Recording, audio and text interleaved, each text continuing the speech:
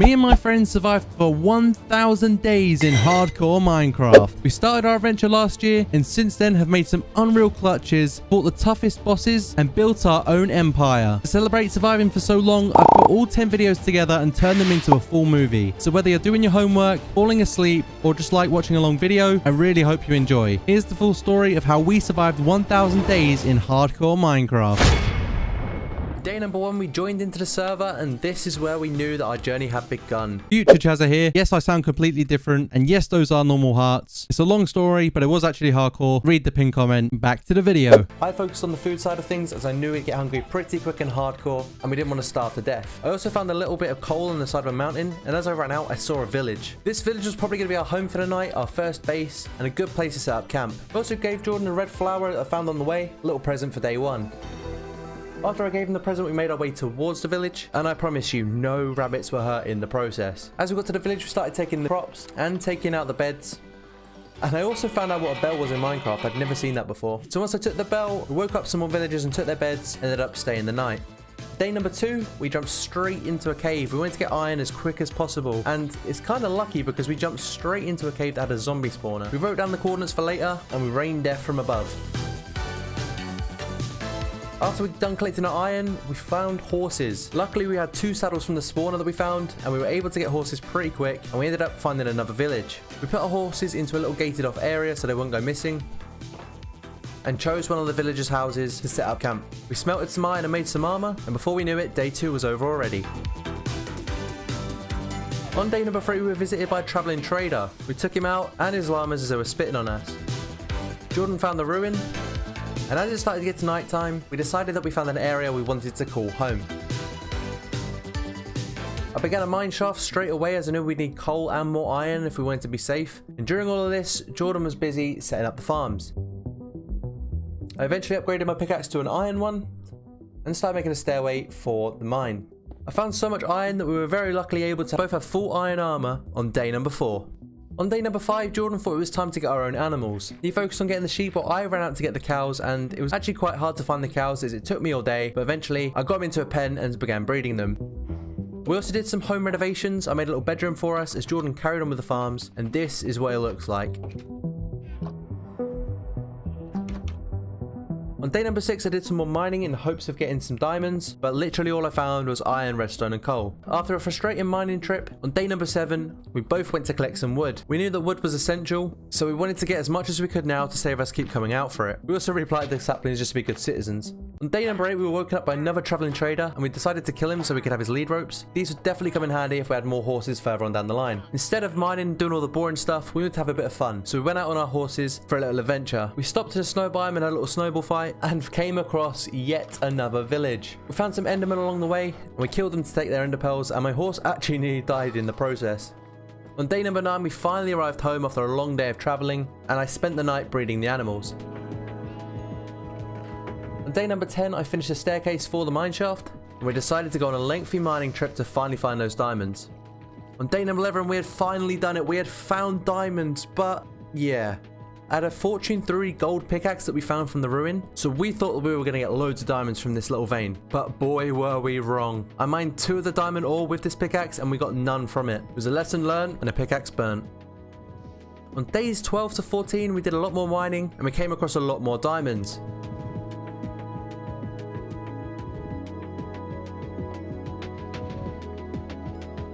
This is the loot we ended up with after the 2-day mining trip, and I think we did a pretty good job. Our iron armor had kept us safe, but our new diamond armor was a step in the right direction. On day 15, we looked for an area to build a house. We didn't want to have a cave house, so we wanted to find a piece of land that we could build a nice house next to. Luckily, we found it and we began landscaping.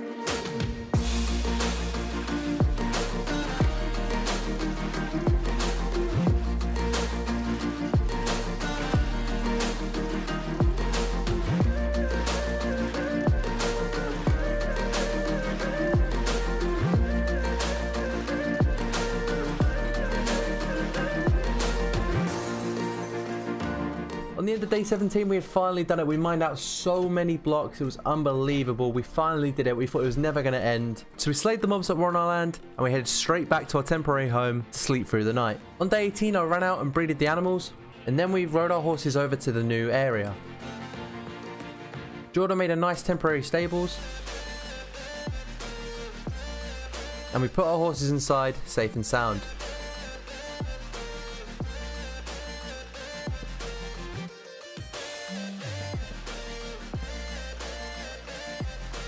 Oh, and I tried giving our horses some carrots, but we only had one, so I gave my horse the carrot and I gave Jordan's a potato.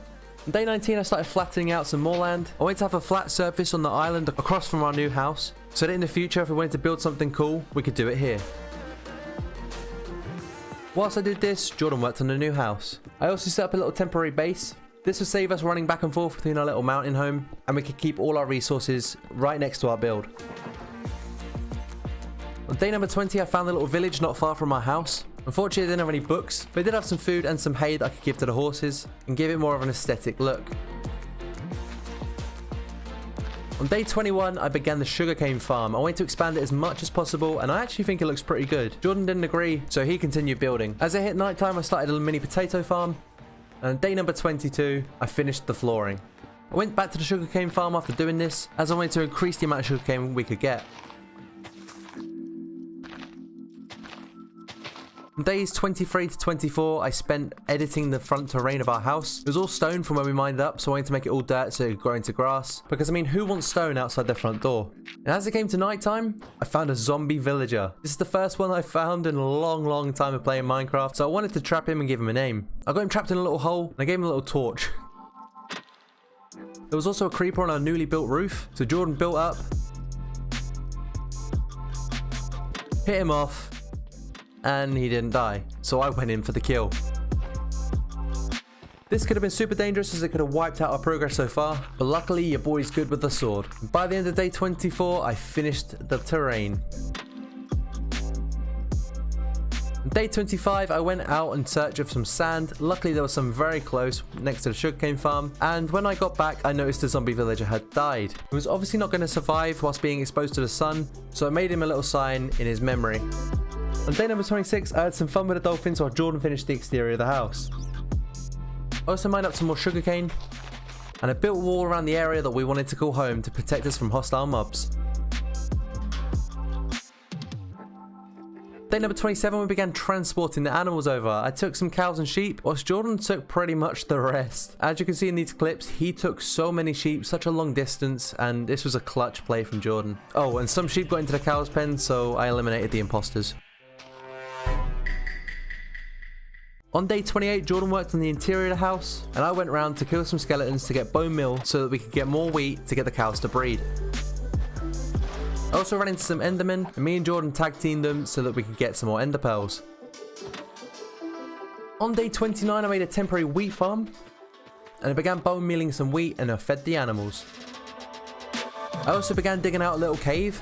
In this area, I wanted to have the enchantment room, so once we had enough books, this is what I did. We finally had enough to get an enchantment room, so I ran downstairs with my diamond pickaxe, and as I was level 37, I thought there'd be no harm in doing a level 30 enchant. Thankfully I did, as I literally got one of the best pickaxes you can get, especially for your first enchant. I got Fortune 3. After getting this, I was so excited that I made a nether portal and decided to light it. This was going to be our adventure for day 31, as from day 31 to day 34, we went into the nether. We found some piglins along the way, and after mining some gold, I exchanged it for a splash potion of fire resistance. We discovered a volcano biome along the way, also some endermen, and some more piglins, to which I actually got a lot of ender pearls from. Ender pearls were going to be absolutely massive if we wanted to get to the end quick. We also came across the bastion. This was very terrifying as they took hearts extremely quick. We underestimated just how much damage they could do, and as you can see in this clip, I literally dropped down to 2 hearts. This series could have all been over just at this bastion. After killing all the piglins, we went and took our loot, and very interestingly, we got a netherite scrap, which is actually quite rare. After this scary adventure, we decided to make our way home, and I almost killed Jordan with some lava. Luckily I had a splash potion of fire resistance, and it kept us alive. Jordan didn't help himself though, as he nearly fell into a lava pit, but luckily he was okay. We finally found the port on day 34, and our journey home was complete. On day 35, we realized we needed diamonds as we had literally none at all. So this was a great opportunity to head straight to the mine. It didn't take us long to find diamonds at all, but with my new Fortune 3 pickaxe, we got a whole lot of diamonds. I also worked on getting some coal. We didn't have much of this and we needed this for torches to keep the mines lit up. After not being able to find diamonds at all in the first few days, we found so many in this mining trip. It was incredible. When we got home, I made a little chest and we put every single ore we got from that mining trip. And this is what we got. On day 38, I did some more enchantments as we got some levels from the mining trip. I decided to enchant a sword and some boots. My boots turned out okay, but my sword wasn't the best. And I also did a chest plate that got me protection free. On day 39, we had a big project in mind. But if we wanted to do any big projects, we needed a storage room. On day 39, we sorted out our storage room, and this made our lives so much easier. On day 40, Jordan wanted to show me something inside the house, so I followed him in, and he placed down the day 1 poppy on the wall. This is the poppy that I got him on day 1, the little present if you remember, and he kept it that whole time. Also on day 40, we destroyed our old temporary home and did some landscaping outside the front of the house. On day 41, we went to get some more wood as we realized we used all that we had. On day 42, I did a little bit of farming outside the house in the temporary wheat farm.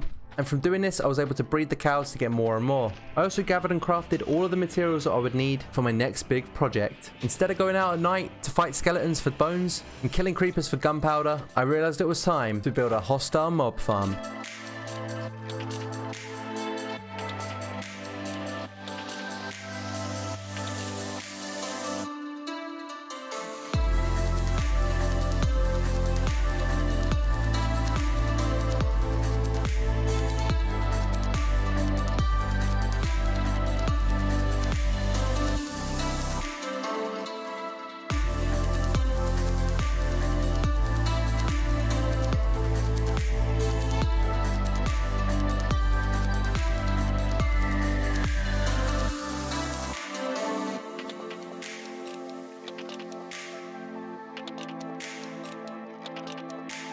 On day 47, I did some more enchantments as I wanted some proper armor if I was going to be taking on the Ender Dragon anytime soon. I wanted to feel protected and have the best gear to survive. I also enchanted a new sword and it was a lot better than the one I had at the moment. I got sharpness 4 and knockback 2. I also enchanted another pickaxe which got me silk touch. On day 48, we explored the Nether for a fortress. We came across some blaze spawners and got some blaze rods. And we encountered some wither skeletons. We took these out in hopes of getting a wither skull, but unfortunately, we didn't get any. We arrived back from the Nether in the morning of day 49, and I began brewing some potions straight away. I made a little soul sand farm for nether warts, and I also crafted some ender eyes. I also made some slow falling potions before we went. These would be crucial when fighting the Ender Dragon, as if he hit us up into the air and we fell down, the whole series could be over. After getting everything ready, it had come time to look for the stronghold. We throw our Ender eyes out into the distance, and we travelled over many biomes in search of the stronghold. And on the night of day 49, we finally found it. I placed all my Ender eyes into the portal, we drank our potions, and we jumped in.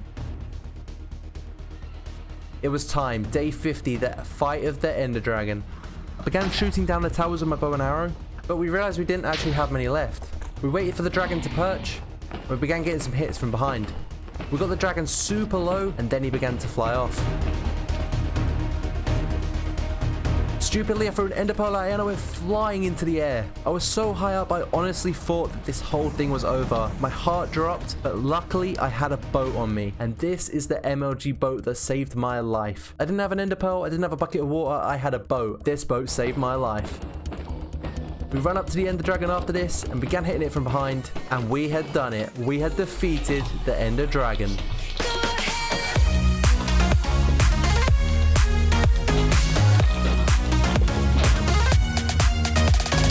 We got one little orb of XP as our reward, and it fell all the way to me, and I got level 70. I collected my boat, and we jumped straight back through. I placed my boat on a stand with a sign, and then we got straight to bed. On day 51, we decided to have a bit of an easier day, so I did some enchanting and fed the animals. I renamed my sword, and added Unbreaking 3 to my shield. On day 52, I made some more slow falling potions, and we journeyed our way back to the Ender Portal. By the time day 53 had come around, we finally found the portal, and we decided to go on an adventure through the End Cities. This is my first time ever being able to travel through the End City, as I've not played Minecraft in this long, but what an experience it was. We mined up some blocks and built over, and to my joy, I found an End ship. There were shulkers trying to stop me from getting to this End ship, but we swiftly took them out and I began building my way over. I took out the shulker defending the elytra wings, and there we had it, my very first elytra wings. Also, the loot was pretty good. I also went to the front of the ship and mined the dragon's head. I thought this was pretty cool. And we forgot a piston to retrieve the ender dragon's egg.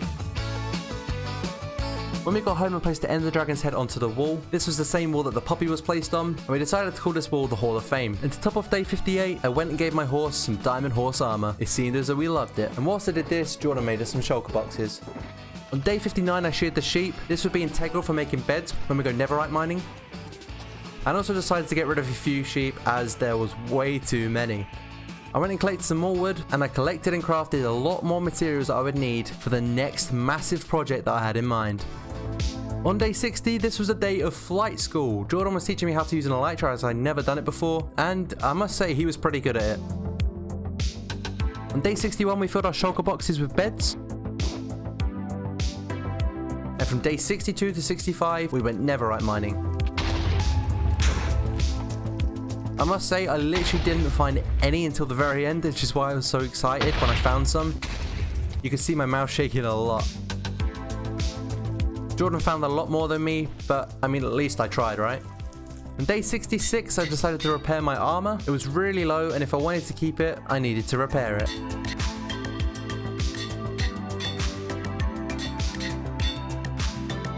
We also smelted the netherite. We had a total of 16, which got us 4 ingots. And we decided to add this onto a sword and pickaxe each. On day 67, I gave my horse a name. Because we hadn't been out on them in a while, we decided to take them on a short ride before bringing them back home again. On day 68, we fed the animals and sheared the sheep. And whilst Jordan crafted some more beds for netherite mining, I went and mined out a whole lot of cobble for my big new project.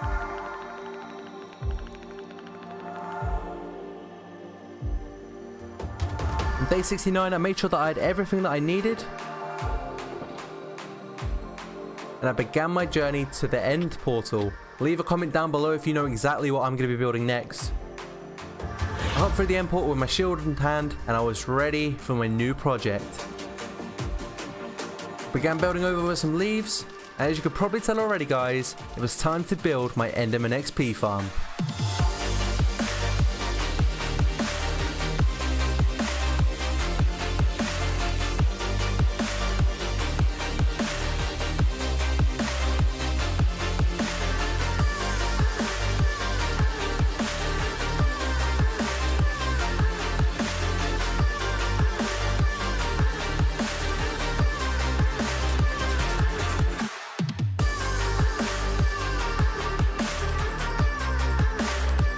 The XP farm worked so well when I got to level 30 so fast, it was so worth the build. So when I got home on day 75, I decided to repair my elytra. It only cost me 4 levels, which was an absolute bargain, and I added Unbreaking 3 to it as well. With the spare levels, I went down to the enchantment room and tried to get a better sword, and in my first try it got looting 3. I added one of our spare netherite ingots to this, and I combined both of my swords together. I now had a Sharpness 5, Knockback 2, Fire Aspect, Looting 3 sword, one of the best swords that you can get. And to cap off day 76, we mined out some more of the land so Jordan could build a barn. On day 77, I flew around to some villages and got some emeralds. I wanted to see what trades I could get, hoping for some mending books. Whilst Jordan was collecting supplies, I flew to find a desert to get him some sand. I found the jungle with cocoa beans, melons, and eventually I found some bamboo.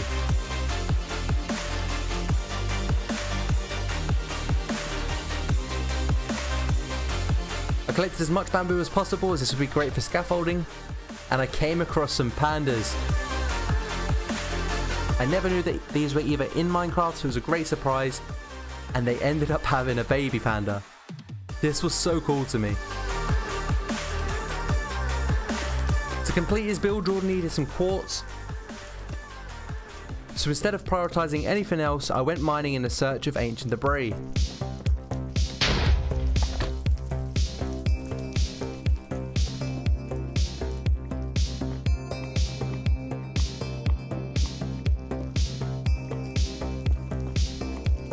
When I got back, we had found so much ancient debris between us when going for quartz that I was able to get 8 netherite ingots. I also had a feather fall into my boots. Overall, we had 9 netherite ingots, so we added these to our armor, and challenge 2 was complete.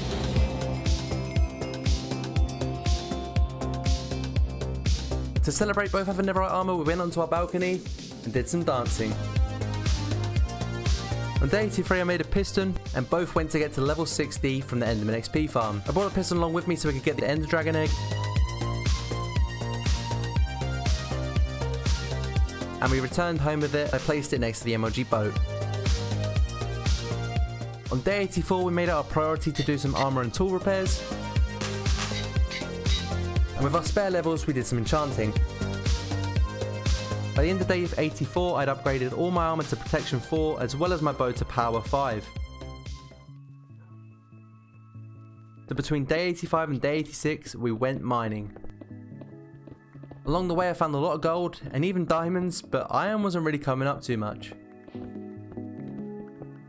Eventually we did find some, and we didn't stop mining until we had a lot. We didn't want to have this issue again, and if we ever wanted to make some more builds, we needed the iron for hoppers. On day 87 we went back to the end with some leaves, and we made the walkway a lot safer. Because Jordan didn't have a elytra, he couldn't fly over like I could, so I helped him out by making him a safer walkway. After killing so many endermen for XP, there were so many ender pearls, I tried throwing them off the end and I actually threw it off my elytra. I could not believe it, I was absolutely gutted. So I made my way back home and I honestly just wanted to go to bed. The game wouldn't let me, however, so I just stared in the mirror and sulked. On day 88, I tried to make myself a bit happier by doing some enchants, but I got pretty much nothing.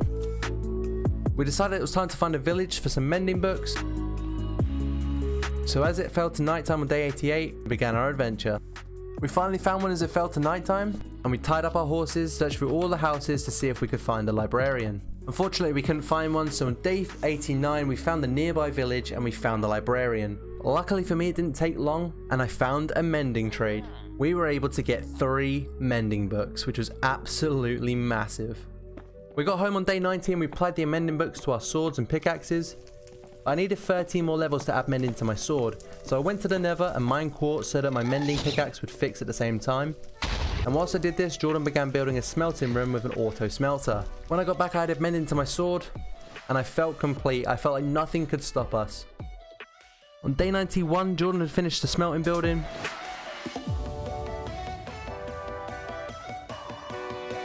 Not to mention, this building that Jordan built nearly burnt down. Luckily, he saved it from doing so. And I made a secret little build that I didn't show you guys on camera in the basement of our house. This is where our Hall of Fame was going to be, and where all of our achievements and special moments would be kept.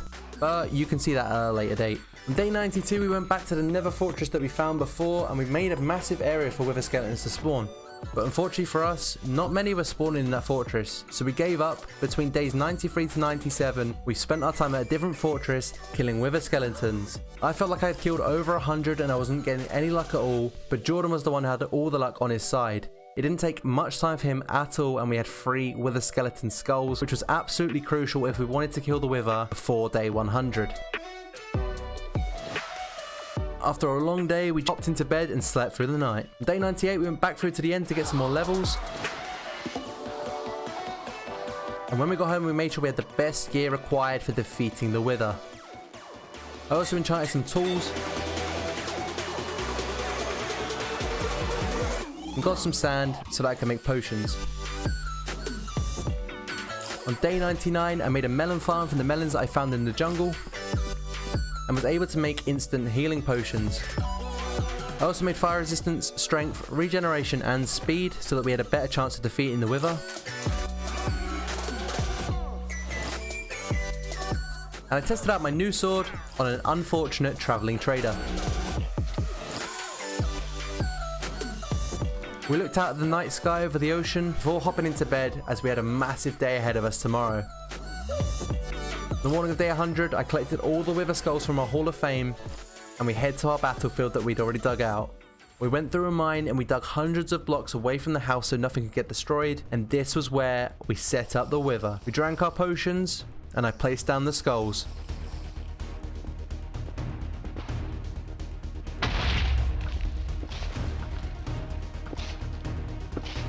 The Wither's health depleted quickly from our bow shots, but we knew it wouldn't be enough to fully kill it. Jordan also got shot in the process of this, and as it came in for the melee attacks, we both rushed it with our swords. Try getting as many critical hits as we could.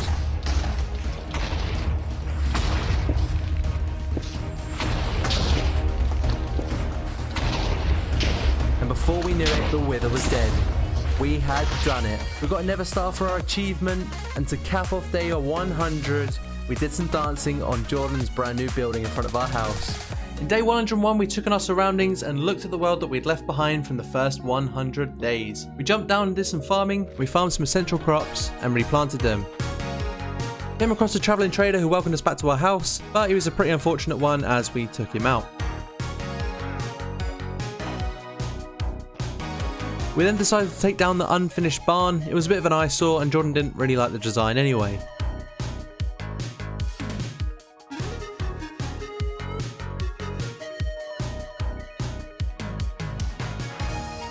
We finished off the day by preserving some of our armour. Because we didn't have mending on all our armour yet, we didn't want to break it, so we replaced it with some diamond armour. On day 102, we destroyed our existing wall that kept us safe. We wanted to improve this, but we had to take it down first. We also got some wood for the barn project. This literally took all day. We got spruce, oak and darkwood, and at the end of the day, we went to sleep. On day 103, we secured our perimeter of our new compound. We made our land much bigger and built a much better looking wall.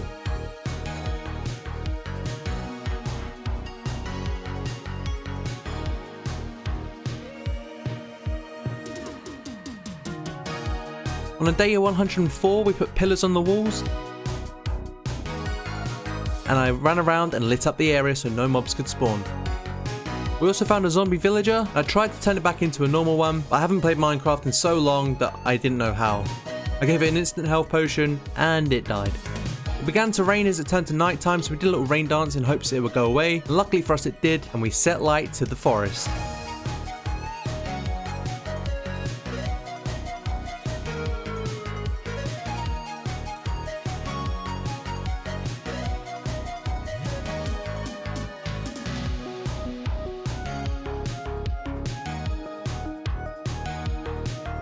After the great fire of Minecraft, on day 105 we finished the wall. Jordan worked on making the entrances and we had a very nice view when we walked in. Whilst he did this, I went to the nearby village that we had to see if there was any leftover villagers, and there was only one. I got him in a boat and I brought him straight over to the building that we'd have our automatic smelter in, and he looked pretty happy.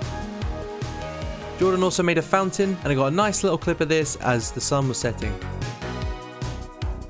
On day 106 there was another zombie villager, which meant that there was another zombie villager fail. I brewed some weakness potions, and instead of actually feeding him the golden apple, I just threw it at him. Yes guys, I am an ultimate noob. I also tried to get our normal villager to turn into a librarian, but he was having absolutely none of it. I thought I tried absolutely everything, and Jordan even came and helped me, so I stared him straight into the eyes and I took him out live.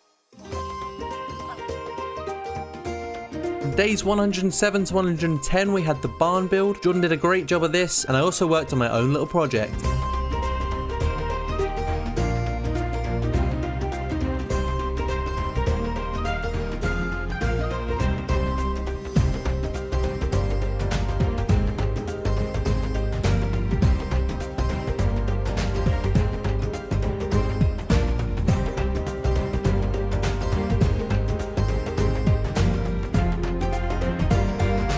By day 111, Jordan had finished building the barn and it looked absolutely beautiful. Big up Jordan in the comments section down below.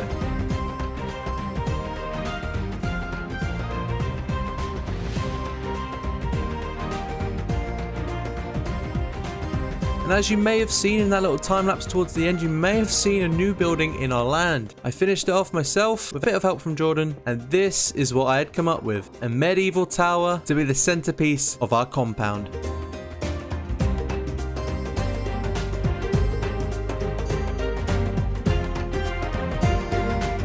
Day 112 we worked on moving the animals into the barn. I took the sheep over whilst Jordan grabbed the cows, and once they were in, we breeded them so they would make more. Day 112 was also the day that the bug was fixed for my hardcore hearts. On day 113 we wanted to go to the end, so I brewed some slow falling potions to hopefully keep us safe. We went to the end to explore more end cities and complete our first goal of getting myself, along with Jordan, an elytra. I threw my first elytra off in the first 100 days and Jordan hadn't got one yet. Days 114 to 115 were literally spent travelling around the end, and on day 115 we finally found one. There were many shulkers guarding the towers, but we took them out in due time. I built up to the very top and took out the shulkers with my bow from range, built over and took my elytra. I then spent day 116 flying around the end to find another end city, and I finally found another end ship. After taking out the shulker that was guarding it, I retrieved Jordan's first elytra. I flew straight back to him and I gave him his pair of wings. We then flew back towards the portal, but we stopped off to get some XP to repair our armor first. On day 117 we got back home and the first thing I did was make some shulker boxes. Altogether we now had 11, which would be crucial for any big builds we want to do in the future. I also repaired my elytra and gave it a cool name. And I added Unbreaking 2 to it so it would have more durability. Because my boots were getting low, I decided to place them with some diamond ones, and I actually got a very nice enchant on it. On day 118 we searched for another village. We eventually found one, and it turns out it was the same one that we found the mending villager at. We grabbed a villager each, got them in a boat, and started travelling back home. We spent days 119 through to 123 travelling thousands of blocks with the villagers in our boats. On day 120 I came across a shipwreck, didn't have any good loot, so we continued.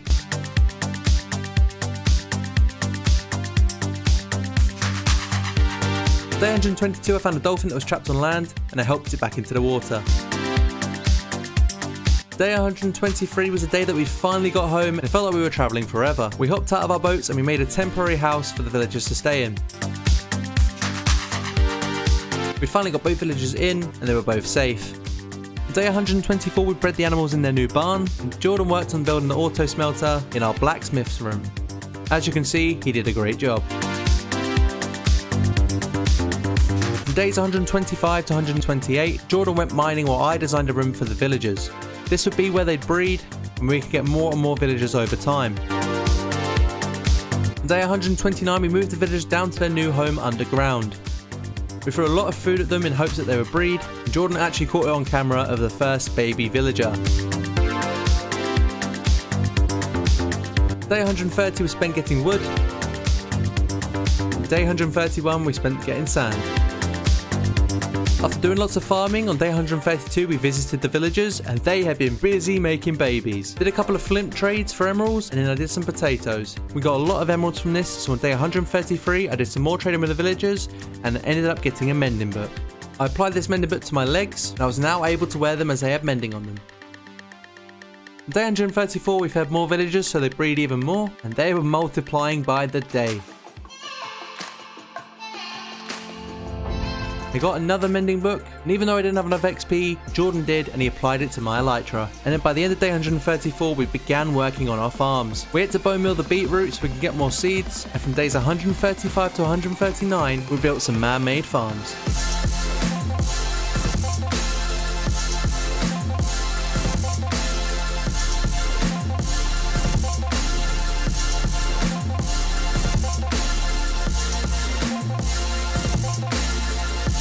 Day 140 I visited downstairs and we now had an empire of villagers. We farmed some crops and we made some trades happen. We wanted to get full mending sets as soon as possible to be fully protected. I applied mending to my helmet and I had another mending book for my boots, but I didn't have enough XP.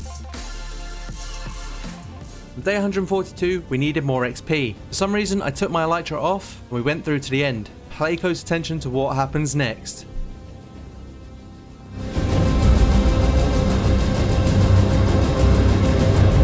I jumped into the void and the series was over. Or was it?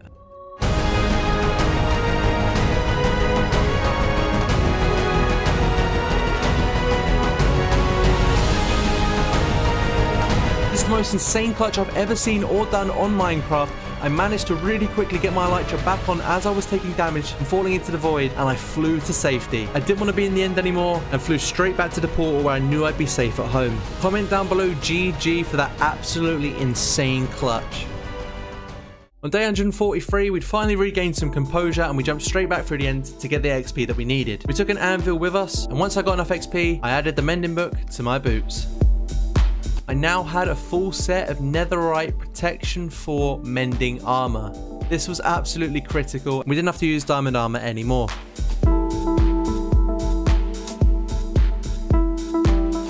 Once we got back from the end, we were greeted by another zombie villager, but I was absolutely dead set on making sure this one worked. I gave him a name tag. At Jordan's request, we called him Jeff.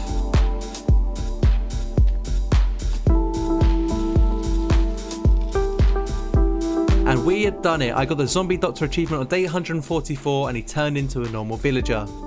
I then took him down towards the villager breeding room, but a baby zombie jumped in the boat, and as we took it out, Jeff bolted off.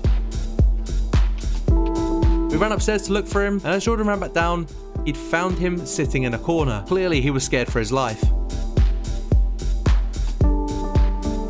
After that escapade, we then got Jeff into the villager breeding room and he was united with his new family.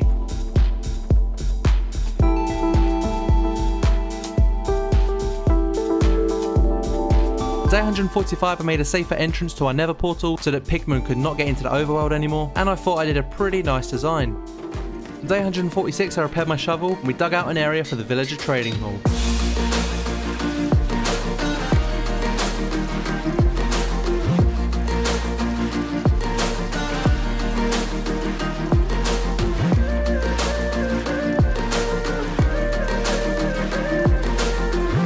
After we dug it all out, from days 147 to 148 we spent decorating.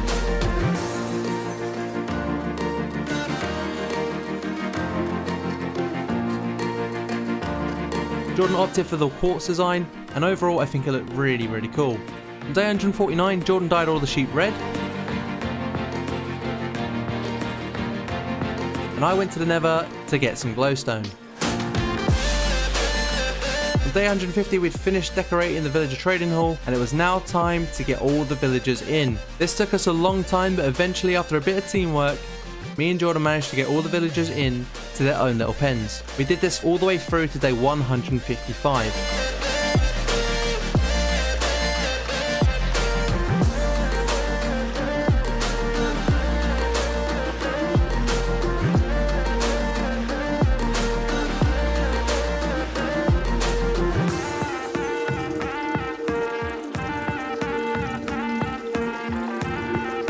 Days 156 and 157 we did some more building in the farmlands. Jordan built an amazing windmill. And I worked on some mini canopy designs for our pumpkins and melons. Day 158 I took a trip to the barn and I breeded the animals. And after doing this, I slaughtered the cows. After I'd finished, there were no adult cows left, so we needed them to grow. I was fed up of eating potatoes and I wanted to eat some steak. On day 159 we changed the cobblestone borders of our farms into cobblestone walls, and on day 160 we had the murder of the villagers. So many villagers escaped and were loose around our land, so we had to slay them all out.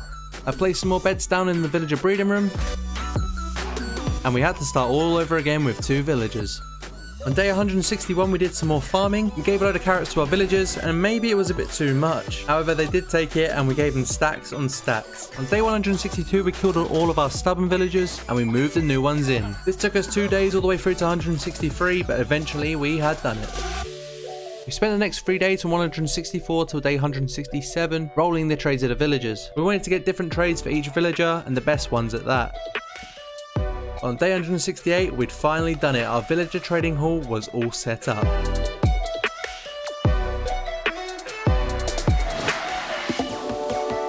On day 169, after the stress of sorting so many villagers out, doing so much basic and essential work, we wanted a challenge, something that would keep us on our toes. We got some fireworks and we headed out in search of a woodland mansion. This would be great preparation for when we conquer a raid. On day 170 we found the jungle, but I was only able to find one panda. I wanted to see if I had the same luck of the first 100 days that you guys mentioned of me finding a rare brown panda. I didn't even know those were rare, but a big shout out to everyone in the comments who let me know. On day 171 we kept flying and we finally found a woodland mansion. We landed on top, Jordan broke through the roof, and we jumped in and took on all the pillagers inside of the mansion. We did this all the way through the night of 171 and 172, and we eventually got Totems of Undying. This made us feel so much more safe, as if we did die, it would regenerate our hearts, and we'd be able to go for round 2. As we got them though, Jordan nearly died, but we were able to fend off the pillagers, and as a reward, we took the books from their library. As the sun was setting on day 172, we did some dancing on the roof, as this mansion was ours now. On day 173, we thought that a quicker way of getting home would be through the Nether. 1 block in the Nether is 4 blocks in the Overworld, so we began flying around and we looked for anything that might be familiar. We found a Nether fortress that we'd clearly been to before as the chests were looted, and we found some cobblestone pillars and eventually found our way home from that. As we travelled back through the portal, we did the space bubble achievement. We then ran back home and went straight to bed after a very long day of travelling. On day 174, we dug out a big hole underneath the windmill. This space was going to be used for more farms, but mainly automatic ones, so we didn't have to work as hard and get them all manually. From the flick of a lever, we'd be able to get all of our crops very simply.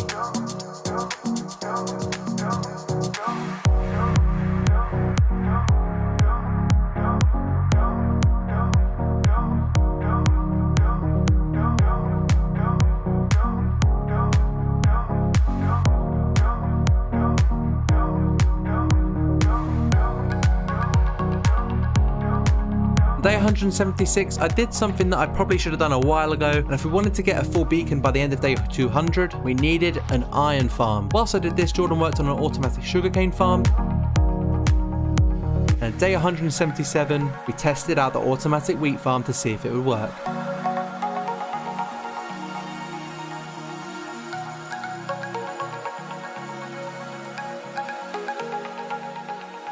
I went to go get my villagers for the iron farm, but they had been zombified. 2 zombies were inside. They'd obviously spawned inside as it wasn't light enough, and they got in the boats with my villagers. I took out the zombies, and I converted the zombie villagers back into normal villagers. Day 178, I built a minecart track, got them upstairs, and got them into position for where they needed to be for my iron farm. This took a little bit of time as they weren't willing to come upstairs, but eventually I did it.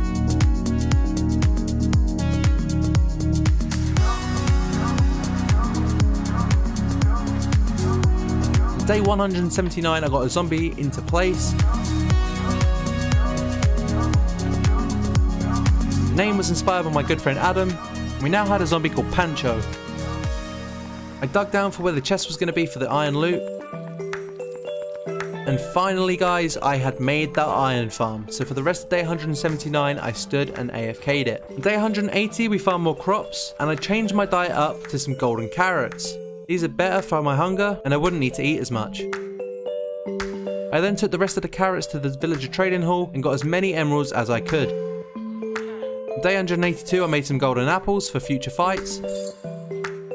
And I made some splash potions of regeneration that would definitely come in handy when attempting to take on a raid. We then flew off to find the pillager outpost that we'd seen earlier on in the 100 days when we were travelling to find land for our house. And after we killed the pillagers, I realised I didn't have my bow on me. So I flew back to get my bow and Jordan followed me, and the raid started inside of our compound. I don't know if this was a blessing or a curse, because this could have gone very wrong, but on day 182 all the way to day 183 we fended off the raid. The first few waves were very easy, the pillagers didn't do any damage at all, but eventually they started bringing in the rhinos, and let me tell you, these things shook me up a bit.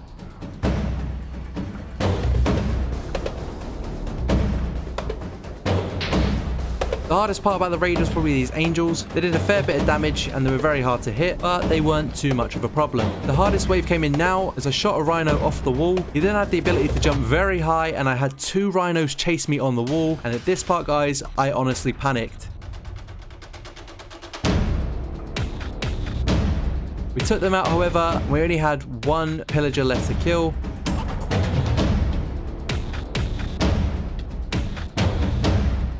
And eventually guys, we had done it. We were the heroes of the village.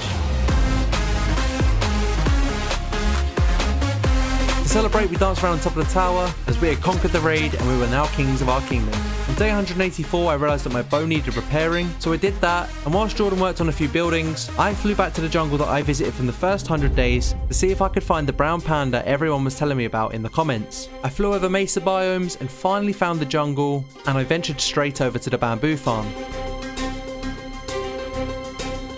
After a long time of running through the bamboo farm and having no luck finding a panda, I flew off. In the corner of my eye, I saw a panda. It was a black panda. Beneath it was the brown baby panda I breeded in the first 100 days. I could not believe my luck, and as you can see by my mouth shakes, I was so excited. I fed the big panda and decided to trap them in. The big panda ended up escaping. I managed to trap the baby panda in a small enclosure. As Jordan got here towards the end of the day, the brown panda grew up, but I managed to get him enclosed again. I then got him into a boat, and it looked absolutely hilarious as he was way too big for the boat. Jordan grabbed the other panda and we began travelling home on day 185 to take them back to our land. We travelled from day 186 to 187. And as the sun was setting, we finally got them home.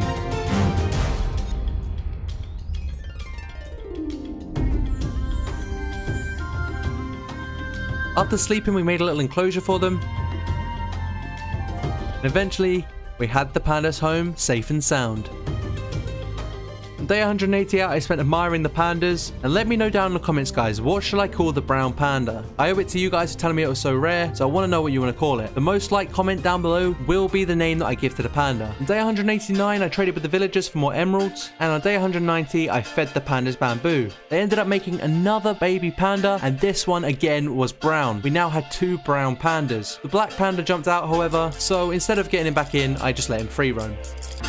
On day 191, we farmed crops manually, and we also used the automatic farms, and after this we did some more trading with the villagers. We then went up to our valuables chest and checked our emeralds, but we realised we didn't have anywhere near enough to set up a full beacon. Instead of emeralds, we had to turn our attention to the best option, which would be iron. On day 192, we spent the day getting wood, and on day 193, we built the docks.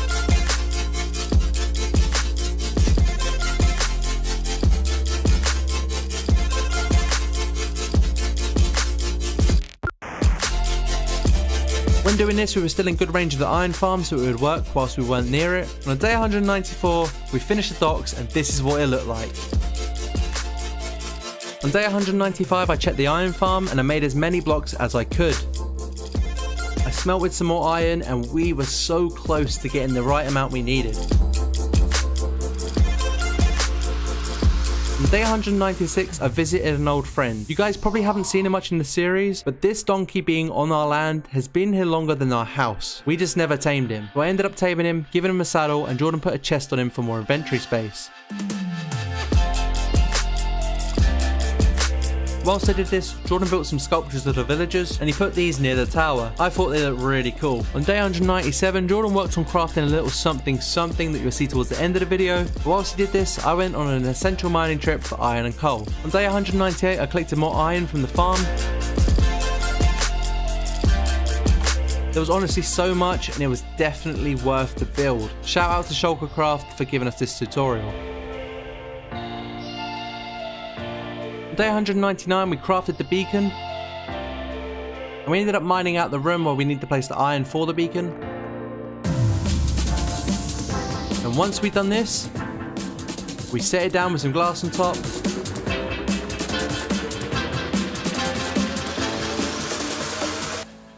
and we selected the Speed 2 ability.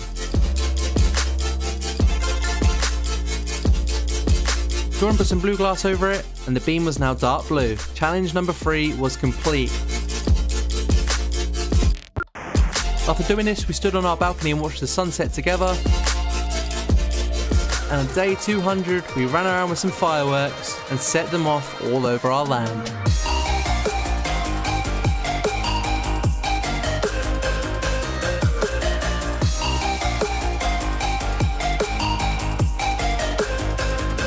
Day 201, we were back inside the world.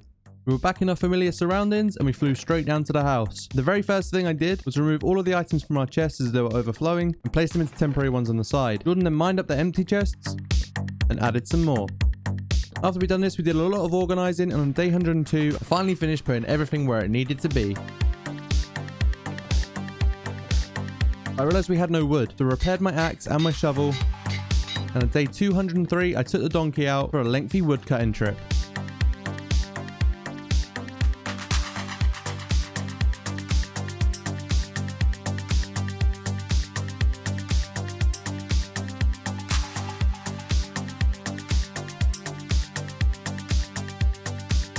Day 204, this is how much wood I collected. I was pretty happy with myself and I began traveling home. I noticed the tower from a distance. Once I got inside of our village, I just noticed what a nice view we had. I tied the donkey back up by the stables and put all the wood inside our chest. This is how much we had now. Between days 205 to 208, I went netherite mining. I took advice from a friend where they said to mine along the chunk borders. Apparently it's the most efficient way without using beds and TNT. So this is what I did and it was actually pretty efficient. The reason for wanting netherite was to get netherite on our axes and shovels as we hadn't had that yet. And I also collected some quartz on the way home to get some XP to repair my pickaxe. Once I got back, I had 4 netherite ingots. I made sure that my axe and shovel were both upgraded before adding the netherite ingots to them. I headed down to the villager breeding hall and I added the netherite to my tools. I then went and collected Jordan's tools and I added netherite to those too. Day 210, I took Jordan's tools to him and I took a look at what he'd been doing whilst I was netherite mining for the past few days. Whilst I was netherite mining and collecting wood, Jordan had built us a creeper farm. No longer would we have to worry about not having enough rockets to be able to fly around, or worry about not having any fireworks to put on another display for you guys. We used the mob farm that we had previously and just converted it.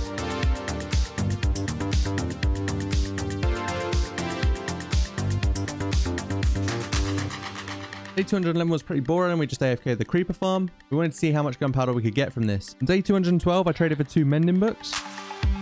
And then I made myself a mending axe. I didn't have enough XP to make a mending shovel, so I headed straight to the end of an XP farm. Eventually, I had a mending shovel. Now I had a full set of netherite mending tools. Also on day 213, thanks to someone in the comments, we actually realized we didn't have a speed 2 beacon, it was only speed 1. So I got a diamond, gave it to Jordan, and he sorted it out. Shout out to whoever it was in the comments for helping us out with this. Day 214, I went and used the automatic wheat farm as it had fully grown, and I also checked up on the sugarcane farm, which was also producing a good amount.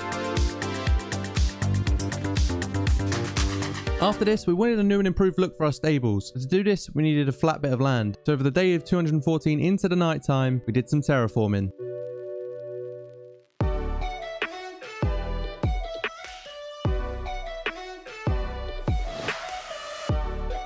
On day 215, I went back towards the jungle where I'd seen some mine shafts. I wanted to get a name tag for the panda that you guys have been leaving name suggestions for in the comments. Unfortunately, I couldn't find one. As I was going through this little cave, a creeper jumped out at me and my heart dropped.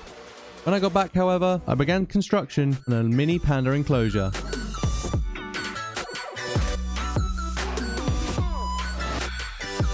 Come day 216, I'd finished it and I was actually very happy with my build. And whilst I did this, Jordan built a tractor. I have to give it to him, it was pretty cool.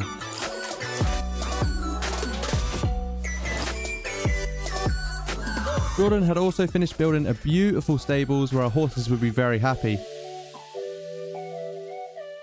He then moved them in, and I'm pretty sure they like their new home. After moving their horses into their new home, we then destroyed their old one, as we wouldn't need it anymore.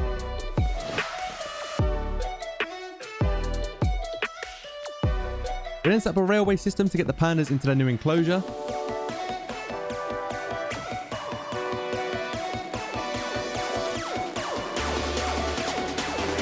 We thought it was all going well until I tried mining the minecart and the panda had died.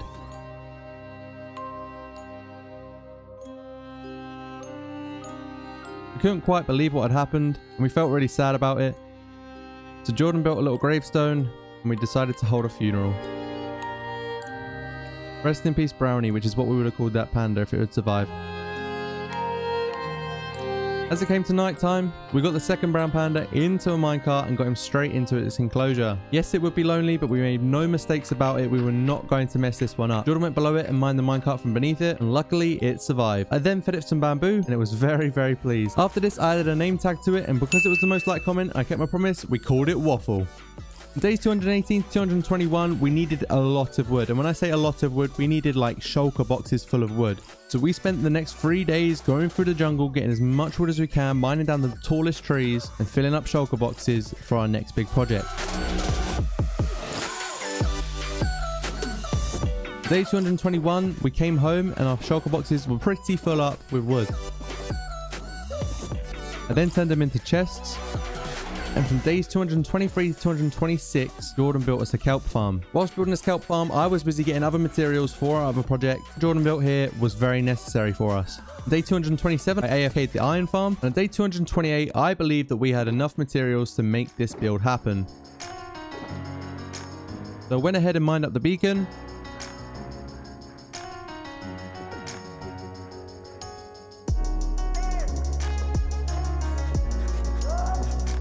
On day 229, flew over to the land we were going to be building at. Jordan decided to try being a demolition expert. There was a tiny mountain in the way, but he didn't want to mine it out. He wanted to blow it up.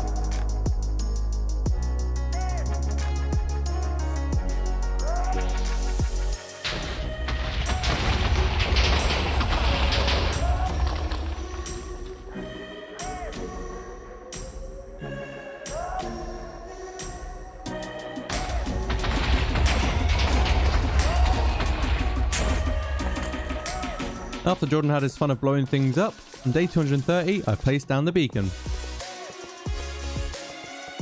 Instead of speed 2 this time, we take haste 2, which will make us mine incredibly quick and get things done a lot quicker. Once we had the haste 2 effect selected, we began digging out the automatic storage room.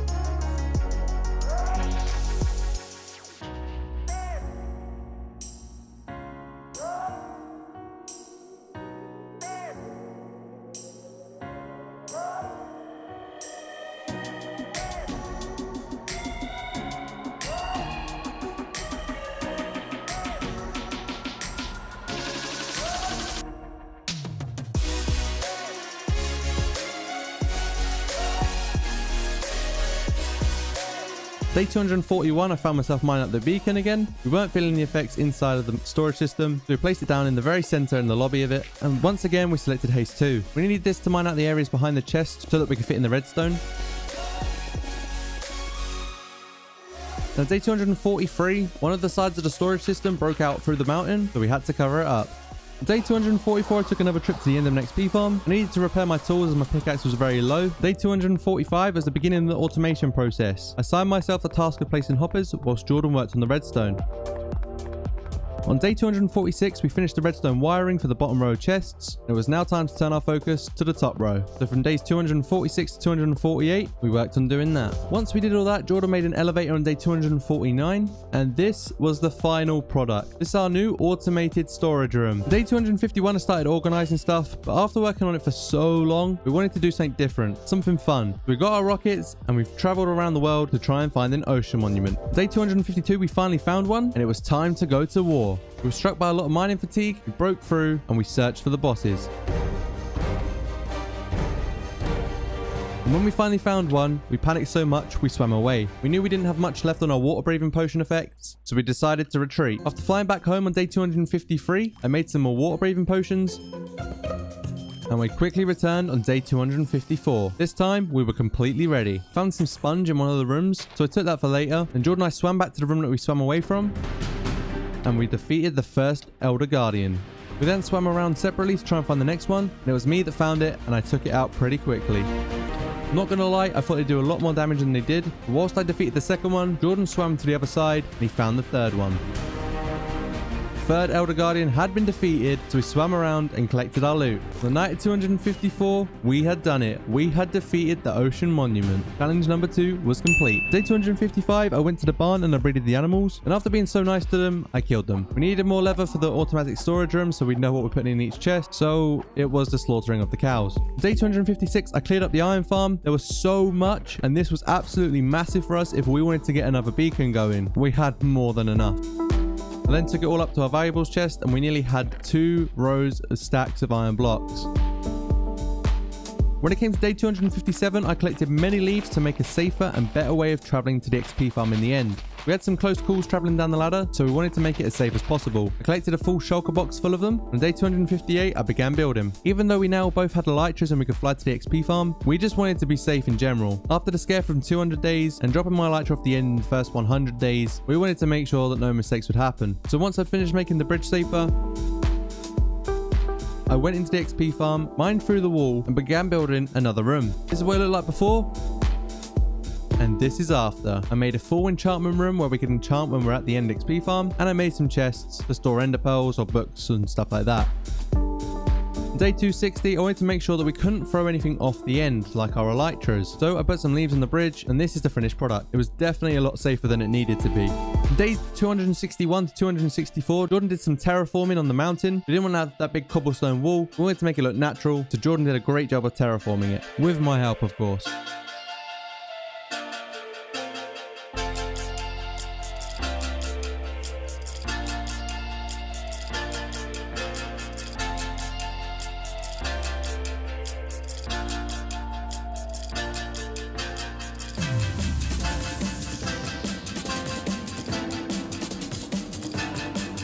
Whilst we did this, I organised one whole corridor of the automatic storage room. I couldn't quite believe that we'd actually built this and it was working. This was definitely one of the best things I've ever built in Minecraft.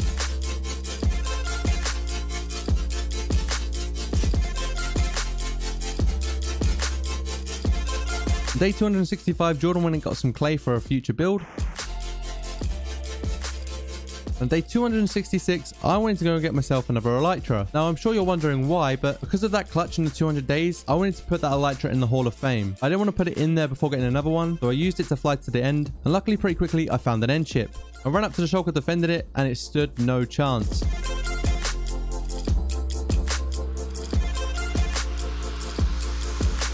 I retrieved my elytra, and I also took the loot, which was pretty good.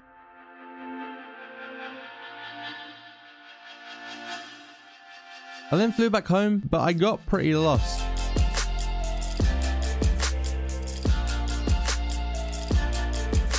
Found a random portal and I tried my luck, and luckily it took us back straight to our end portal. After getting home on day 268, I mined out part of the Hall of Fame. It was time to place my elytra in all its glory. I'd done designing it, and this is what it looked like. A very deserved spot for the elytra. On day 269, I went down to the villagers and got a mending book. And I completely forgot that we had an unbreaking free trade as well. I went and got one of these, went back home, and added unbreaking free and mending to my elytra. I didn't just stop here, I knew I needed a name for it, but I couldn't think of one, so I just called it V2 for version 2. On day 270, me and Jordan went to the Nether. We started out by getting some glowstone and quartz. And we travelled through the Nether to try and find a Nether fortress. On our travels, I found some ghasts, and I flew mid-air and started hitting them.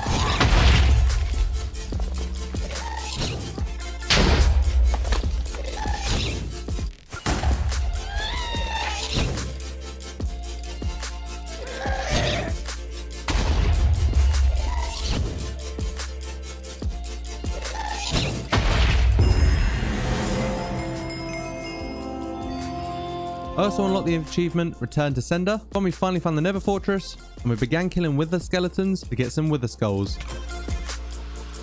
Last time this took us a long time, but we were hoping this time would be a lot quicker.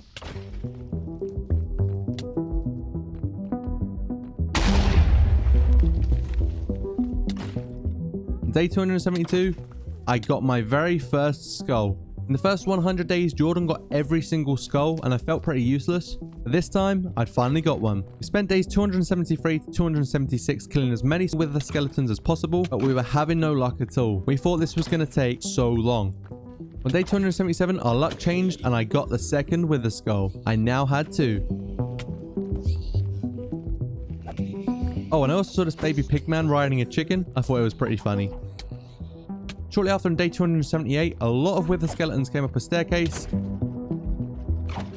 And I had the third wither skull. History did not repeat itself. If anything, it was the complete opposite. I got every single wither skull and I felt very proud. On day 279, we wanted to waste little time and we flew straight through the Nether back home.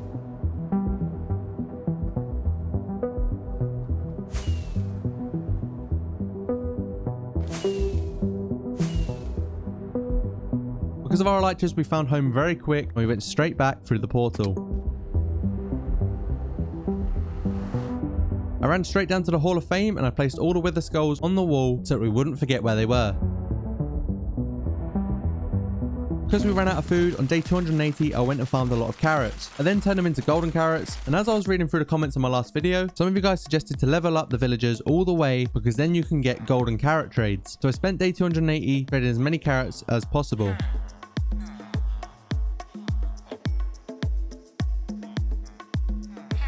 Day 281, I went and got some iron from the storage room and I flew back to the tower and replaced all of the iron down there. This is where we'd want our second beacon to be. Whilst I did this, Jordan went into the Nether and he mined up some quartz to help with his build. On day 282, I wanted to go and find my own pet. Jordan got one from the first 100 days off camera and he sits on our balcony and we can always hear him barking. But I wanted my own one. So I traveled out to a spruce biome. Into the nighttime, I found a wolf. I tamed him very quickly with just one bone and he was now my pet.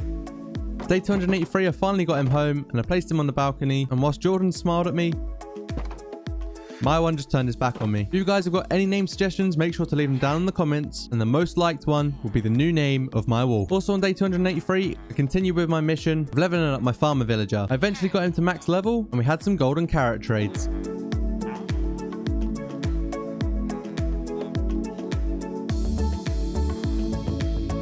Day 284, I got rid of our old empty storage system.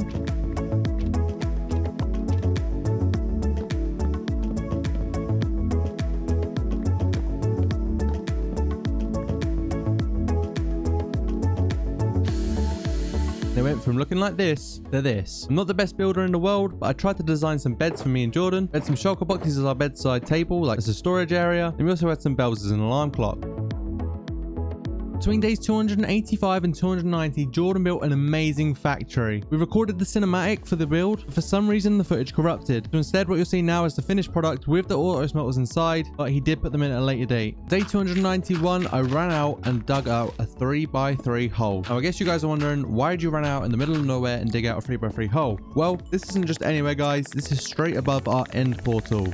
I wanted to design a cool little drop down that we could drop straight down into some water and jump straight into the end portal. Many times I got lost where the end portal actually is in the stronghold, so I wanted to make sure that that mistake would never happen again. I added some water down so that we wouldn't take any damage when we fall.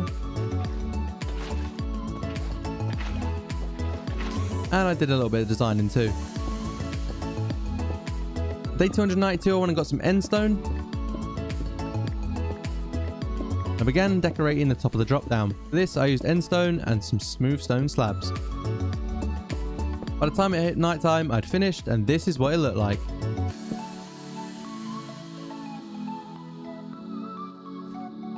On day 293, I found myself back in the Nether.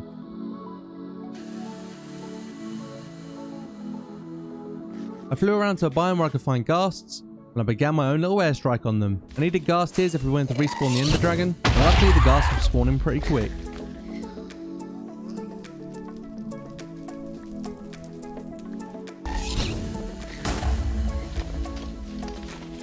Whilst travelling back on day 294, I got some quartz for Jordan as he needed some more for his build. On day 295, Jordan added some auto smelters into the new factory.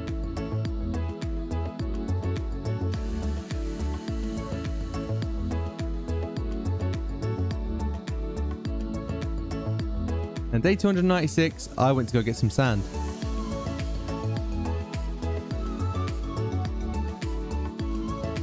You can could say that I got quite a lot. Day 297, I then got some gunpowder from our chests. We had more than enough of that. And I began crafting some TNT. After doing all these builds and working so hard, we wanted to do something fun. So we jumped back into the Nether and we began lacing all of the underground with TNT.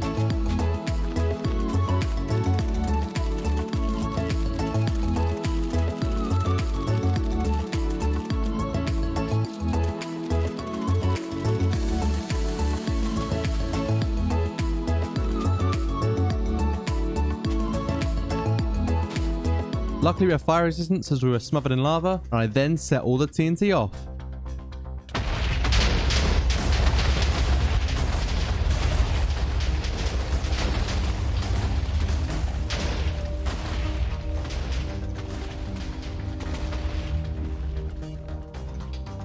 We then tried to head back over, but Jordan dropped his pickaxe into the lava. He couldn't quite believe what he'd done. We were running back through and we saw so much ancient debris on the way, but we didn't want to mine it yet. We thought we'd leave that to the next episode as we were running out of time. And because there was so much lava, we thought we'd return at a later date. Day 299, it was time to get battle prepared. I tried repairing my bow, but it wouldn't let me. It said it was too expensive. So I'll just have to keep an eye on it and make sure it doesn't break. Whilst I was trying to fix my bow, I realized that I had Jordan's pickaxe in my inventory. He told me that it thrown into lava, but somehow it was in my inventory. So I gave it straight back to him and he was very happy about this. We sorted out which potions we were going to take. I then ran down to the Hall of Fame and collected up our Wither Skulls.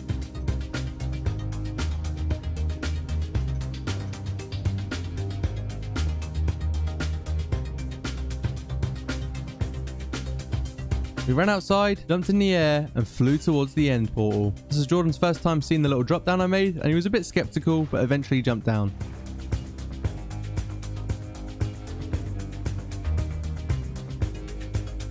We jumped straight into the portal, and on day 300, it was time for the battle. First thing we did was drink our potions, and Jordan ran straight to the end exit portal and spawned in the Ender Dragon. I then spawned in the Wither by placing down the soul sand and the skulls.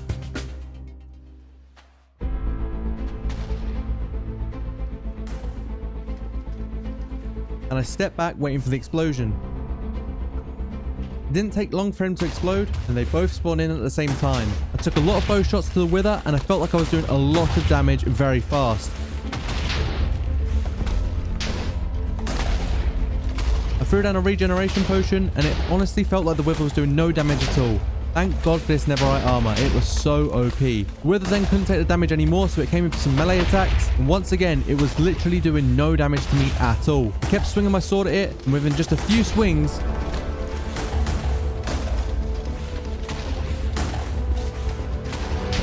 I defeated the Wither boss for the second time. Half of the mission was now complete, and it was time to turn our attention to the Ender Dragon.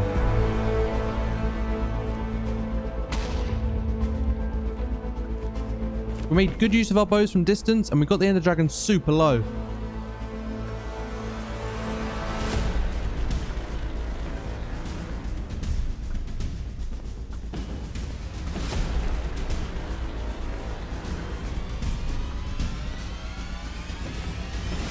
Because of the slow falling, I couldn't fall down to the ground quick enough, and I actually came face to face with the dragon. He then flew me incredibly high into the sky, and if I didn't have slow falling or an elytron, I would have been toast. I would have been 100% dead, so I'm very, very lucky that I brewed those potions. I tried taking some shots from high up. I was barely connecting, so I let Jordan hit it with some pinpoint accuracy, and we had done it. We had killed the Ender Dragon, and on day 301, we were back. The very first thing I did was fly home and craft a beacon. I then placed it down at the tower outside our house, as this is where the first one originally was, before we moved it to the automatic storage room. We now had 2 Speed 2 beacons set up, and it felt good. Day 302, I brewed some fire resistant potions, and it was time to go straight to the Nether. Foolishly, we tried blocking up all the lava in the hole that we've blown up with TNT in the previous episode, but there was just honestly so much, it would have taken us probably the full 100 days. So we went round, mined all the ancient debris we could between days 303 and 304, but we were surrounded by an ocean of lava. So in the end, we gave up. On day 305, we were back with only 25 ancient debris. Day 306, we went to the Enderman XP farm to repair our tools. And between days 307 and 308, we went on a big trip to get a lot of sand.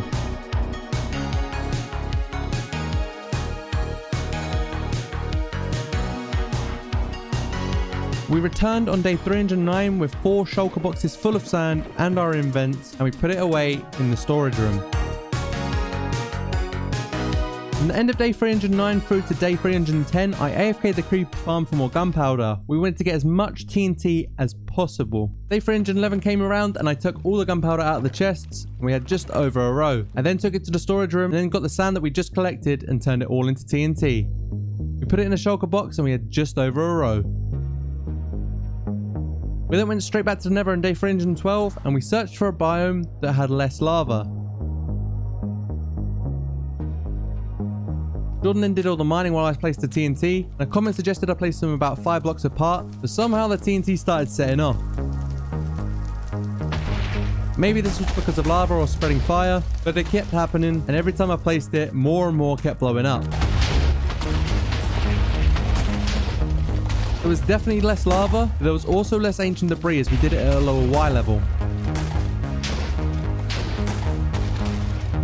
We came back with 22, and on day 314, I had a quick trip to the factory where I smelted it. Between days 315 and 317, I did some building and I made us a map room.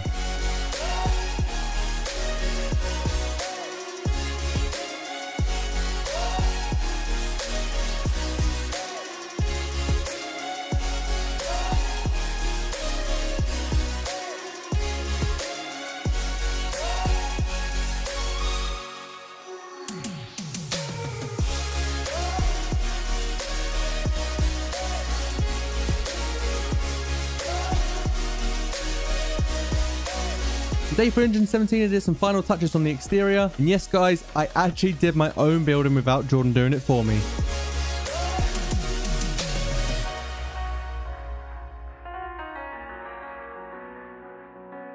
Can we get a "Let's Go Chazza" comment down below?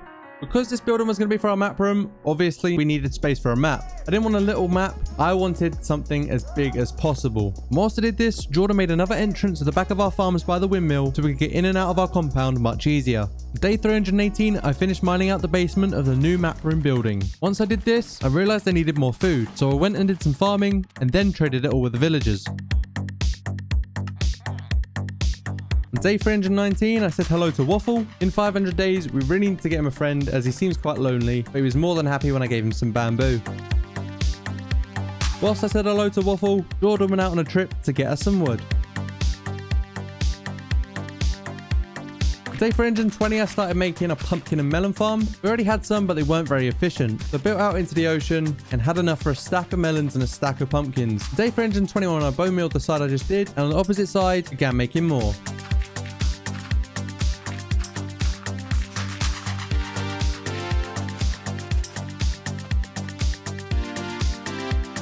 Towards the end of the day, I then made an entrance. I didn't want mobs to be able to get in and trample all over our crops. But as the sun came up on day 322, I started farming what had already grown, took it to the villagers, and started trading for even more emeralds. Then between days 323 and day 326, myself and Jordan got to work on an automatic bamboo farm.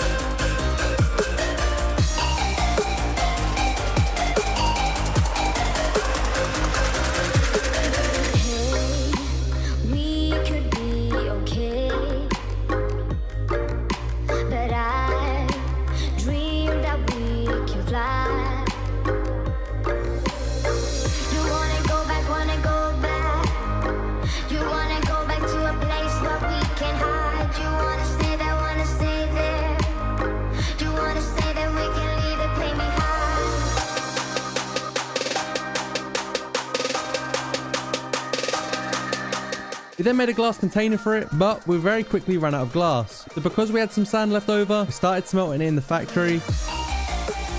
And on day 328, we finally got it done.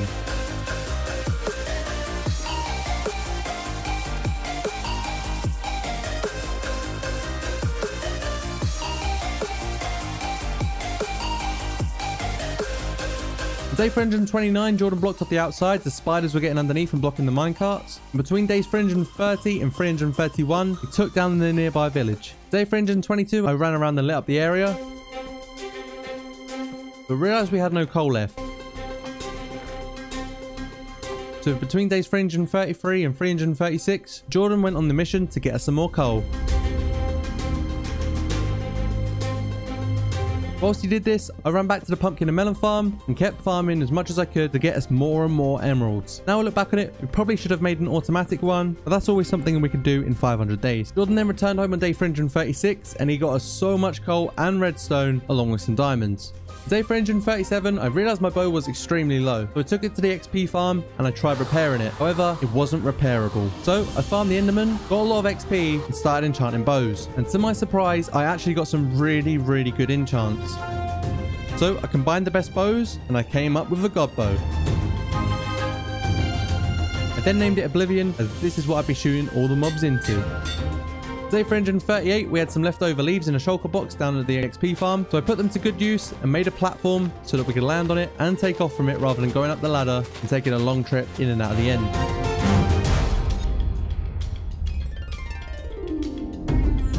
And after this, between days 339 and 340, I started killing more Endermen, and on day 340, I finally got to level 100, because why not? Whilst I did this, Jordan spent more time AFK in the creeper farm as we were very low on fireworks and we needed gunpowder. Day 341, we had a new project in mind. The melon and pumpkin farm that I made was definitely not going to provide us enough emeralds to make a full beacon by the end of 400 days. So I had the idea of making an automatic crop farm using villagers.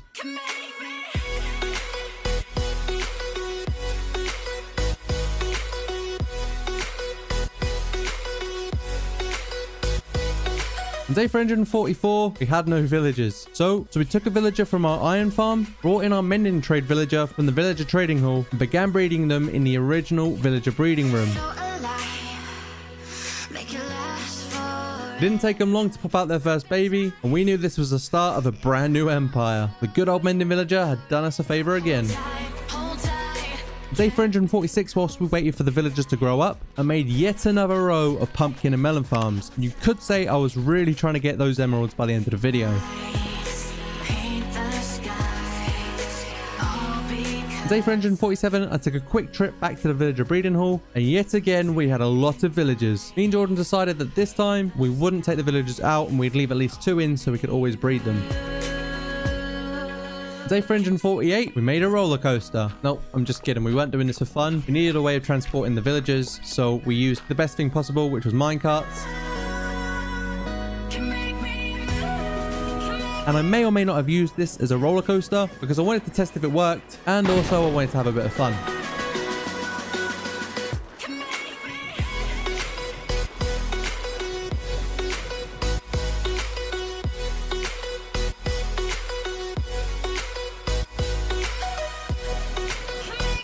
The railway was a success, so I began pushing villagers onto the railway track, and Jordan was waiting for them at the other end, waiting for them to fall into a hole.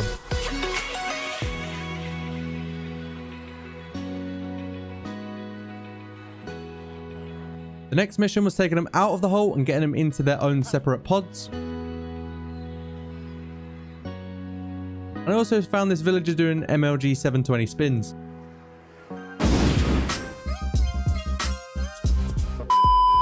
Day 350, we put a glass covering on the roof. And at day 351, Jordan decorated the downstairs where we collect the loot. The villagers were already getting to work at a pretty good rate, and I was very happy with what we were getting out of it. On day 352, yeah, I was back again with my pumpkin and melons, but I then went and traded them all. I took all the carrots and potatoes that the villagers have gotten for us, and I ended up with over 1.5 stacks of emeralds. Day 353 then came around very quickly, and I crafted some compasses. I also needed leather, so I paid a long overdue visit to the cows in the barn, which made them all so happy. Definitely not killing almost all of them. I felt bad as there weren't many left, so I returned with some wheat and began breeding them. On day 354, I turned the wall of the map room from this to this and flew around filling up the maps. Whilst I did this, Jordan spent 2 days linking the bamboo farm to the factory so that the fuel would transport automatically. Day 355, I placed my first maps on the wall, and this is what it looked like. And on day 356, I completely forgot to take down the railways which transported the villagers, so this is what I did. On day 357, Jordan and I then did some more work on the map room, and I've got to say, this map looked really, really cool. Can you imagine what this thing will look like when we build loads more? On day 358, I realized that we needed to start getting tasks done. We didn't start now, we'd never get them done before day 400. So I decided to go straight to the Nether, and right in front of me, as soon as I was there, were some magma blocks. I began mining them, and eventually on day 359, I returned home with an inventory full and a shulker box. While I did this, Jordan did something which was really important to us. Jordan finally got a new pair of boots. He had Frostwalker on them before, and it was just so irritating when we were trying to do things with water. So he crafted himself some new Netherite boots. Once he did this, and whilst I was still getting materials ready, Jordan then AFK'd the creeper farm once again. And while he did this, I was getting materials ready for the gold farm. One of the items we needed that we hadn't got yet was turtle eggs. So right near our house was a little shore, which we saw some turtles at. After only giving us 2, I then needed more, but then I had to wait a whole day before the turtles could breed again. This time, it did us nice. We got an extra 3 out of them. We now had everything we needed, so we jumped straight back through the Nether portal. In order to build this gold farm, best thing to do was to get on top of the Nether so nothing could interfere with us.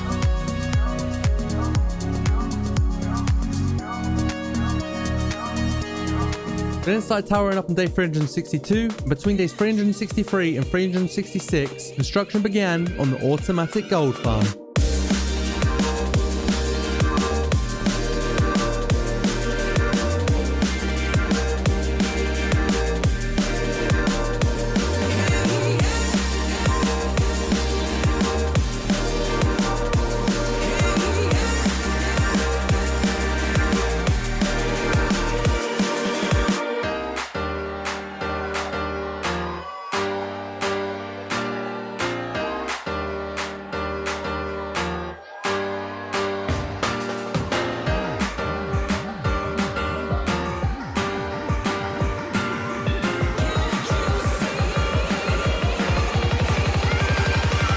Once the build was complete, I then AFK'd it from days 367 to 368, and I was completely blown away at the rates that this farm was giving us. There was so much gold, it was unreal. We would definitely be able to get a full gold beacon.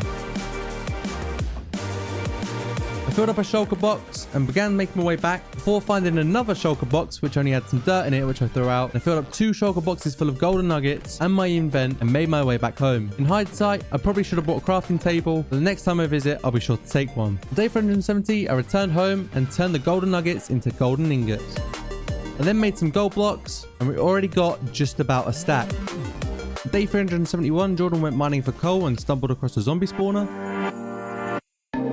On day 372, once again, I was back at the pumpkin and melon farm. You could say I got an addiction to emeralds. Whilst I did this, Jordan went mining for more coal, and he found an enchanted golden apple, our first one of the series, and it came on day 372. He also found this name tag, which was pretty cool. On the end of day 372, I renamed all of the name tags with 4 of the top comments on the previous video. Shout out to these guys for leaving comments. I got a lot of likes. I then used these name tags on the villagers on day 373 to make sure they wouldn't despawn. If you want to be part of this series and have your name featured, then make sure you leave a comment down below or join my Discord server, and you may just be one of the lucky ones. After I named the villagers, Jordan then got a lot of concrete, and I then went back to the Enderman XP farm to repair my tools. On day 374, I needed more materials. I needed more turtle eggs, and Jordan went and got us a lot of wool. The turtles weren't being too generous and they kept swimming away, but I managed to lure them back onto the island that I originally got them to, and as the sun set, I finally got myself some more turtle eggs. On day 475, I'd finally finished collecting all of the materials we needed, and if you guys can guess what farm we're going to be building next, comment below. We hopped through to the Nether and spent a whole day traveling around in search of a Nether fortress. It didn't take long for me to find one, and the one I found was perfect because it was over lava, but it was absolutely huge.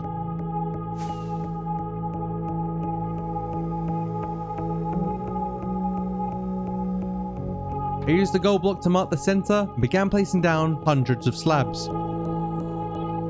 I started to get shot by blazes, and at the time I thought this was annoying, but you guys just wait until you see what happens next. Nothing would have been more annoying than dying to lava, but luckily I swam up fast and got myself to safety. I didn't take many hearts, but this could have been a close call.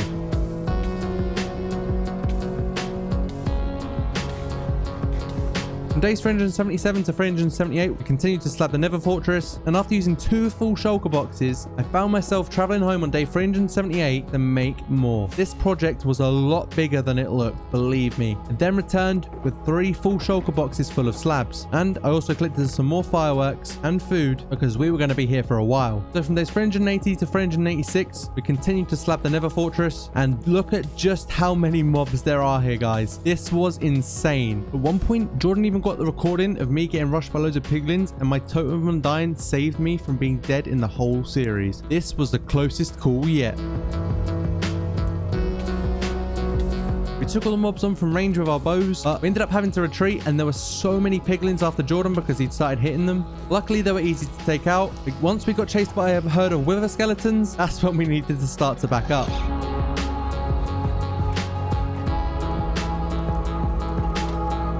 Jordan then soaked up the damage whilst fighting all the mobs as I slabbed off the platforms that we hadn't yet done. Once we got to the final bit, there were so many wither skeletons and other mobs standing around. They all started running at us, but luckily there was a gap in the bridge and I was able to hit them off. Eventually, we'd finally done it on the end of day 386. However, as it turns day 387, we completely ran out of food. So whilst Jordan stood still, I flew back and got us some more food. I also grabbed myself another totem of undying.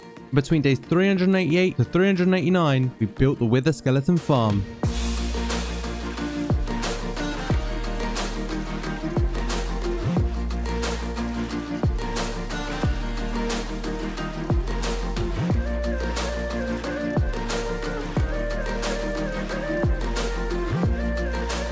Day 390 was our mission to get a piglin. I baited it into a little gap, took some damage, and ran out whilst Jordan blocked it in.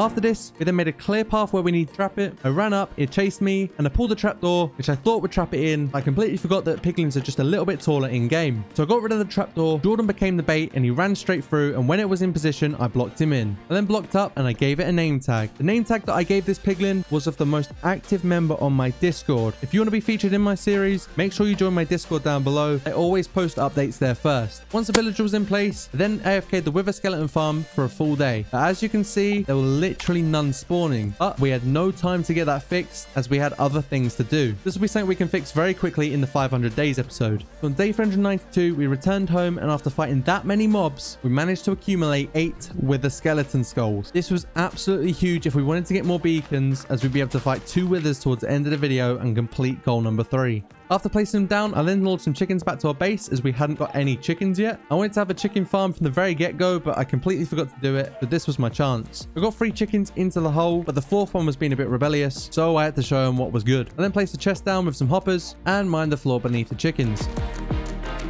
Every time they produced eggs now, it would go straight into the hoppers and straight into a chest so I could spawn more and more. Day 393, I missed it so much and I was getting withdrawal symptoms, so I went straight back to the melon and pumpkin farm. I promise, guys, I don't actually like doing it that much. It's just that we needed emeralds really, really badly. After doing a lot of trading, I had over 2.5 stacks of emeralds. And between days 393 and 396, while I did this, Jordan worked on a brand new home for us.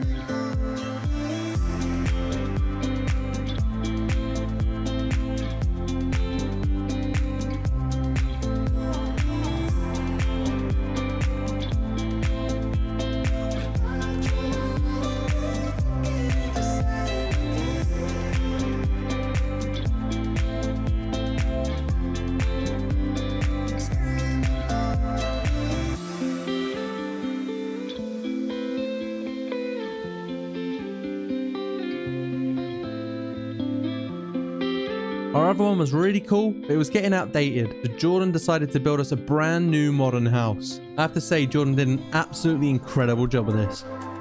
After doing some trading, I believed that I had enough emeralds to make a full emerald beacon. And after this, I AFK'd the gold farm for 2 days straight, getting as much gold as we possibly could. I made sure to bring a crafting table this time, and I turned all of the gold into blocks, and I got so much out of this. I definitely had enough just from this trip alone to get us a full gold beacon. So once I returned on day 497, I placed all the gold into the chests, and I did a little bit of interior design on day 498. Day 399, we had a lot of chickens, which meant that we had a lot of eggs. To be precise, we had over a shulker box full. Jordan then crafted us some golden apples as we prepared for battle, and I went and collected the wither skeleton skulls. We went straight into the end and we dug down below the portal home. And before we placed the withers, we threw all the eggs we had on us. We had a load of chickens surrounding us. We did this to use them for the wither skeleton farm, as we believed it could be better for us and give us a more productive farm. Once they'd blown up, they came straight for us. And instead of killing them with a sword or an axe, we wanted to kill them with our shovels. We kept swinging whilst we were in the tunnel with our shovels, and eventually we finally managed to kill one of the withers.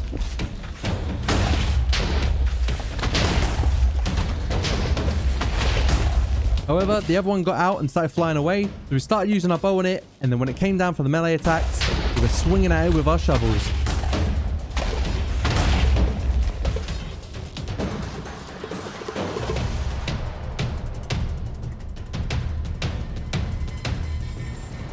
Eventually, guys, we had done it. We killed both the withers using mostly our shovels, and we now had 2 nether stars.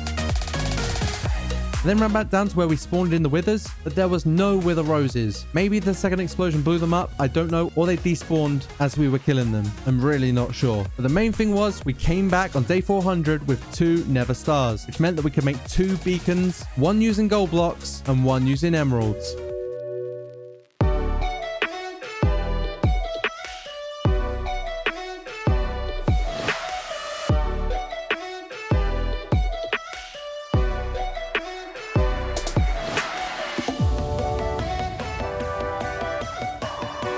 To celebrate completing 400 days and doing all our tasks, we danced on the roof of our brand new home. Our adventure continues on day 401, where we loaded into the world and it was so good to be back. It honestly felt like we'd been away from this world for a lifetime. Now that we were back where we left off, we flew around and we took in our surroundings. It was a nice little reminder of everything that we'd built and achieved so far.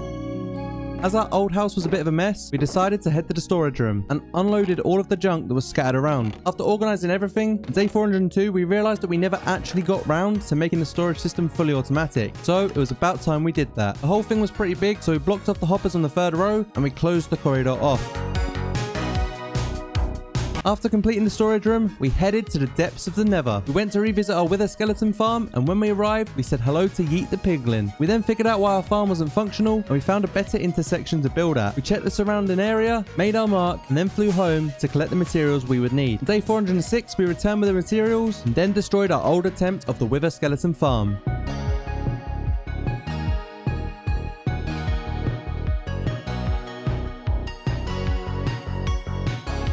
We then spent days 407 and 409 constructing the new farm.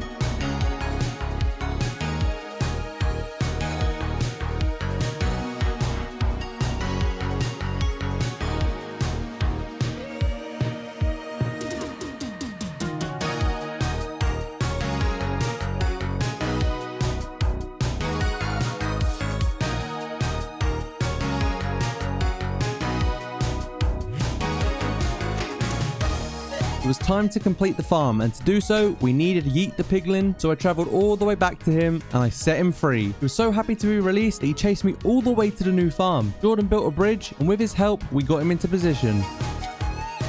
We then AFK'd the farm for the rest of the day to see if it would actually work, unlike our other attempt. On day 411, we discovered that it was well and truly working like a dream. I killed the first few wither skeletons, we took turns killing some more, and ended up with 7 already in such a short space of time. Great success. We journeyed back home on day 412, and we put our wither skulls into a shulker box when we arrived. I then realized that we've made a lot of automatic farms in this series. There was one farm in particular that was still of manual use. This was our pumpkin and melon farms. If you watched last episode, you'll realize that I use these farms a lot, but making automatic ones would be a lot more useful and efficient and could also result in a wealthy amount of emeralds when we trade with the villagers. So for the next few days, we got to work on the build of an automatic melon farm.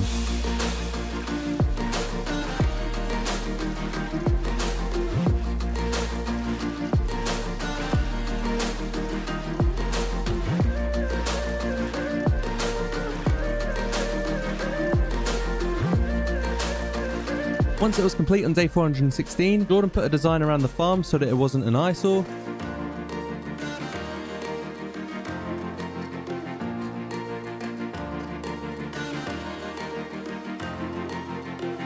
And this was the finished product. On day 417, we decided we'd had enough of having the villager trading hall underground near the old house. We wanted to create the new one nearer to the storage system. After making this decision, we spent the day searching for the right place to have it. Once we found a suitable area, we marked it with some blocks. We then took a trip to the Nether to get some quartz as we were low in supply. And on day 419, before dedicating ourselves to days on days of building, Jordan was itching to show off his creative side, and in turn, I assisted with his build of a mini yacht.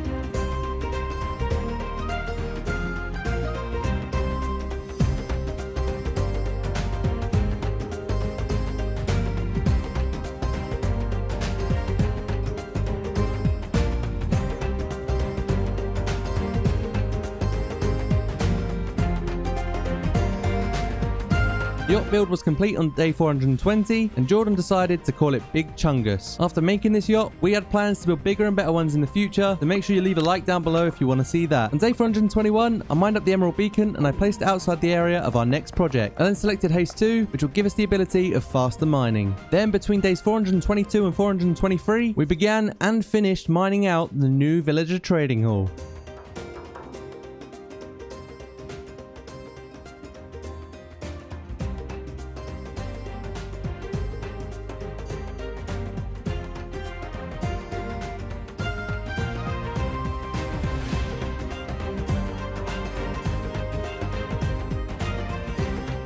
We then dug out the correct dimensions and the layout, and once complete, we needed materials for the design. So we put our axes to use on day 425 and spent the day chopping down trees. The design process was now in full swing. We changed the walls, changed the floors, changed the roof, and top of the design, we wanted to put some fish in a tank in the floor and a chandelier hanging down from the ceiling. But before we did this, we needed the key component, the villagers. So towards the end of day 431, we dug through and we built a small villager breeding hall. It wasn't as nice as our old one, but we wouldn't need to use it as much.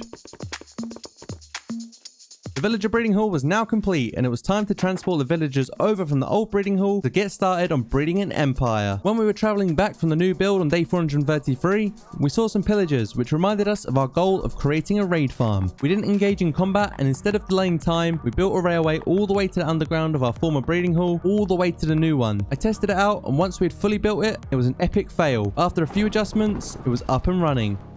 I even took a llama with me on the test run, and I had no idea how this even happened.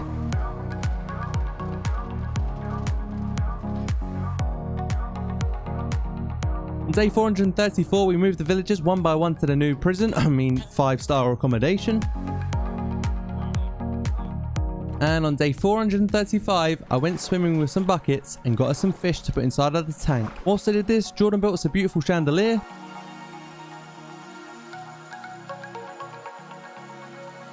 And we then did the evil deed of setting the zombies free onto our innocent villagers. Poor villagers. To change them back to normal though, we'd need a lot of golden apples. And although I already had some on me, I didn't want to use them all, or all of the gold we already had in the storage. Alternatively, I paid a visit to the gold farm we made that hadn't really used much. After AFKing the farm for a day, I made golden blocks and filled shulker boxes with rotten flesh. There were still lots from the last time we'd used the farm and just hadn't cleared yet. But once the trading hall was fully finished, we'd be able to trade all of the rotten flesh for emeralds. I arrived home on day 438 and I put everything that I collected into the storage room and crafted some more golden apples. Once I finished this, I brewed multiple weakness potions and I stored them away. On day 439, I got some sand whilst Jordan got some ice. We then spent the rest of the day gathering materials for our raid farm. Finding a pillager outpost near water was our next task. So starting on day 440, we travelled thousands of blocks over multiple days until we finally stumbled across one on day 443. We were relieved as we were very quickly running out of fireworks, and this was our only way of getting home. But on day 443 and 447, it was time to build the raid farm.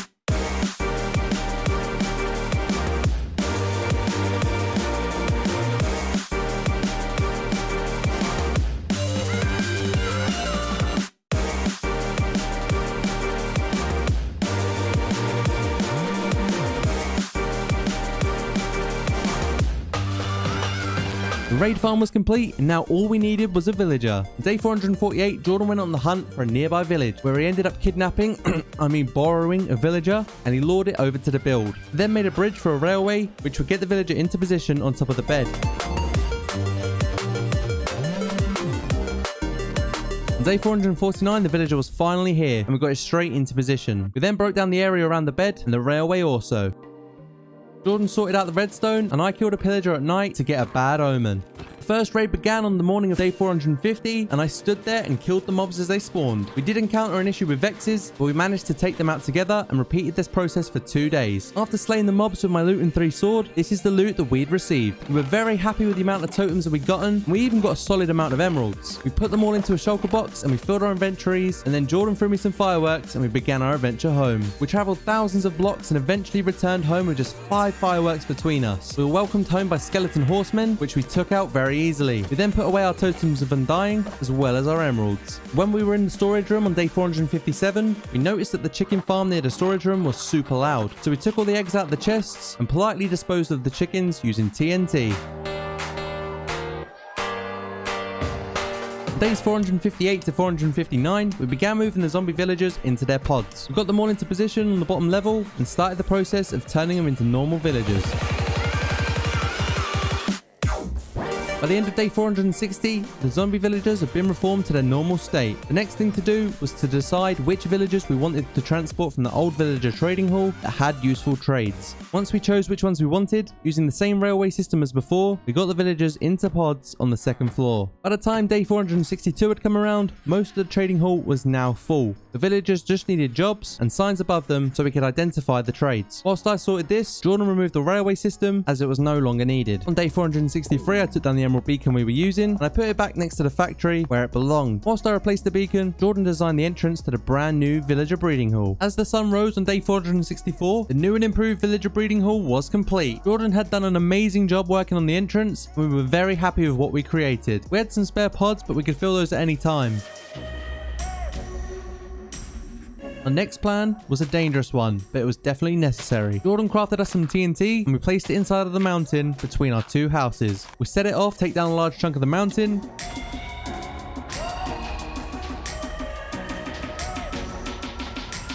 set the beacon to haste 2, and then spent the rest of day 464 and all of day 465 deleting the remains.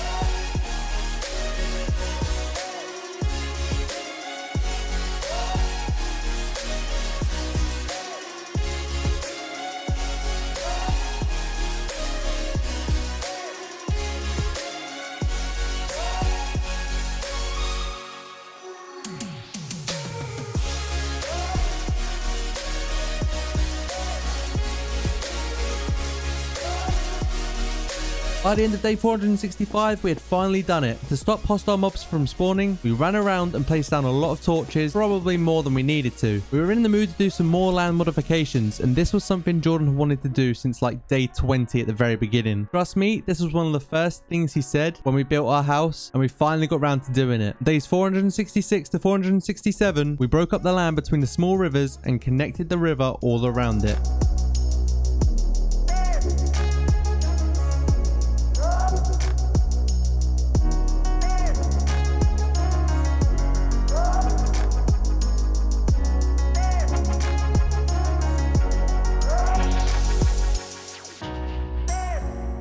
I started off day 468 making some purple glass before traveling to the Nether to gather some materials. I very quickly came across a bastion remnant, which I approached with caution as I was alone. I took the loot and then I mined the blocks I needed for my new build. Gilded Blackstone was the last block I needed, however I didn't have a Silk Touch pickaxe on me. So on day 469 I returned home to grab it and then made my way back and took what I needed without any interference from the piglins. Now I had all my materials, it was time to make a brand new and improved Nether portal.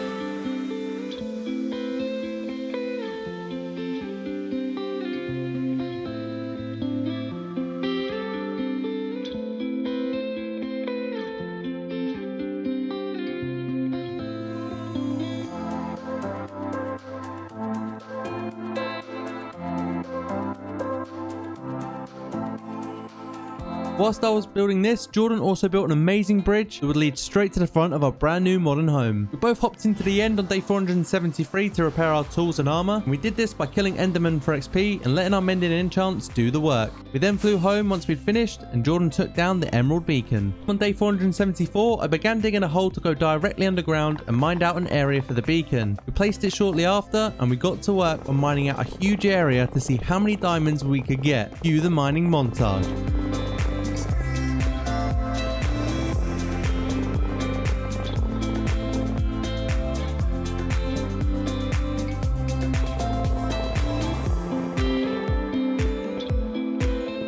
Day 480 we returned to the Enderman farm to repair our tools before they broke, and on day 481 we were straight back to it.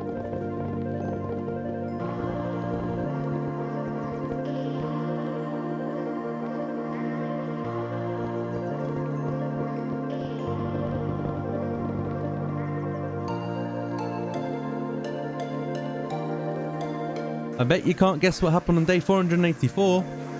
After finding a decent amount of diamonds, we decided to adopt the OG method that every Minecraft player knows. If we wanted to build a diamond beacon, we need all the diamonds we could get. And with time running out in this 100 days episode, we mined straight down to the perfect diamond layer and began strip mining.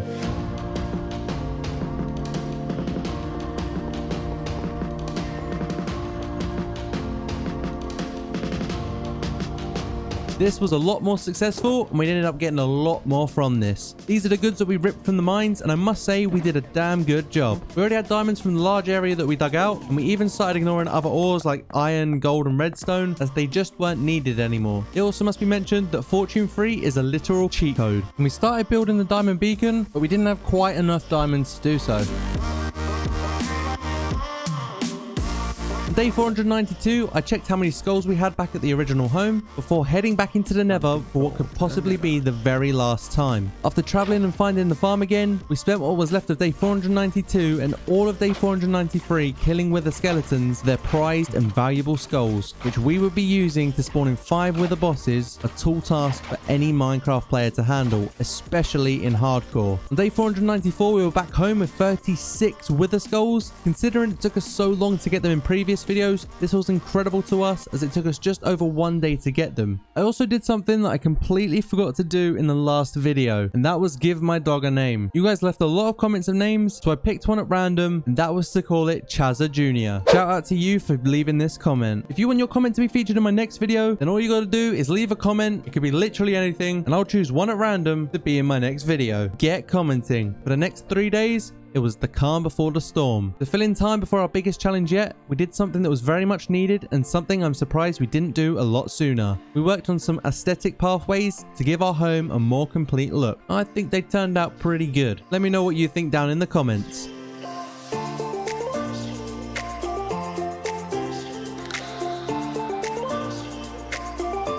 Preparation time was here, and so was day 498. It crept on us so quickly that we weren't even sure if we were ready. Potions were brewed, golden apples were collected, and we also topped up on totems of undying, just in case anything were to go pear-shaped. After a good night's rest, day 499 was here, and time really was ticking. It was time to get down to the mines and dig out far away from our home to spawn in the dreaded 5 wither bosses. I gave Jordan 2 skulls, and I took the other 3. We then spawned them in, and it was time to go to war. But before we do, this video took me over 40 hours to make, so I'd really appreciate it if you guys could leave a like on the video as it really helps me out, and also subscribe if you're new. It's 100% free and you can always change your mind later. Enjoy the battle. We used our bows, we used our swords, we also used some eggs because why not, and I even tried using a diamond hoe at one point, but we won't talk about that as it probably would have taken another 100 days just to get it done.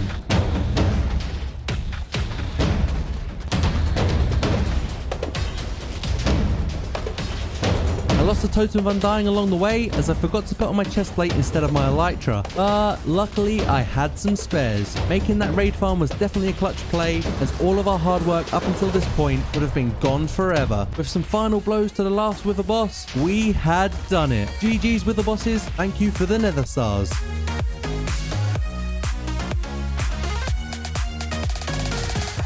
We returned to our homeland feeling victorious like true heroes. We had survived 500 days of hardcore Minecraft together. To celebrate our victorious moment, we decided to put on a fancy firework display around some fitting scenery for you guys to enjoy.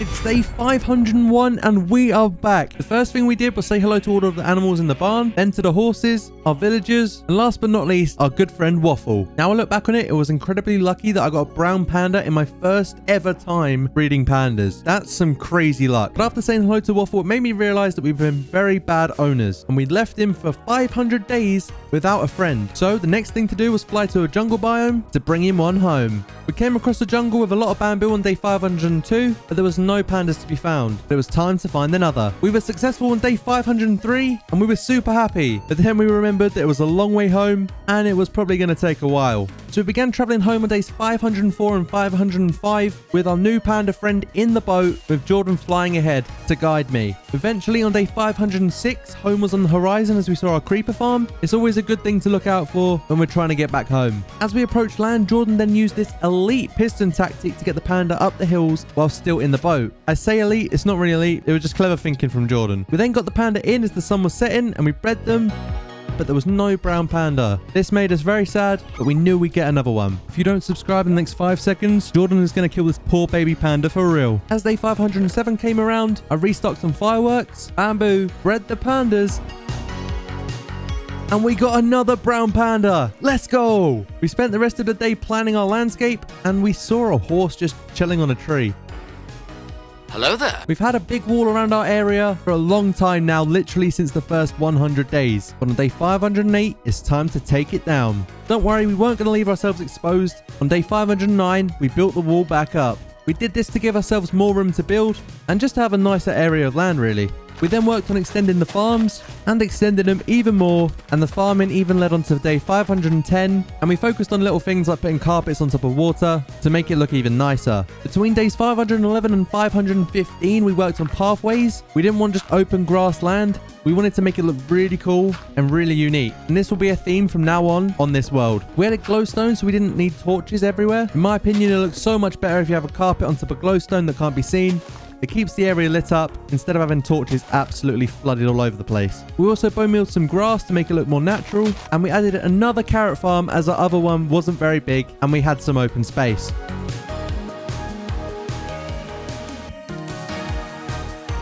I grabbed some iron from the iron farm. As you can tell, we had quite a lot. And then I went down to the mines to get some obsidian because we had none at all. You'd think 500 days in we might have some obsidian lying around. Well, not us. I then crafted the beacon, mined out the area for it,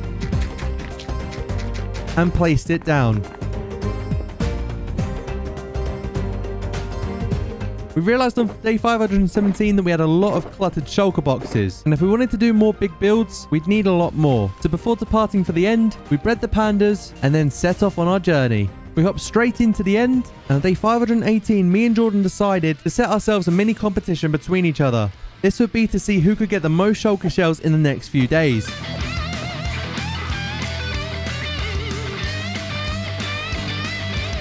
We met up again on day 523, and it turned out that Jordan was victorious. He'd found quite a few more than me. When we got back, we crafted them straight away and placed them all down to see how many we had. As you can see, we had quite a lot.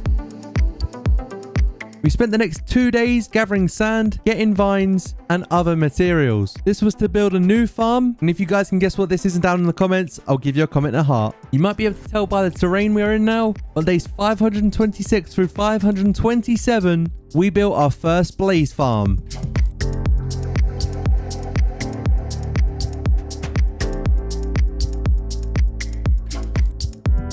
Once the build was done, we were pretty happy. There was a lot of blazes and there was a lot of blaze rods to be made. But we decided to head back to the overworld to get more vines, get more sand, smelt all the sand, get a few lava buckets, as we wanted to make another one. When Jordan found this blaze spawner, he told me that there was another one nearby. So we located the second one whilst killing a lot of mobs along the way. And once we were there, we began construction.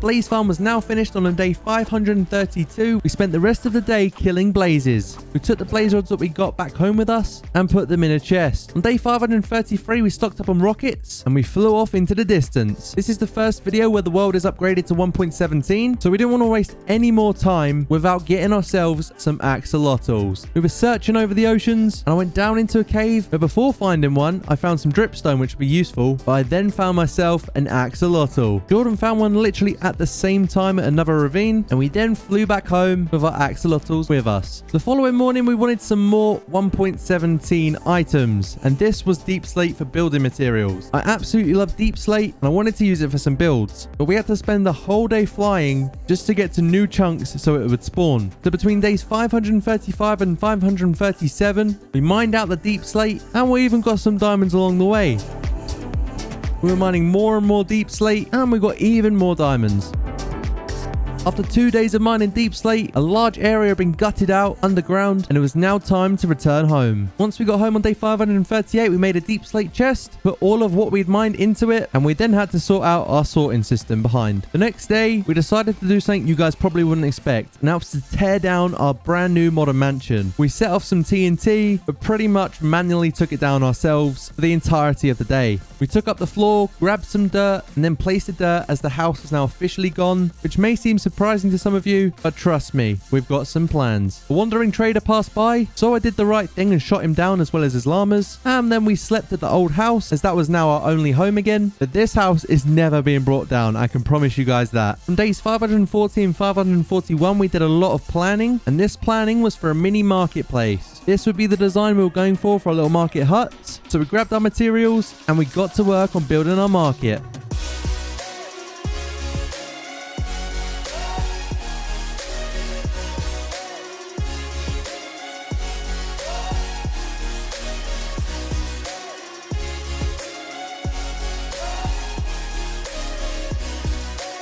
On day 547, we decided we needed a staircase. The terraformed hill that we made was pretty cool, but we wanted a more aesthetic way of getting up on top of the hill.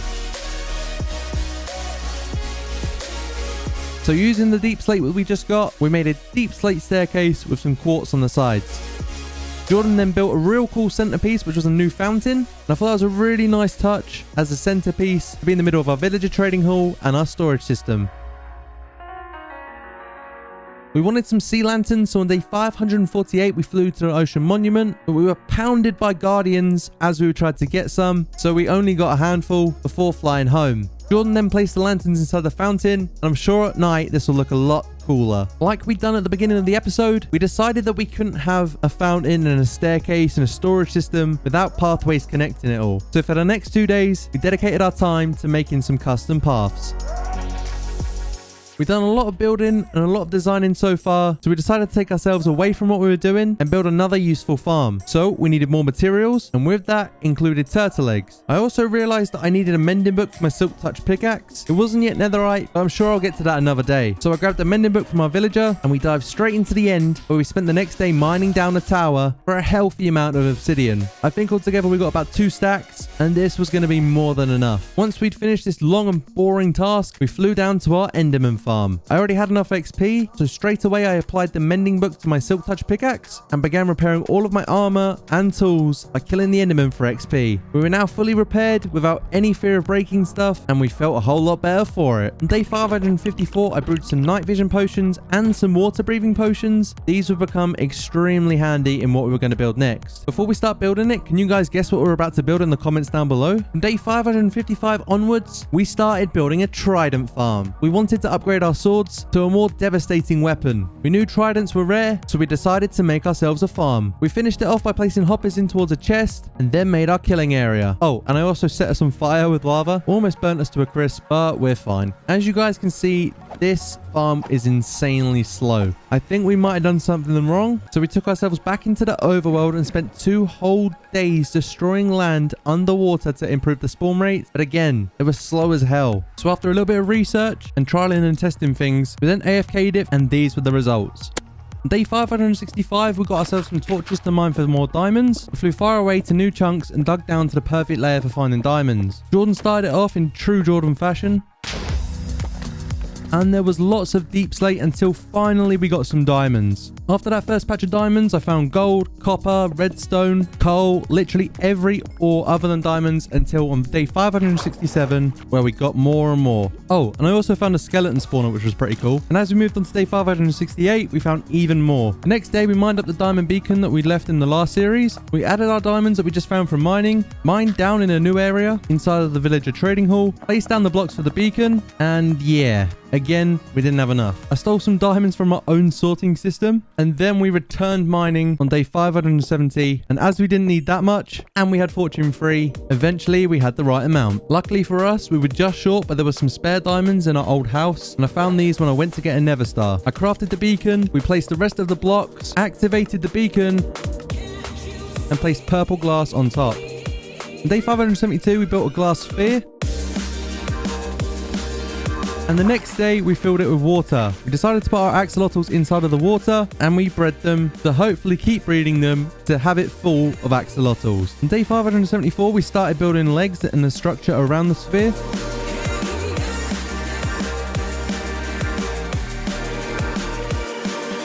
And on day 575 we got leaves, where I was ambushed by skeleton horsemen until getting more. We then worked on the legs of the tower as well as the floor, and this build was a bit different, but overall we were really happy with it.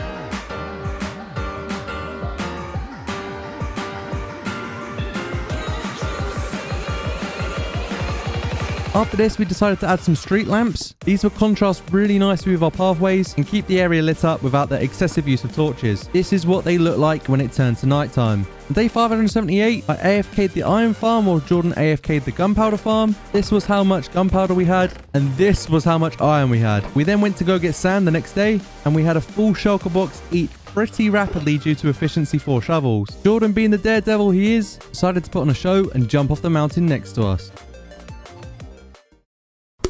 When we got back, we crafted some TNT. We definitely went overkill with the amount of sand that we got. We checked the gunpowder chest and we had a fair amount left over. I then grabbed some extra rockets and we made 2 flint and steels and we were ready. The next thing we did was jump straight through the nether portal. And on day 580, we found a bastion that was pretty close to our spawn. We then laced it with TNT. And when I say laced it, I mean filled it with TNT. And Jordan was our demolition expert and set it all off.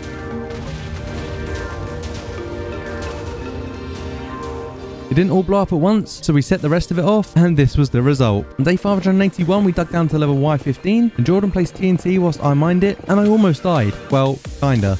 Being the jokester that he is, Jordan also tried to blow me up, and it turned out that we placed the TNT too far apart, but eventually it worked, and I tried flying under the lava, but it's not a great idea, guys. For all of day 582, I went through mining and trying to find through lava all of the ancient debris. On day 583, we were back home, and Jordan gave me all of the ancient debris that he'd collected. We smelted it all, and coincidentally, we had the perfect amount of gold in the chest that we already had to go with it. Using this ancient debris, I crafted netherite ingots, and then crafted a netherite block. We placed it at the end of our path, and phantoms tried ruining the party, but I shot them down pretty well. Day 584, I went to go get the iron, and a lot of it, as well as some jack-o'-lanterns. We then flew off to find a pillager outpost to get a bad omen effect. We found a village soon after, and placed in a ridiculous amount of iron golems. The raid had started, and these iron golems were going in. They were going absolutely ham, uppercutting the pillagers and witches left, right, and centre, and even the ravengers. But by the end of day 584, we were victorious, with a lot of help from the iron golems. On day 585, to thank these iron golems for their hard work, we decided to leave a massive iron flag to commemorate them for their great efforts in this raid. We returned home on day 586, got a load of materials together, did a healthy amount of planning, and spent the next 10 days building little houses to go with our marketplace. We wanted to populate this area really nicely, and this is how it turned out. I've got to say we were really happy with the results of this. It felt like it gave a purpose to what we were trying to build, and there would definitely be a lot more of this to come. On day 597, we decided to go back into the nether to get some ghast tears. We wanted to respawn the dragon and prove to ourselves that we could kill him again, so we needed some end crystals. And once we'd made these, we spent the next day preparing by making potions that we'd take into battle. It was day 599, and we were running out of time very fast. We hopped straight into the end, got to the center, and respawned the dragon. We quickly shot down the towers. We were getting some good bow shots in. And when the dragon perched, we got some good hits in. Until eventually, with one final blow, the Ender Dragon was dead. We had done it. We'd slain the Ender Dragon. Welcome back, everyone, to 100 Days World. And today, we're going to attempt to survive 700 days. As always, in the first day, we like to fly around and look at our world and what we've achieved so far. One of the first things I noticed was that I had no food. And in Minecraft, you kind of need it, especially in hardcore. So I went straight to the storage system, to our golden carrot chest. And yeah, we've got like no golden carrots. This is a bit of an issue. So we then went over to the carrot and potato farm that's worked on by our villagers to see how busy they've been, and it turns out they hadn't been very busy at all. This could definitely be more efficient, and perhaps we can move this to a better place so it's always running, and also it's kind of out of the way anyway. We took all the carrots back with us, put them inside of the carrots chest, and then went to go get some gold, and we're also very low on that as well. This means a trip to our gold farm in the nether will definitely be needed very soon. Time to get some rockets now, but again, we're incredibly low on all materials. This episode is going to require a lot of grinding if we're going to want to get anything done. Also, this is our first video on the 1.18 update, so it's time for us to go and explore all the new features. The sun was setting on day 601, which means it's time to go to bed. On day 602, we flew off in the attempt to find some new biomes. On our journeys, we found a huge cave which looked really cool, right in the middle of the wilderness. We decided to fly down and take a look, but there were creepers absolutely everywhere, so we got out of there as quick as we could. After flying off a little bit more, we found an azalea tree, and right below these are the lush caves. At this point, we hadn't seen a single one yet, so I dug straight down in excitement, got to the bottom, and just look at this. I think the flowers that hang off the ceiling are really cool. The moss is absolutely amazing. It's one of my favorite blocks in Minecraft now, along with Deep Slate. Drip leaves look pretty cool as well. And overall, it's just a really nice cave. So we grabbed the moss, the little azalea trees, some glowberries, and everything we could get our hands on. Diamond! We then flew through, and it seemed that the lush cave was joined in with like a big Deep Slate cave, which looked really cool. To get some glowberries, Jordan then did an airstrike. And we also found the first amethyst geode in the series. These were a thing back in 1.17, but I'm pretty sure we haven't even found one yet. So I turned it from this to this. Oops. And after exploring those caves on day 603, we came across biomes like this, which make the update so much more special. But let me know down in the comments if you'd like me to reset some of the chunks around our home village so we can get some really cool Arctic mountains and new biomes around. Jordan made a flight course in a new cave, and this is how it went.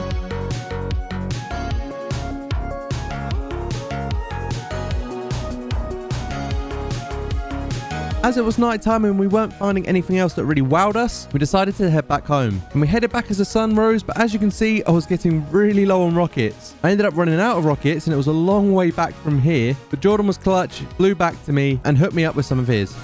I made it back with 2 to spare and went to empty our inventories. Our massive storage system needs improving. Originally in 1.17 we only used 2 lanes, but now we've got a new update and loads more blocks. We're going to need to open the 3rd one. Around the back is where all the items that can't get sorted go to, and we had so many that were backlogged, it was unreal. We're going to need to sort these out real quick. Jordan began crafting some rockets with the gunpowder he found at the creeper farm, or at least I thought he was, before we had a paper fight and I made some rockets. To conclude day 604, we both went to sleep after a long session of traveling. AFK in the creeper farm became very much needed, and the idea of perhaps building another 3 next to it became prevalent just so we could get a ton of gunpowder always coming in. But first, it's time to get rid of this eyesore, which is the manual pumpkin and melon farm.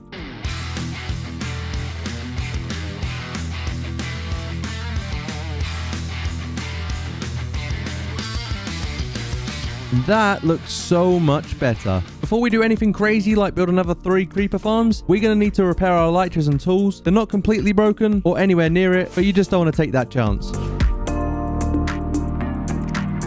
So once we repaired our elytras and tools and got back home, we ran to the storage system and grabbed some shulker boxes. We then took a load of cobble and filled up many shulker boxes with it, smelted a load more cobble to get stone, and then smelted that to get smooth stone. Finally, it all smelted after a full day of waiting, and on day 608, we turned the smooth stone into slabs and put 19 stacks into 3 different shulkers whilst Jordan worked on all the other materials. Jordan also turned most of the wood we had into trapdoors that we needed, which meant that apart from oak, we had next to nothing left in the wood department, which meant a huge wood cutting spree would be needed as soon as possible. So I grabbed some spare shulkers, threw one at Jordan, and it was time for some deforestation. No matter how far you get in your Minecraft world, you will always find yourself cutting down trees, which is like the first thing you do. So this really took us back to the beginning of our world, and then we decided to put a decent little grind in and get as much wood as we could, but we didn't want to spend too long doing it. So these were the results, and I have to say we didn't do too bad filling over a shulker box between us. I then made the rest of the materials. We had repeaters, buckets, campfires, whilst Jordan got the rest, and as you can see, all of these shulkers were set and ready to go to build 3 more creeper farms.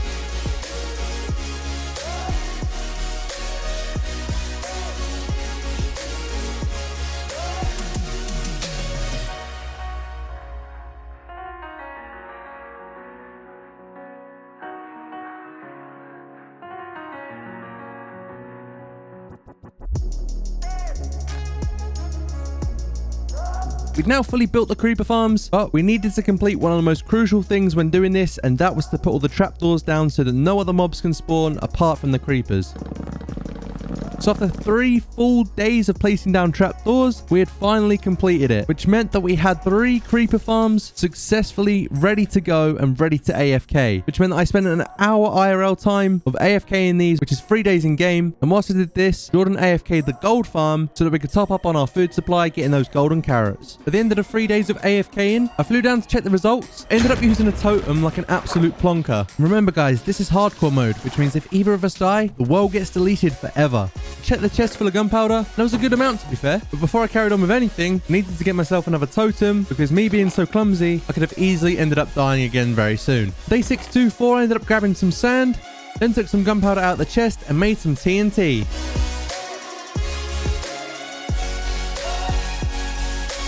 definitely went overkill with the amount of TNT that I made, but Jordan and I then started lacing the factory with it and just rigging the whole place with TNT. Jordan went to top up on fireworks, and yeah.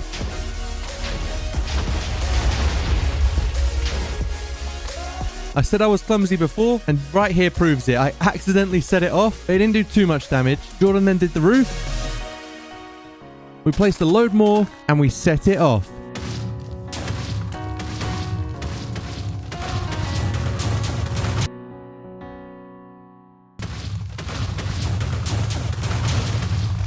We probably should have started from the top, but this is the remains of the factory. You may be able to see in the distance that this demolition was brought to you by our gunpowder farms.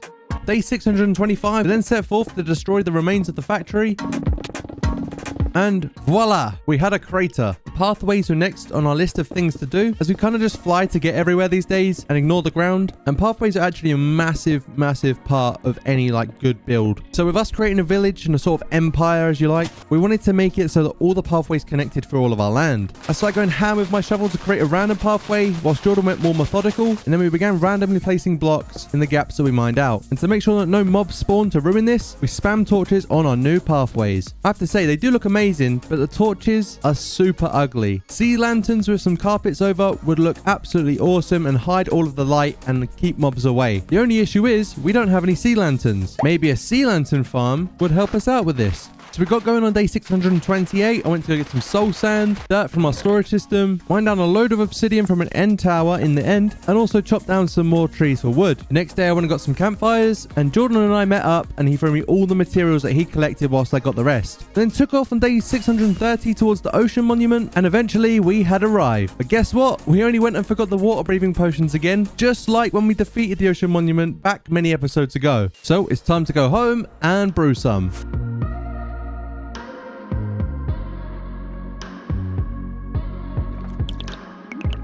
Time to head back.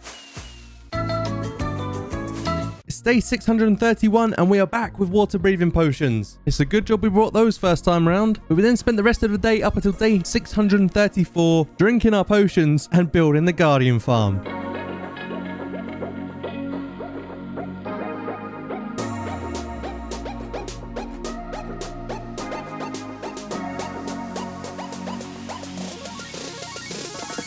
The build was complete, but not fully complete, as we now needed to build the part inside of the nether where the guardians would end up dying. So we now built our collection area. After everything was complete, we AFK'd the Guardian farm for 3 days from day 635 to 638. And on day 638, we checked for the loot and we took our rewards. Just like the gunpowder farm, there was a decent amount there. We can't complain. When we got back home, we turned the shards and crystals into lanterns. Well, eventually anyway. Took a little bit of trial and error, but we got there in the end. And now that we had our new lanterns, we destroyed all the torches on our new pathway because they were super ugly, mined up some holes in the ground, and hid sea lanterns with some mossy carpets on top. This made it look like grass, and it fit in really well. It also hides the light, so you don't have torches just scattered around everywhere. Once this was done, I went around and added some street lamps.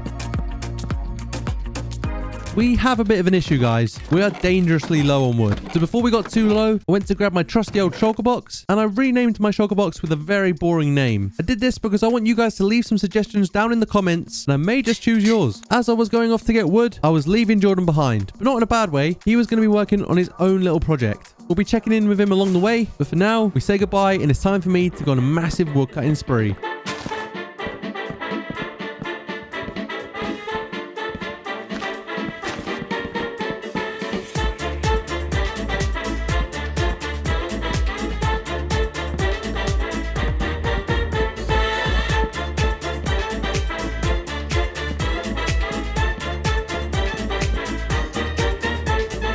All this wood chopping is making my arm hurt, so it's time to check back in on Jordan to see how he's doing. It looks like he's created a medieval tower that definitely fits in with the theme of our village. I can't wait to see the finished product. Forgot about dark oak wood, so I went back on day 646 to go get some of that.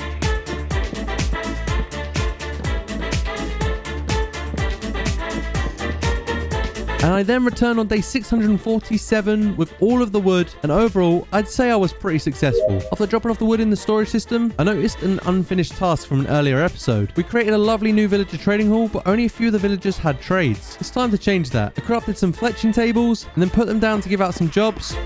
but only one wanted to take it. It was very frustrating, but after a bit of persuasion, they finally came around and took the jobs. I then labeled up all of the Fletchers, just in case I forgot what each of the different trades were. Then crafted some lecterns and spent the next 2 days not only rolling through trades, trying to get these ignorant villagers to take the jobs. I tried for the longest time, but the other two were being ignorant and wasted my time, so I killed them off. But shh, don't tell Jordan. And finally, to air out my frustrations, I went to visit the original Brown Panda Waffle and told him all about it. It's now day 650 and Jordan's lighthouse is complete. I've got to say, he did an amazing job. It looks absolutely awesome. And it even has the redstone lights at the top which circle around. Leave a like on the video if you think this is awesome, guys. And also type nice build Jordan down in the comments. Whilst roaming our territory, I ran past our iron farm throughout the 650 days, but it's pretty out of place right now. I feel like it's in the way of a lot of things. So we said goodbye to Pancho the zombie and the villagers, and it was time to say goodbye to the OG iron farm and move on to bigger and better things.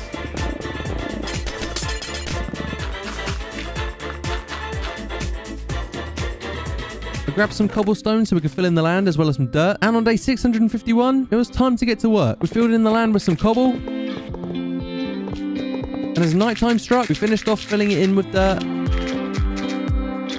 And boom, it looks so much better. Jordan also made this little sign just to show off his happiness. Another thing that was in the way was the aesthetic melon farm that I'd built a long time ago, and it was time to tear that down too.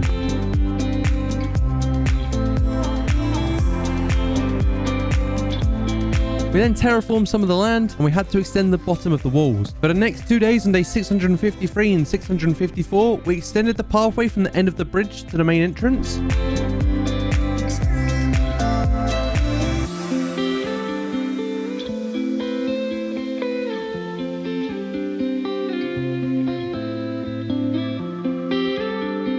And we also improved our existing pathways as they were very, very vanilla. All we'd done is right-click using our shovels, so we decided to use different materials like granite, wooden planks, and place down a load of leaves, and it just made the whole place feel a lot better and look so much nicer. The next day we then made 2 mini huts. We made these by the bridge and are sort of tied in with our little market theme we've got going on down by the storage system.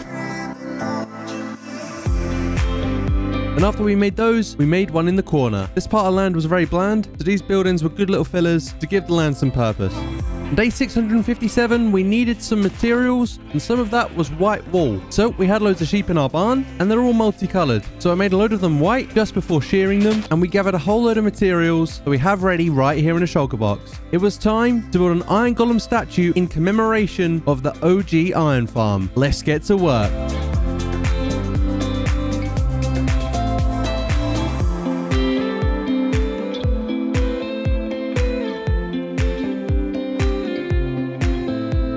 Iron Golem statue was pretty much finished now, and we could hear a villager, and we were so unsure of where it was, and it was kind of freaking us out. So we started smacking around, and we ended up shadow boxing an invisible villager. He drank an invis potion, but eventually we found it, which was pretty unfortunate for him. We put some trees around and bone mealed them because there was a lot of empty land, and we wanted to fill it up as much as possible. The trees are a great way of giving it a natural look, and it definitely fills all the land in. Later that day, we started building a brand new wheat farm.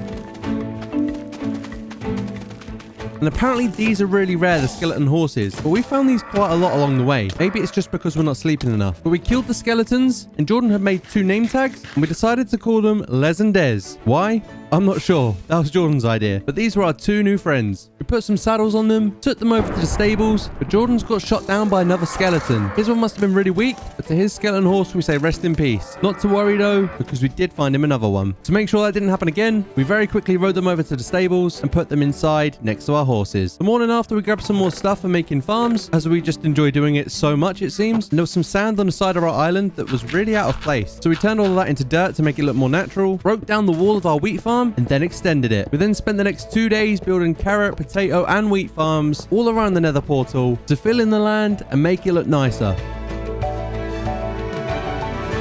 The main island is now looking a lot more complete. We were very happy with it, so we turned our attention to goal number 2, which is the Nether Hub. But first up was a quick trip to the XP farm, which turned into a long one as the Enderman farm was really slow today. We weren't quite sure what this is. Maybe it was a server we're playing on. But yeah, this took a long time to repair everything. Once everything was repaired, it was time to go to the Nether to chop down some red and blue trees. Neither Jordan or I have ever used these kinds of woods before, so we wanted to experiment. We needed a decent amount, so we spent 2 days chopping down as much as we could. So I spent 2 days chopping down the trees, whilst Jordan worked on mining quartz. So we then worked together for a further 2 days to mine quartz because we're going to need an insane amount. Day 669, we checked out how many materials would accumulated between us. We realized that it definitely was not enough. But mining quartz, it's a bit repetitive and kind of boring. So we needed a change of scenery. So we grabbed some more shulker boxes each, color coordinating them, and then took off in search of a desert. We ended up finding one next to a really cool looking biome, but now it was time to destroy the land beneath us for all of its sand.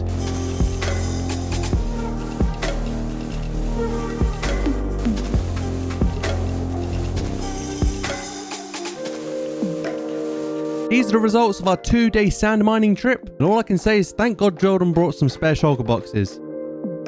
We visited the old smelter building from I think episode 2. We were here to smelt the sand because, as you know, we blew up the factory earlier in the video. Although it was small, it will definitely work. However, we were out of coal, and I feel like in this 100 days world, we're always short on certain materials. Anyway, to kill 3 birds with 1 stone, we headed to the Nether to relocate our wither skeleton farm, to fix our shovels, get coal, and also bones for white dye. By the end of the day, we'd finally located the fortress, and that had taken us a good while to find. When we arrived on day 673, there was some coal, but not an excessive amount. There was a decent amount of bones though. We then killed skeletons after waiting for a long time each time. It's not the most efficient, and we can always make a new one that will work better, but we already spent so long on this and barely use it, so we'll just leave it for now. The next day we were killing more skeletons and waiting even longer. This felt like forever. I then let Jordan have his turn, and I turned the coal into coal blocks, and I had so many bones it was unreal. It was then time to go back home and start the smelting, and we might not have enough coal, but we shall see. I also put the bones into the sorting system because I'm lazy and couldn't be bothered to find the chest myself. As the sand was smelting, we wrote down a list of every material we would need, leaving the rest of the quartz and the netherwood to the end of the list as we could get those before officially starting the build. We collected a fair bit and then collected up our shulkers with some empty ones too for the quartz, brought the glass over and went straight through the nether portal. We flew straight off to get some warp stem and then started going ham on getting some quartz. Jordan said he remembered the way we originally took many episodes ago of getting on top of the nether to make the gold farm, so I trusted him and followed him, and long behold, he found the exact way of getting there. It was pretty insane if you ask me. Fair play to Jordan. I pearled through on top of the roof whilst Jordan stayed below. If he would have come up too, this may have messed up the portals and we might have been stuck up here forever. I then connected the portals from the overworld to the roof of the nether and Jordan jumped straight through. We put down some markings, put down the shulker boxes, and we were ready to go. Let's get started on this massive build of the Nether Hub.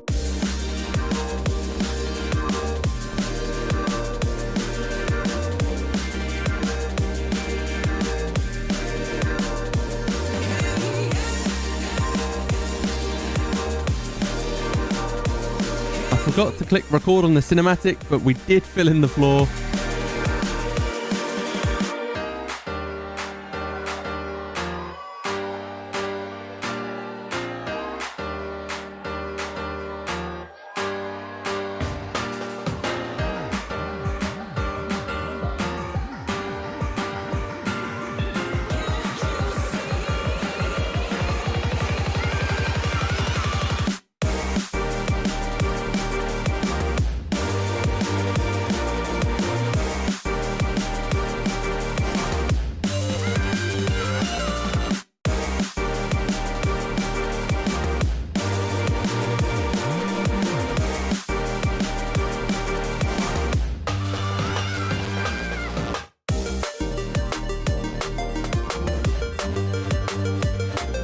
On day 687, there were so many mobs on top of the roof. We didn't put torches on there because it would look really ugly, and plus we won't be on the roof much anyway. But as we were building up here, we definitely went to battle. We also realized the next day that we'd ran out of quartz. It was inevitable, but we were just dreading the day this happened. So we jumped off the roof and flew down to our nether portal. But before going through the portal, I realized that I'd need our obsidian. So I grabbed the obsidian and then actually went through the portal. And when we got back to the overworld, we flew away from our sword portal to make a new one. We're back underneath the nether roof from this new portal. I swear I've said portal like 500 times now. But we were under the nether roof and we came across the old bastion that we blew up in 600 days. But instead of looking around that, it was time to get some more quartz. After a full day of mining quartz, we believed our mission was complete. So as we got back through to the overworld, we destroyed the portal we just created and went straight back through the other one. We spent day 689 finishing the roof by thickening the white lines. As it was a big build, the thicker design would definitely look better than the thinner design. We used a lot of rockets flying away to compare from a distance. I also gave Jordan my silk touch pickaxe so we could start breaking the floor. Whilst he started on this, I got some red dye, then tried to find some blue dye in the backlog chests, which would enable me to make some purple dye to make the purple glass. The floor of our sword nether portal was purple, and we thought it would be some good continuity to have purple floor as you go through the nether hub. And I ended up finding a load of purple dye and purple glass in the chests. What a result. I also found some smooth quartz blocks and quartz slabs which come in handy when detailing, and at Jordan's request, the last thing we needed was a beacon. And I can definitely see why. This thing takes ages to mine up. The beacon didn't help much, but it being there kind of made us feel a bit better. I crafted some purple glass and there was quite a lot in the end, and we then went ham on filling in the floor.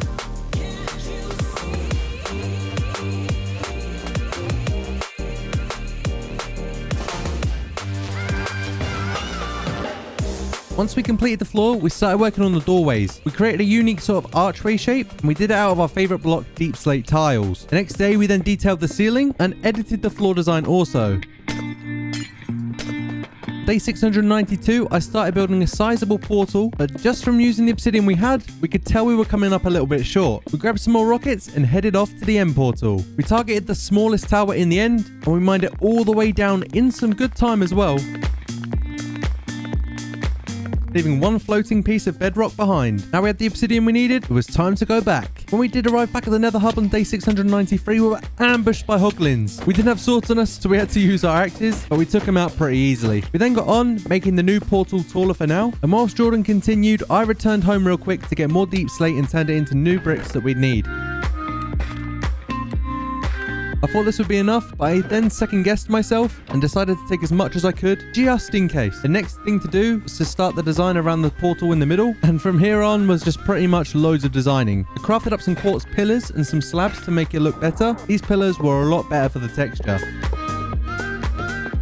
I then put some deep slate tiles underneath the blocks that we built with, just so it couldn't be seen from the ground as it was just glass. And then had a big brain moment for once. Yes, very rare I know, but I thought it'd be good to bring the portal up one level. Having it all on the same level was a bit boring, and having it so you have to walk up into the portal just had a nice ring to it. Jordan and I then worked on the roof of the portals together,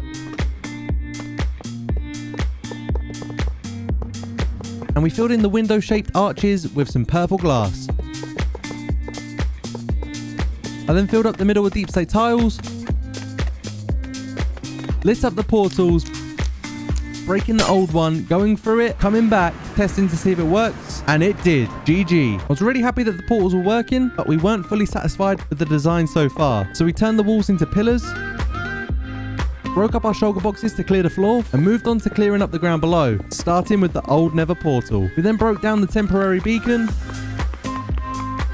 and eventually we finished taking it all down. We wanted to put it in the center because it would look super weird if it wasn't. We brought some spare iron blocks with us in a shulker, so hopefully all together it should be enough to build a beacon that has more than one effect. Jordan went back to the overworld to make beacons out of the remaining nether stars we had lying around, whilst I got cracking with the new beacon setup. I waited around quite literally all day for Jordan to get back, but something was taking him a really long time. So after a full day of waiting, I decided to hop back into the overworld, and he gave me some very clear instructions to go to the sphere structure and face the bridge. He then gave me a countdown of 3, 2, 1, and then to look straight up as I saw flying TNT, which revealed my face. Jordan did this as a surprise as it was my birthday as we were recording this, then set off a nice firework display to celebrate. This was really nice of Jordan, and he really didn't have to do this, but it was a nice little way to celebrate my birthday.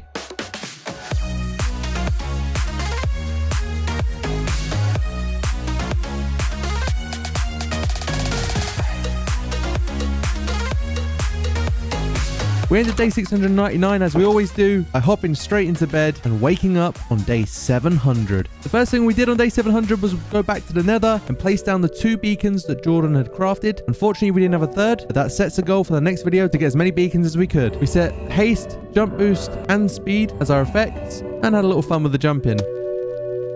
It's day 701 and we are back. But guys, there is no time to waste as we are very low on materials. We got some wood in the last episode, but we definitely need more, as well as the essentials like cobblestone and deep slate cobble. And actually, we're pretty poor in every ore. Wow, I just make things rhyme all the time, I swear. And yeah, we also have no food. So we cleared out our inventories and I emptied my shulker box, taking out the main items before they get lost in the system. I then renamed my shulker box to Chaz's Toolbox. And I'll be picking one of your comments from 700 days to rename my next shulker box. So stay tuned to the end and I might have chosen your idea. Luckily, we had a bunch of baked potatoes, so I grabbed a couple stacks of those and we got straight to chopping down trees. As you know, deforestation is one of our favorite things to do in this world, and there's a load of trees above our trading hall, and if we're going to be building on there one day, we may as well clear it out now, right?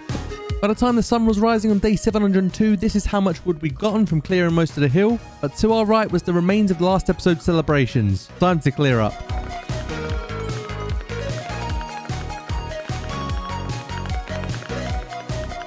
We then took the wood back to the storage system and tried to put it into the system, but it's backed up so much that it's not even moving. I then coloured and renamed a new shulker box. This one was called Chaz's Backpack.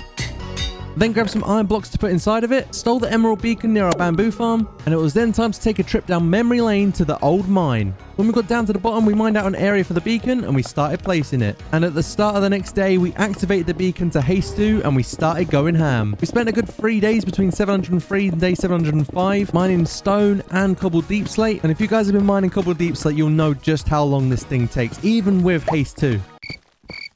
Boring. And on day 706, we just focused on stone as we had laser focus to deep slate cobble. And these are the results of the grinding. It was definitely way too much to fit in all of our shulker boxes that we brought over, so we'd have to make more than one trip. This wouldn't be a problem though, as we only had to fly a short distance back home. It was literally just past the creeper farms in the ocean. And we went to offload our shulkers before going back.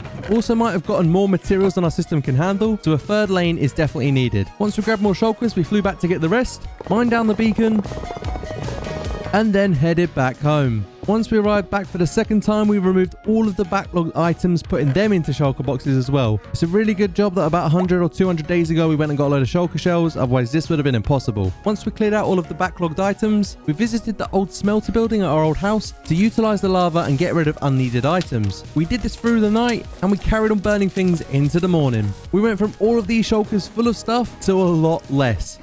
And just before we left, Jordan checked inside and we had our shulkers that we'd put on top of the hoppers with sand in, which means that they got smelted, leaving us with a load of glass. The rest of the day was spent manually putting materials from our shulker boxes into the correct chests, and we got tired of that pretty quickly and also ran out of room. So I marked all of the chests that need to be removed or moved in general, so we can reorder the system, making it more efficient. Also fitting in the new stuff from the 1.18 update. But guys, before we do any sort of work or building, we're going to need pickaxes, and there was a sense of anxiety around being on the next to no durability mark. So we flew to the Enderman XP farm, and eventually all of this land that we're flying past now will be built up one day.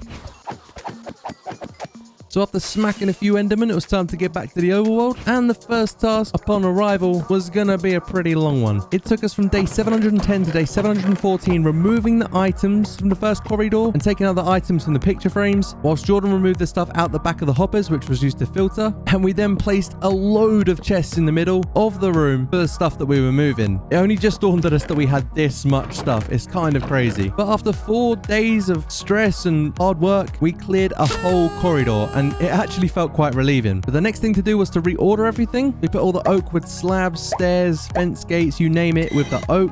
Literally anything you guys can imagine. And even though that Jordan had cleared out the back, we double checked both layers just to make sure that they only had filter blocks inside of them, because you have to be careful not to accidentally put things in the wrong place. It was then time for another stressful part of the process, which was crafting every item we needed, making a stack of them, or at least 42, so that each stackable block could filter through. This is a lot of hard work for people that just want to have fun. But finally, on day 715, it was all done, so we could start putting the items into the chests to have them filtered. And if you thought we were going to stop there, you're damn wrong. Because whilst all of those items were filtering through, we then started removing the items from our existing picture frames in the second corridor and then began reordering them, which took the rest of the day. And instead of showing you every single part like I just did, after some work on the hoppers and the redstone, the next day, on day 716, the next row was complete. I spent the next day ordering the food aisle in the last corridor, then placed down some color concrete, ordered some saplings, and it was all complete with a lot of room to spare. Whilst I did my thing, Jordan was putting the stuff in the hoppers, and we can now put all of the stuff from the chests in the middle of the room into the hoppers to be sorted, which meant we'll be standing here waiting for a long time for it all to filter through. But everything had finally finished filtering, and damn, that took forever. But the chest that collects the items that couldn't be filtered had this inside. Maybe we just needed the chest for eggs. My bad. On day 718, it was time to gather some materials and finally leave the storage room. I reactivated the emerald beacon before flying off to go and get the stuff that we don't yet have. And the stuff that we didn't have yet was packed ice, and I might have gone a little bit overkill on just how much I collected. At least we wouldn't need to come back for a long time. And also honey. Now, bees take ages to give you honey. It's the first time I've ever done it in Minecraft. I've never really had to use honey before, but bees take absolutely ages. So in between collecting, we started messing about, shooting arrows into the sky, trying to shoot each other. But we were so happy once they were finally ready. And once we were done, I had a mini battle with the bees and took one of the hives, because why not, right? I put the beehive that I took on a tree outside the storage system when I got back, and we began landscaping for our next big build.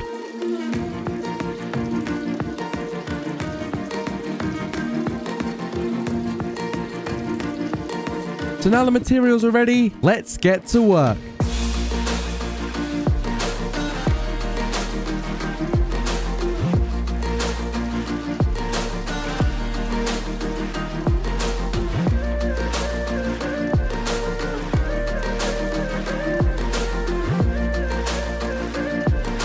So our super smelter was now built, and it took us a long time to do. I'm just hoping that this is going to work.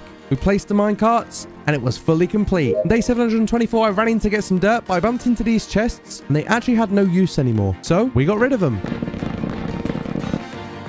I then proceeded to grab some dirt and worked on placing a hill over the smelter. You don't want something like this just out in the open. Jordan then took a little time out, and we made the hill even bigger for the build that we had planned to go on top. This is what the hill looks like without a building on top. I'd say we're pretty decent at terraforming and making hills and stuff. What do you guys think? The next day, we headed to the nether, completely forgetting that we linked the portals to the nether hub, meaning that we had no way back down to the mainland of the nether. So we came back through, and I went to get obsidian. I built a portal a little bit further away, and then flew off to the wither farm. We then eventually located the farm, and when we got there, we put down a portal to see how far away we'd be from our home in the overworld, and it was pretty damn far. So we scrapped that idea and got straight into killing wither skeletons for the next 2 days. These things take absolutely ages. Our farm just must not be very efficient. And it was a massive waste of 2 days, as there wasn't as much coal as we expected, but luckily there was a decent amount of some wither skeleton skulls too, which we can use for getting extra beacons. After picking up what coal there was, we then flew home. And we were back on day 728, and instead of destroying this portal for good, we only removed one block, because in case we need to get onto the nether floor, we could just use this portal. I then flew to the storage system to check how much coal we had in there. Very nice. And altogether, we had over a shulker. Not too bad. Jordan also decided to smack me with his trident, but he gifted me one in return, which was broken, but we take those. After fetching my trident, I put it in my shulker for safekeeping, just so I don't break it, and then I worked on getting materials for our big smelter building. I went to get lanterns, buttons, and although we're only a stone's throw away from the storage system when we build, we still got some basic materials that we need, and we took them with us. On day 729, we filled in the furnaces with stacks of coal, only to realize that we definitely didn't have enough for that, so we filled each of them with 32. Well, once that was done, it was time to build a giant building above it, which would now be known as our smelter building.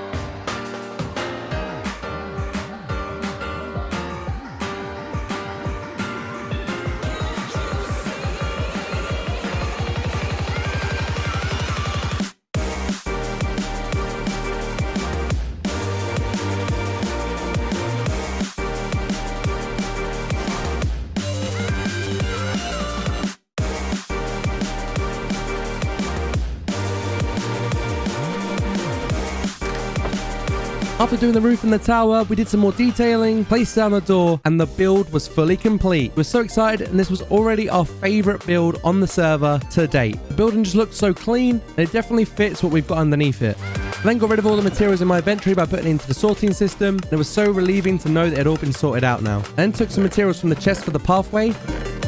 So I left Jordan to get on with another building, but this one was going to be a bit smaller, whilst I got on with the pathway around the new smelter shelter. That's got a nice ring to it.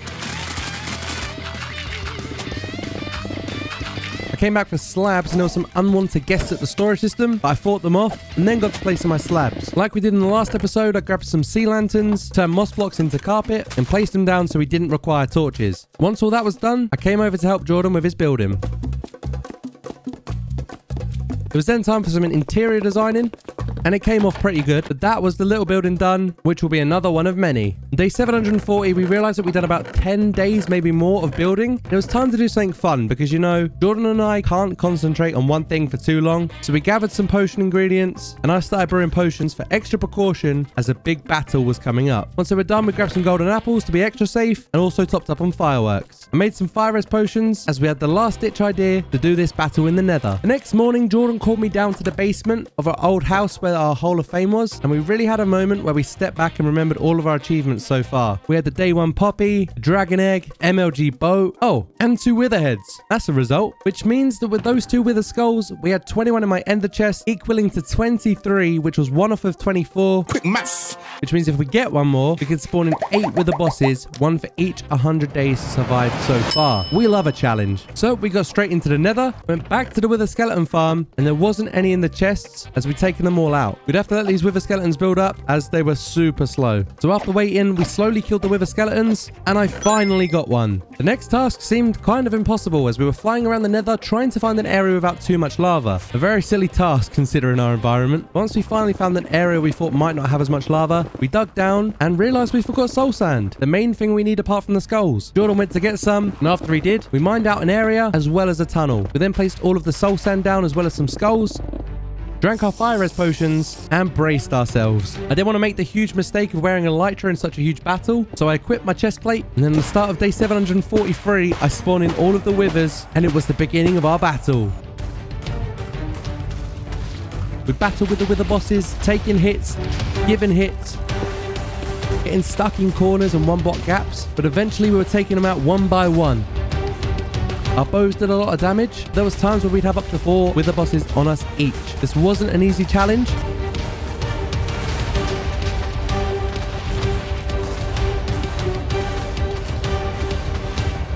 But we managed to kill 7 and get it down to the last one. I told Jordan we should try saving this one to farm netherite, but this wither boss wasn't doing much. So we decided to kill him, which meant that our mission was complete. And these were our rewards, the nether stars. We then went through the whole battlefield trying to find ancient debris, and we had one, which was it. Oh, and one more on the side. We were hoping that the wither bosses would expose some ancient debris for us, but it is what it is. It is what it is. Time to find our way out, and then our way back to the portal. And yes, we did get lost a few times, but eventually we got there. And we arrived back on day 746 to make the beacons straight away before we forget. Nice. We then took all of the iron blocks and turned the ingots into blocks 2, leaving just 1 single ingot behind. We're getting poor out here. We then dug down near the new smelter shelter and placed beacon number 1.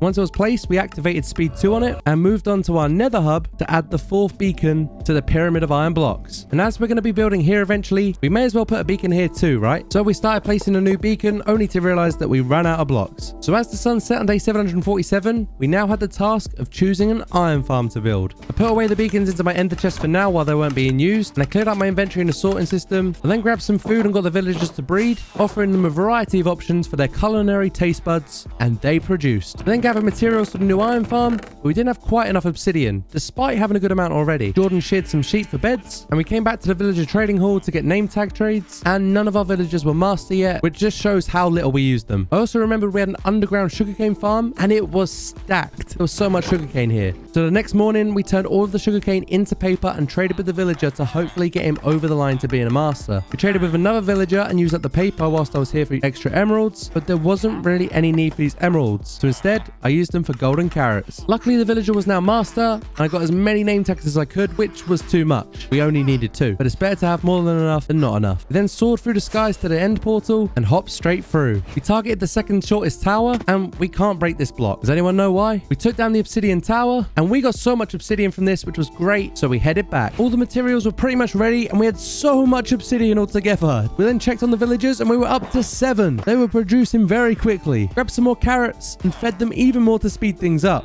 We then flew around deciding on where we should put this thing. And after gliding through the sky, we decided to put it next to our other automatic farms as we could AFK both at the same time to maximize the efficiency. Eventually things might get moved around, but we can block the eyesore with new buildings. So with a big iron farm to build, we got some rest the night before. We started off the iron build by building up, making a load of nether portals, using a bit of dirt, making a couple of pods out of glass, and it was a really quick build. And getting it all set up for villagers who we checked up on the next day, and we had 15. We only needed 12. We wasted no time and started placing rails, and I went back through the track and added some powered rails, and we didn't have enough iron for minecarts as we used it all on the beacon, so we had to mine up some of our unfinished beacon just to get some. On day 754, we started to ship the villagers using minecarts to the pods until Jordan started having some trouble, but eventually we got it sorted. And then I ran into some problems when the villager went rogue, but eventually it went into where it was supposed to go. And after a stressful day of working with villagers, we slept as it was nighttime because we didn't want mobs to try and kill them. There was a lot of readjusting the tracks, but we got the next 3 in.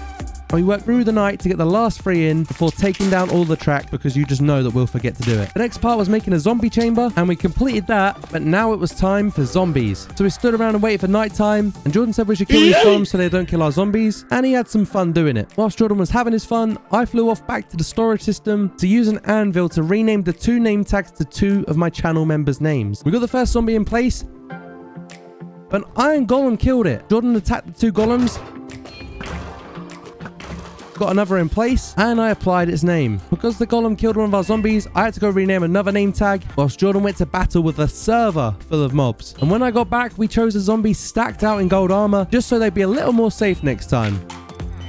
We put slabs above the heads of the zombies for protection, and as the sun was rising on day 757, the zombies were in their chambers and safe from the iron golems. And I tried punching an iron golem off. He ended up wanting to fight me, and he almost knocked me dead. Jordan lit up the portals. It was time to go through to the nether to make the portals wider on the other end. Once we made it wider, we dug out an area for the portal below. Made a glass tube.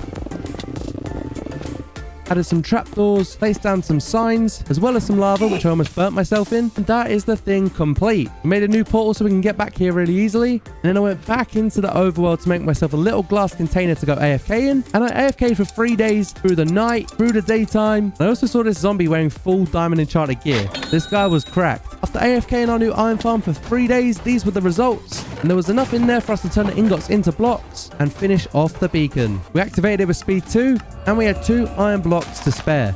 Jordan was browsing our netherrack catalog, and we needed a lot more. And forgetting the amount of netherrack we had in mind, we need a lot of shulkers, and more importantly, pickaxes. So we got some lapis, all of our diamonds, and a bunch of sticks. We went old school again, going to our old enchantment table, making a bunch of diamond pickaxes and enchanting all of them. It turns out that we're richer back in the old days, in terms of lapis blocks anyway. Jordan brought over some grindstones and anvils, and I started disenchanting and combining pickaxes until I had an extra 4 efficiency 5 ones. Jordan also found some netherite in the old house, so it turns out that we were very rich before even building this other half of the homeland. And I already had some in my ender chest, so this is what we had. I then threw Jordan some netherite ingots, and we combined our pickaxes to make netherite ones. Needed mending, and for that I need emeralds, so I made a bunch of paper, traded with the villagers, also turned some sticks into bamboo, also turned some bamboo into sticks, so I could trade with Fletchers whilst the librarians were on cooldown, and ended up trading more and more. I got the mending books, but also accidentally some Bane of Arthropod books. Just why would I need these? I chucked Jordan some mending books, and applied the enchants to my pickaxes as well. The next day we grabbed some shulker boxes and hopped straight through our nether portal to the main part of the nether, not the nether hub. Dug down to Y15, put chunk borders on, and I just kept running into lava. I also found like 4 ancient debris like straight away. Why is it that you get stuff when you're not looking for it? We finally found the lava free zone, we placed our shulkers down, and we just started going ham on the netherrack. After a couple of days I started running into lava again. I'd had enough of it, so I switched it up and went down to bedrock, and it was so much easier than burning alive. I I kept running back and forth, putting my netherrack into shulker boxes, and after I got a good amount, I went back up to Y15 with Jordan, because if we were able to get ancient debris, then why not? All the shulkers were full, and so were our inventories, so we picked up the shulker boxes, found our way back home, and went through the portal. We got back home and put down our shulker boxes, and then grabbed 4 more shulkers, emptied out our double chest, and we had 16 shulkers, roughly 400 plus stacks of netherrack on us right now. We put our ancient debris together, grabbed the unsmelted ores, and then made our way over to the new smelter shelter and put our ores in with the ancient debris to be smelted, and oh my god, do they come out of the chest fast. This thing is rapid, but unfortunately there were some problems with the smelter. I'm really not a redstone guru, as you guys know. Jordan knows a fair bit, so we tried to fix it for most of day 770. We did another test run, and this smelter really is rapid, but unfortunately it's not working. It seems we, and when I say we, mainly Jordan because he's the redstone guy, have semi-fixed the problem. No guys, it turns out we didn't fix the problem at all. We literally spent another 3 days trying to fix it. Jordan tried everything, we were rebuilding it. I changed one tiny thing and it worked. So yeah, that's right, I'm the new redstone guy around here. Let's go. It was day 774. We'd finally fixed it after so long sitting here rebuilding it. This is the result of our smelted ores, and now that it's working properly, we can be very happy. Took a quick trip back to the storage room and turned all of the smelted ingots into blocks, and then combined the gold with the scraps to get more ingots. I found even more scraps, so I turned that into netherite too and made a block of netherite. We placed our second block of netherite on top of the other block, and we almost had enough for a beacon. Almost. We then flew to the end portal, and I ran out of rockets, so Jordan gave me a few, and it was once again time to fix our tools.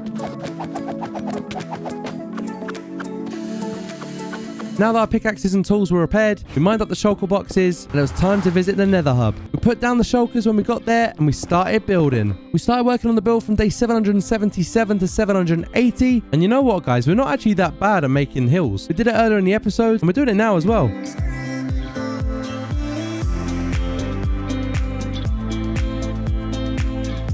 Jordan had an idea of making a large circle around the base, so whilst he did this, I continued to build up the mountain. The circle was now complete, and we started building up to decide where the peak of the mountain was going to be.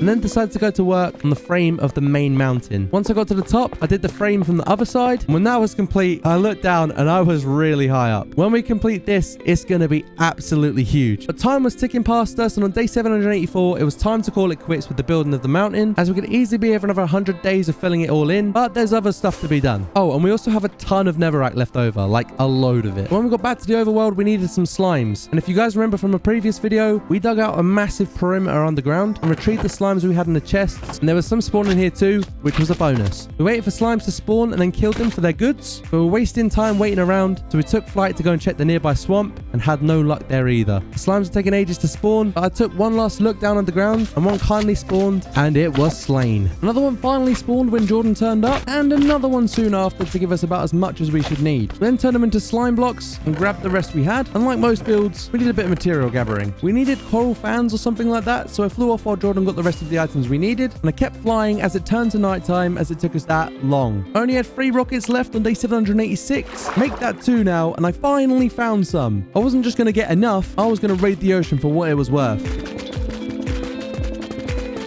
I needed a plan of action on how to get home, so I very slowly mined some wood from the shipwreck that I saw, and when I say slowly, I mean slowly. I was able to make a crafting bench and then a boat to make it home the good old-fashioned way. At this point, I was definitely regretting not bringing more rockets. It took me that long rowing my boat all the way back home that the sun started to set as I arrived. On day 787, we checked the amount of gunpowder we already had in the farms, and we decided that we wanted a load of TNT, not just a bunch, but like a load of it. So I AFK'd the gunpowder farm for 5 days whilst Jordan AFK'd the iron farm. Also, because why not? But before going through the portals, there was a few llamas around, so I took them to the nether, because why not? But it was results day. Firstly, for our iron, and GG. We got a decent amount here of iron. And next up was checking the results of the gunpowder farm, and oh my god, this was massive. There was so much. To go to the storage system and then put it away in the gunpowder chests, and we were very satisfied. I also added the gunpowder that was in the chest before I AFK'd, then I decided to use it all on making a ton of TNT. But before we went, we were low on food and remembered what we could trade for them. So I made some emerald trades with the farmers to get us both a sufficient amount of golden carrots, gave Jordan some food, and we found our spot. The tutorial we were following said that you couldn't have any highlands or any mountains, so we took down a hill nearby and made a border out of cobblestone, so we had a good idea of how big we wanted this thing. We went with a 100 100 by 100 area and then worked through the night to build up the walls of the border. And eventually we slept just before sunrise because the weather was jarring. Honestly, who likes rain in Minecraft? And phantoms were annoying as hell. I continued bordering the 100 by 100 area whilst Jordan sponged the nearby water, and it was finally finished. The next step was to build up the corners to Y85, and we spent the next 2 days building the World Eater.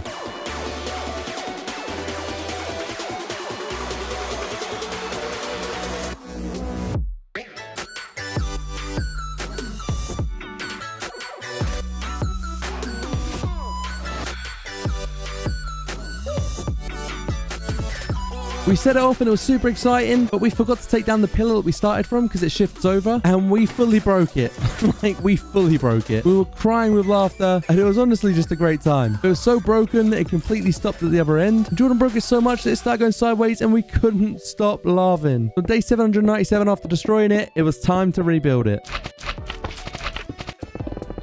Now we built the main part, it was time to rebuild the return system, and we set it off. It was the middle of day 797, and we decided to let it go all the way through to day 800. But first, let me just show you the not so glamorous or fun part of the process, clearing up all the lava and water. But this thing was tearing through the land. Watch this.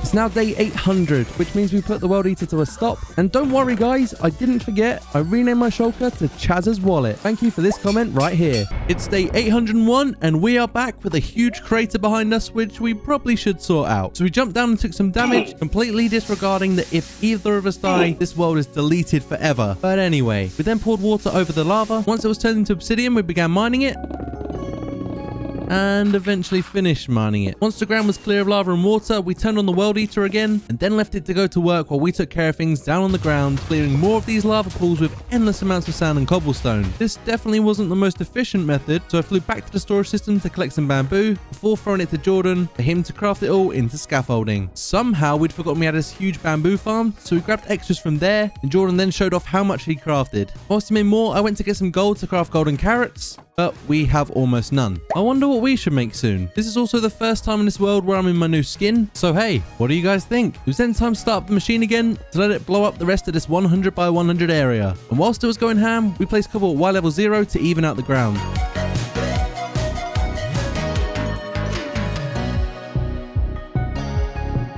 At the end of day 809, it was time to put a stop to the machine as it had finally decimated this 100 by 100 area all the way down to Y level 0. All of day 810 was spent clearing up lava and leveling out the ground. After the lava sources were completely covered on day 811, I pulled out my backpack and placed a bunch of TNT. Jordan set it all off whilst I was still placing.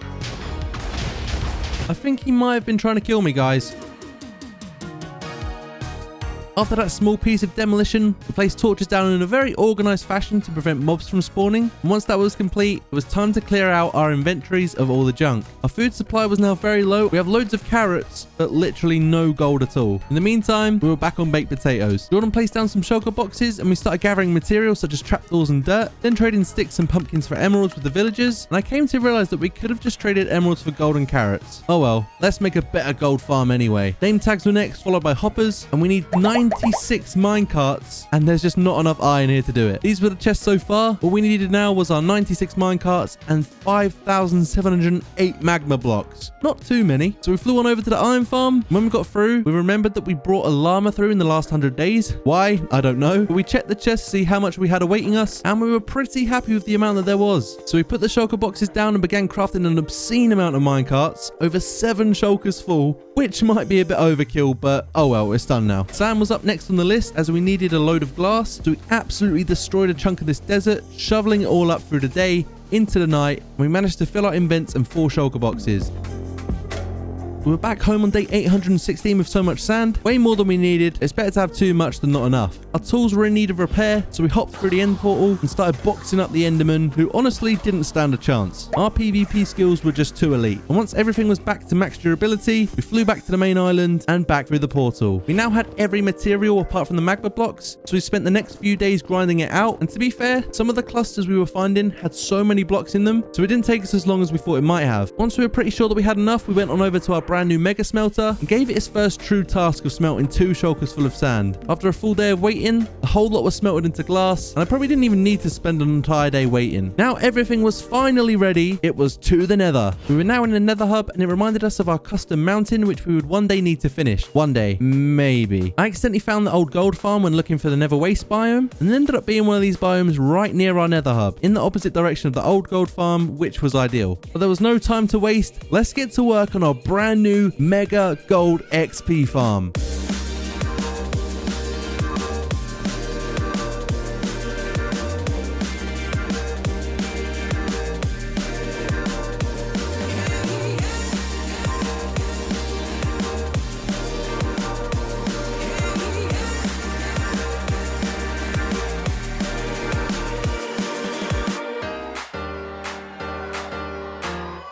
To finish the build of this farm, we placed down some trapdoors, and while Jordan worked on the collection area of the farm, it was my task to rename 4 name tags, so I thought I'd choose 4 of my favorite comments from 800 days. Leave a nice comment on this video, and I might choose yours in our 1000 days special episode. The last thing to do was name the pigmen in the corners. While I was doing that, Jordan accidentally attacked one of the zombie pigmen way too early and started training them around, which was pretty funny to see. When everything was ready and in position, Jordan aggravated the zombie pigmen, and we AFK'd the gold farm from day 830 to day 833, test it out and see how much loot we would get. Those 3 days flew by, and it was now time to check the loot. Do any of you guys want a gold sword, by the way? We withdrew all of the gold, knowing that we'd need to come back and filter this to gold ingots and golden nuggets only, then turn the gold nuggets into ingots, and this is what we ended up with. Not too bad at all. We forgot to take down the scaffolding, and it was really satisfying to watch. But not as satisfying as the amazing taste of G Fuel. Use code Chazza at checkout for discount. Let's go! And as the sun was setting on day 834, we flew back to the storage system to drop off our gold. I put away my remaining baked potatoes, grabbed some carrots, and began crafting a good amount of golden ones. Topped up our golden carrot chest with a healthy amount, but pretty soon we'd be needing more regular carrots. In the meantime, Jordan threw some materials into a shulker box, but he forgot a lava bucket. So while he was away getting that, I was thinking about how boring the regular totem of undying looks. Much better. Jordan arrived back with the lava bucket. With my new look totem in hand, we headed back into the nether. The whole farm actually looked really cool from far away, but it's a shame that the contents of the chest didn't. So to solve that, we started throwing out all of the rubbish that wasn't golden nuggets or golden ingots. It was taking a while to do, so Jordan decided he had other ideas, and he wasn't done there either. He just kept going. I quickly jumped back through to the overworld to grab some essentials such as wood, iron to make hoppers, and fireworks, as we were getting through them pretty rapidly. And once I arrived back at the farm, we made a new glass platform, 1 level below our current one, placed down some hoppers, redstoned it all up, and added in filter blocks before provoking zombie pigmen, as we needed both golden nuggets and ingots for the filtering system. Once all of that was done, we gave it a quick test run, and it seemed to all run pretty smoothly. When the pigmen die, the hoppers pick up all of the loot, and the chests only collect the gold, with everything else traveling further through and being swiftly ejected into lava to dispose of them. After a lot of hard work, that's us now done with the gold farm, and overall, we are really happy with it. Is this the best gold farm you've ever seen? Let us know in the comments. When traveling back home, we were flying over our villager farms, and it helped us to remember that we actually did have a working carrot farm, even if the production rates weren't the best. As you can see, these villagers just weren't working hard enough. So once again, we grabbed a bunch of shulker boxes, spent the rest of the day gathering and crafting an absolute ton of materials, as we were going to make this thing huge. And after a day and a half of material gathering, we were ready to rock and roll. So we got a good night's rest in before a number of upcoming days of hard work, set all of the shulker boxes up, and began our next big project of making these villager crop farms even bigger.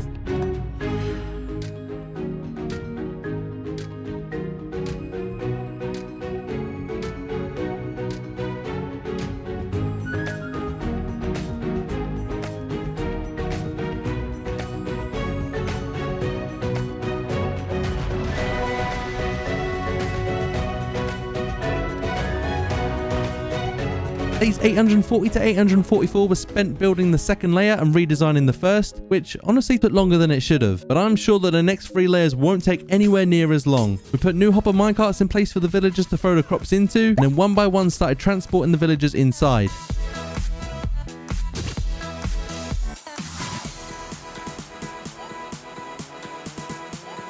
By the end of day 845, they were all in place. From day 846 to 849, we worked on building the next 3 additional layers, and once this is built, we're going to get some insane production rates.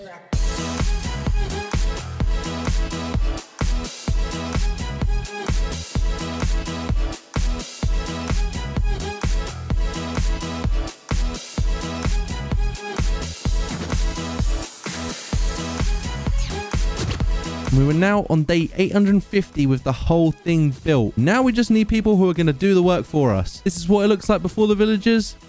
And now with them. Trust me, that took a lot longer on our end. Before doing an AFK test on this new farm, we cleared out the chests at the bottom, and there was already an insane amount of stuff in here. But we wanted to see how much we could get from an AFK session. So for literally like not even half a Minecraft day, which was like maybe 10 minutes if that, I stood there and AFK'd the villager farm. And whilst doing this, Jordan also AFK'd the gunpowder farm. But as it turned to nighttime, we came down below, checked the chests, and we were pleasantly surprised. We got all of this just from 10 minutes. But we were now wealthy with our carrot supply compared to what we were, and we also had a lot of gold too. So I put the two together and started crafting golden carrots, and this is our new golden carrot supply. Jordan brought the gunpowder back, and he was looking in the direction of the crafting bench, which could only mean one thing: TNT.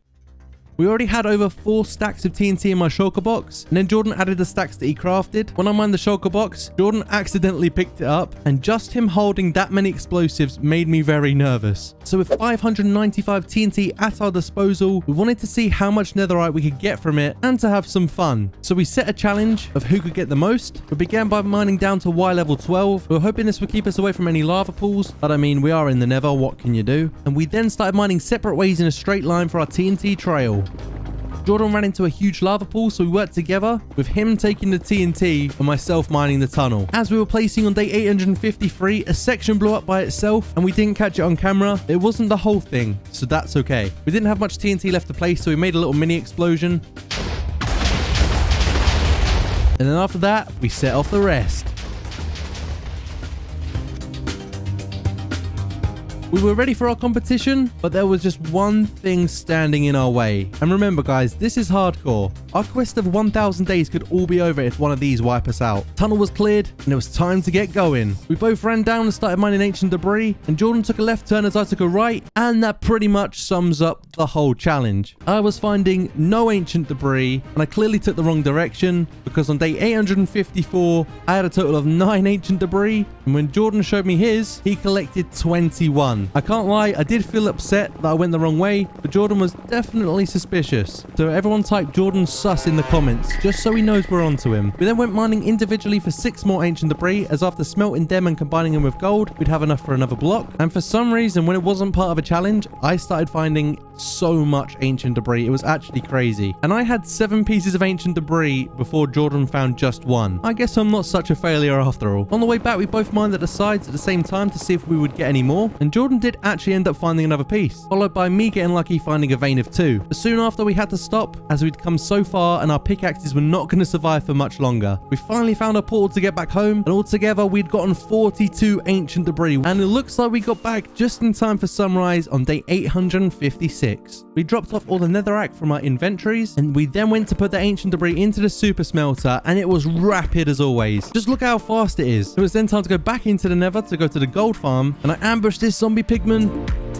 to get this thing started. Quite literally 60 seconds later, we were all repaired and had 64 gold ingots. So when we got back into the overworld, we flew over to the storage where I made some netherite ingots and then crafted a block. I ran over to the 2 previously placed ones and placed it to make a staircase. Maybe the most expensive staircase you've ever seen in Minecraft. And talking of staircases, we couldn't help but notice that the one outside the storage room we built was really bright. So it was time to change it. Jordan gave me all the materials for the stairs, maybe too many, but through day 856 and 857, we completely redesigned the staircase, giving it a different look to fit in with our village. And once we completed it, the design felt so much nicer and it wasn't so harsh on the eyes. Day 858 was another boring one, as we spent literally the whole day gathering materials, and we knew you didn't want to see that. On day 859, we began terraforming the hill opposite the smelter building, followed by a bit more terraforming, and it wasn't until the stars came out that we had finally finished terraforming. There was no point of sleeping as it was about to be sunrise, so we grabbed our shulker boxes and then placed them down as it was daylight. We used some concrete to map out the build and began building on top of the concrete. We then spent the next 5 days working on this brand new build.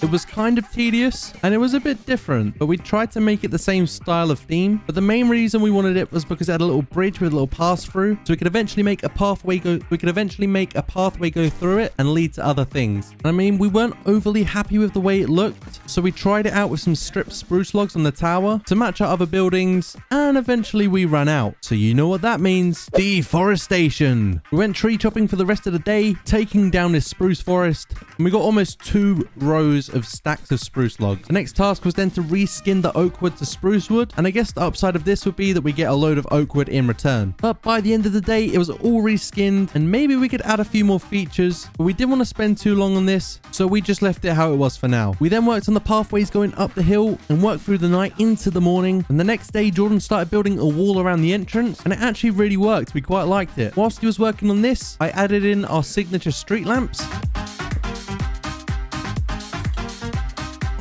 and the extension of the pathway was now complete. Even though we fly everywhere with our elytras, having pathways everywhere just makes the place feel much better. Whilst we were working on all of this, it made me wonder, were the villagers working too? After clearing out our inventories, we checked up on how hard they'd all been working, and oh my, that is so much! The production rates of this farm are absolutely crazy. I think it's safe to say we're going to need a few more shulkers for this. Our new iron farm was also just behind the villagers, so it made us wonder if that was working too. We headed on over to the iron farm, and it's safe to say that it was also working. So we started crafting blocks out of the ingots, and after clearing it out, we had 2 shulkers full of poppies and almost a shulker full of iron blocks. Our farms are crazy. The next morning, we put the iron into the right chests, and we collected some more shulker boxes before flying back to the crop farms, and we were just blown away, like seriously blown away with the amount of crops that we had. We started putting the carrots into the carrots chest, but we very quickly ran out of room, so we had to put them in vacant chests for now. We then filled up the shulkers with potatoes until Jordan arrived with some spare shulkers, which we definitely needed, and we had the idea to trade as many of these crops as possible before storing them away, because we could at least get some emeralds out of them all. But unfortunately, we didn't have that many farmer villagers, which meant that we had to put them all away anyway. We then decided to fill 2 shulkers up again with potatoes and had another idea of how to dispose of them. We placed a load of beds down covering 90% of the floor inside the breeding room in our village trading hall, and we then went to sleep.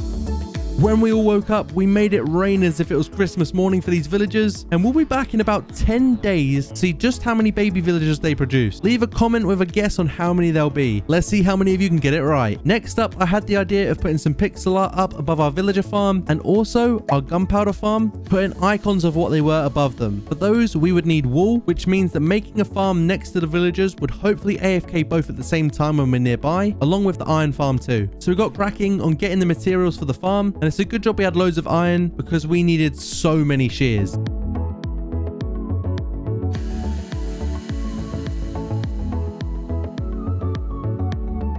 Luckily for us, this farm was really easy to build and it didn't take us long at all. I was rudely interrupted by zombies whilst trying to put shears into the dispensers. The next morning, I continued to fill the dispensers with shears. Now that they were all full, it was time to bring over our first victim.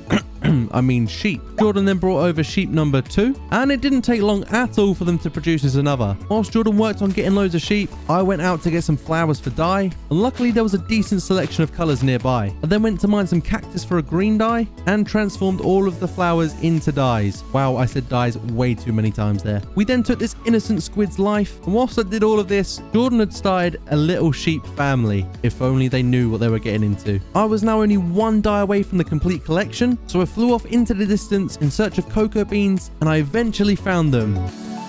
So now I can make brown dye. After sleeping, I came back the next morning with the brown dye, and I had every possible color. Jordan chucked me a lead, and it was time to get these sheep into their pods. It was surprisingly easier than we thought, but we realized that we'd made the mistake of putting shears in before coloring them. So we had to remove all of the shears, let them grow their wool, and then give them a different color. I went through and colored all of the sheep, and it looked really nice when they were in order. And it'll look even better when we change this regular glass to match the color of the sheep. When I got back here on day 874, this big fella seemed like he wanted a hug. I don't know how rare these are, but I did kind of want to keep him anyway. So I flew to the storage system, crafted a boat, made a relatively accurate name tag, but when I got back, he was nowhere to be seen. Sad times. Now was the time to add shears to the dispensers. As you can see, barely any of the sheep had wool, so it was up and running already. But we had to wait for more wool, as we needed a healthy amount, but we didn't want to just AFK, so we decided we'd do some meaningless tasks in the area instead. I whipped out the stone cutter and made some deep slate bricks, and we got to work on redesigning this little sheep farm.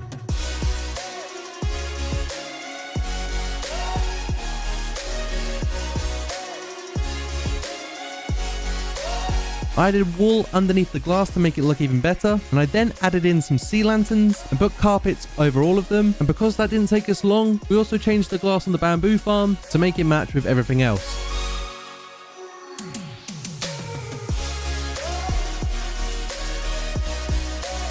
We then found out that the sheep weren't doing anything during all of this, and we realized that we were just completely stupid. It was a pretty quick fix. We just removed all of the sea lanterns and the carpet, but we still needed wool. So I decided to take one for the team, drowning my ears with these sheep's groans. I AFK'd until day 881, and these were the results of the production so far. So we definitely had enough for what we wanted to do now. The sheep had worked hard, apart from this one. I tried killing it, but Jordan stopped me, and he made a multicolored sheep. He said this has been a thing for ages, but who else didn't know what this was? Let me know in the comments. We grabbed some of the wool, and we got to work on making a carrot pixel art.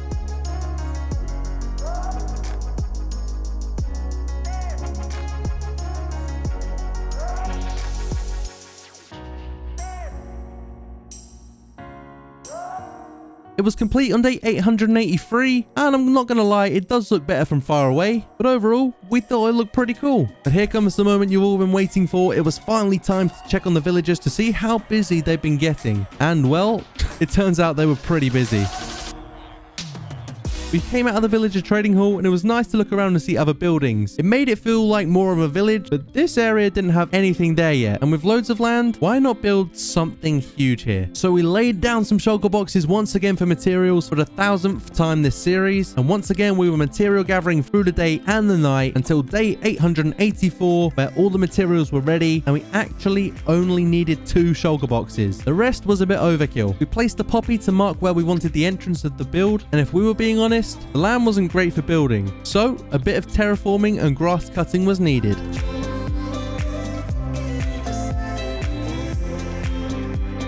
Once the ground was level and it was good for building, we spent the next number of days building an entrance for our castle.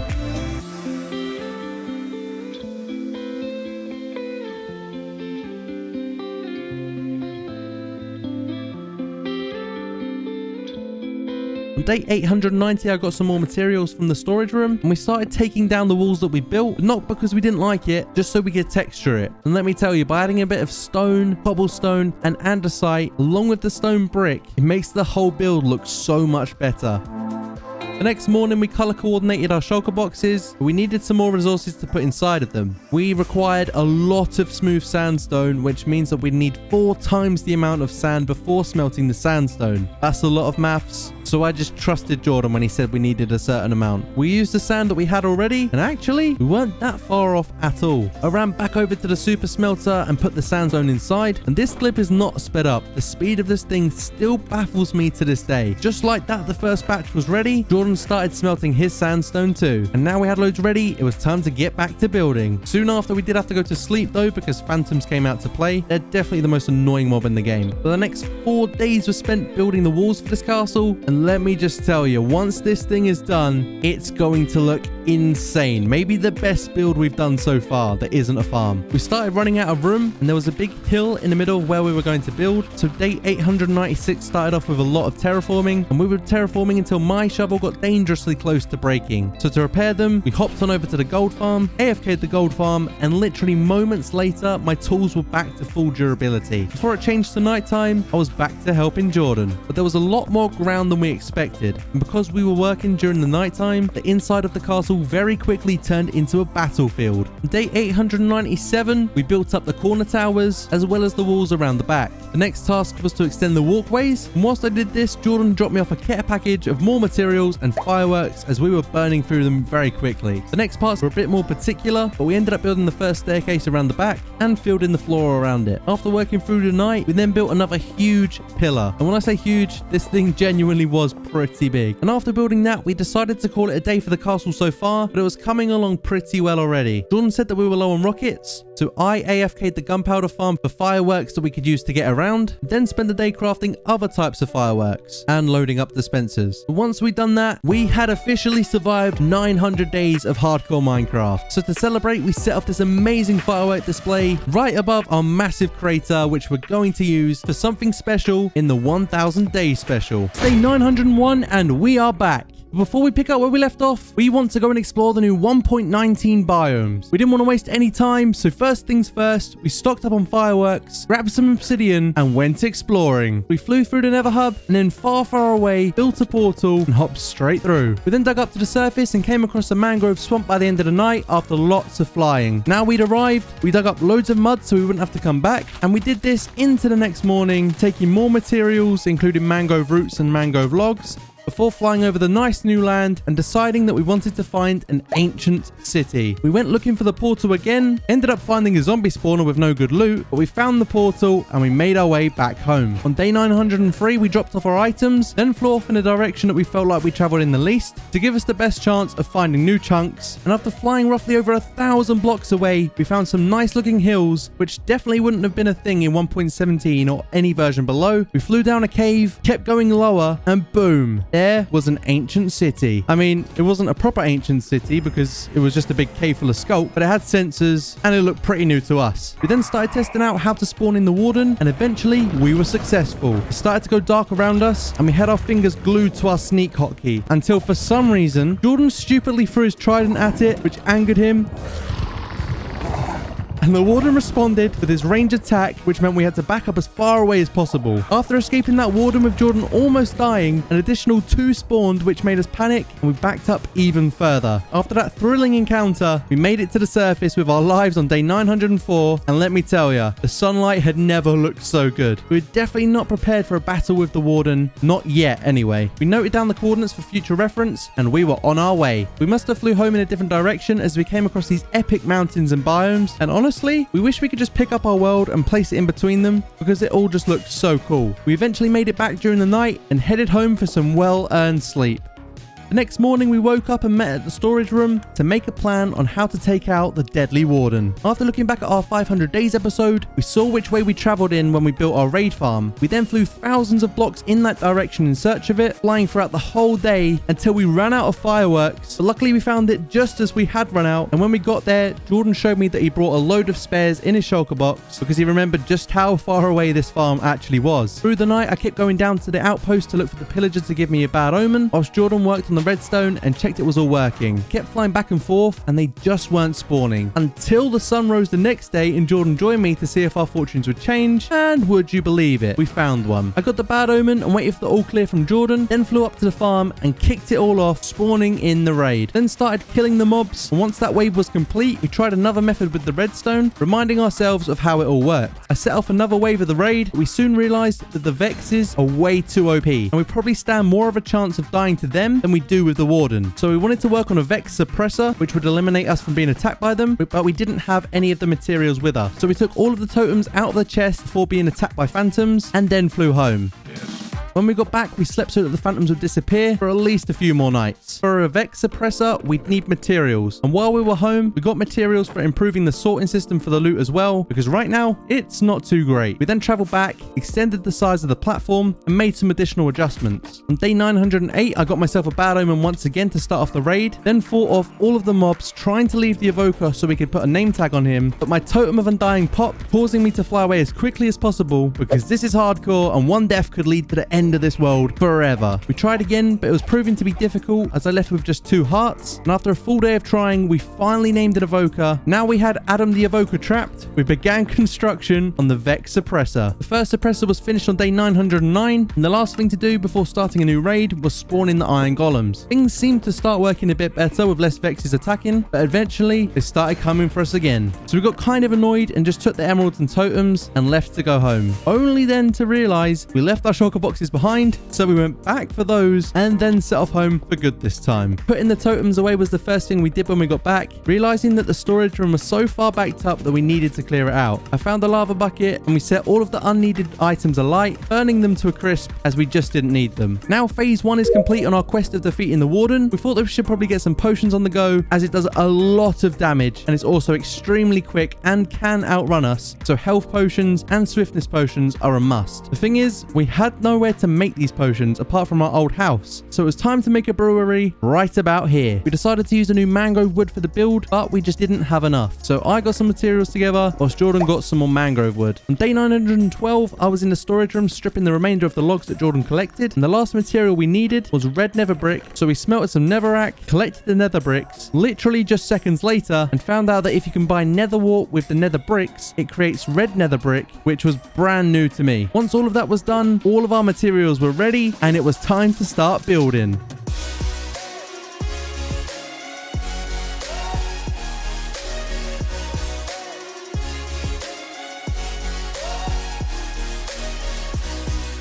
So the build looks great, but we realized that we built this kind of just for looks rather than practical use. It looks great, but we still needed somewhere to store and brew potions. So we made this. This new build took us 4 days, and the first thing to do after building it was to grab some potion materials, which we then took over to the building, making a storage section for them upstairs, then decorating the downstairs, also adding in brewing stands as we'd need them to make the potions. We then loaded the barrels with ingredients. Now all of that's done, the downstairs is complete, with the upstairs looking great after Jordan altered a few things.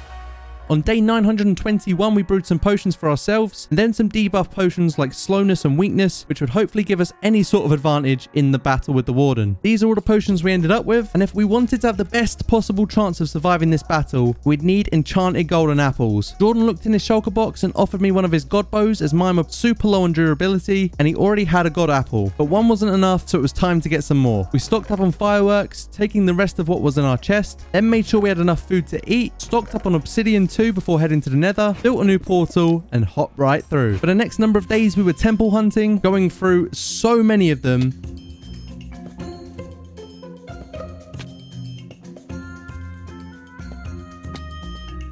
And finally, the 10th temple gave me the goods. We flew through the night to get home, which was only thousands of blocks away, but we did make it back to the nether hub and eventually back into the overworld. To let the whole world know that we were back home, Jordan used the new goat's horn that he'd found on his journey. And when I went to top up on fireworks to get to the warden, I realized that we used all of them traveling for just 2 god apples. It definitely wasn't worth it, but luckily, after checking the gunpowder farm, there was 34 in there, which should be more than enough for now. We collected the totems, grabbed our potions, and flew off to the warden. We arrived at sunset and immediately started preparing by equipping our chest plates, sorting out our inventories, and grabbing a lot of totems. After making our way down, we warmed up our bow shots on other mobs, just before jumping down and attempting to spawn in the almighty warden. Everything went pitch black and it got super scary. Spawning in the warden seemed to be the easiest part as there was one right next to me straight away. It must have sensed my presence as it hit me with a super powerful range attack. Jordan was already building an escape route for us, and when I was safe, I switched my texture pack to full brightness just so you guys could see everything too. Definitely not because I was scared. There were now 2 wardens after us, and we were lost in a tunnel inside of the wall for the longest time. At random times, we were getting hit super hard, which terrified us and made us back off. Several totem pops later and a lot of relocating of our positions, we finally managed to get a line of sight onto the wardens and sat back taking bow shots. We managed to kill the first one that was locked onto me, and this gave us so much confidence when fighting the second one. When we realized it was only locked onto Jordan, I went up close and personal with it and got some sword hits in. I was still hesitant just in case he turned around and chased me instead, but a few more swings of the sword later and the second warden was defeated. This was our biggest challenge yet, and honestly, it could have all ended here. If that hasn't made you guys subscribe, I don't know what will. We're getting pretty close to 100k, by the way, just saying. On day 930, we switched up our focus to finishing the castle, but we were low on cobblestone and andesite, so a mining trip was definitely needed. I took some iron from the chest, flew past our iron golem village, which we forgot all about. And if you don't know what this is, we basically defeated a raid with an army of iron golems. And when reminiscing this, we had a thought. How many iron golems would it take to kill the warden? We dug out an area and started to build the beacon, and for the next 2 days we went ham collecting cobblestone, andesite, coal and stone. We were very happy with the amount that we'd worked for, so we mined up the beacon, flew back home, dropped off all the coal into the super smelter, and then put stuff into the storage system to be sorted. I then made myself a new silk touch pickaxe as my one broke whilst mining. And with our new materials that we just collected from days 934 to 937, we retextured the castle walls to make it look more realistic and just give it better detailing overall. Once we'd retextured it, we moved on to building the frame of the castle, which also included yet another tower. So after working on the castle for a bit, we realized that we were actually really short on wood. And a lot of you guys in the comments keep saying that a wood farm is definitely long overdue. So we started gathering materials like we always do, and we had everything together pretty quickly, apart from one material, and that was honey blocks. So the next day we gathered some flowering azalea, found ourselves getting more materials, and by the end of the day, we had most of it ready. So we jumped straight through the nether portal, and on day 943, we began building the bee farm. And to be fair, it was only small, so it didn't take that long to complete. Jordan then managed to get inside the 1x1 gap and started breeding the bees. Then whilst they were breeding, we grabbed some netherrack and we started filling in our forgotten volcano project. I swear we'll get this finished one day. Now we were back in the overworld, it was time to get working on this wood farm, and we wanted to build a good enough one so that we'd have enough wood to last us forever. On day 951, we hopped into the nether again and spent the day getting bones from the soul sand biomes.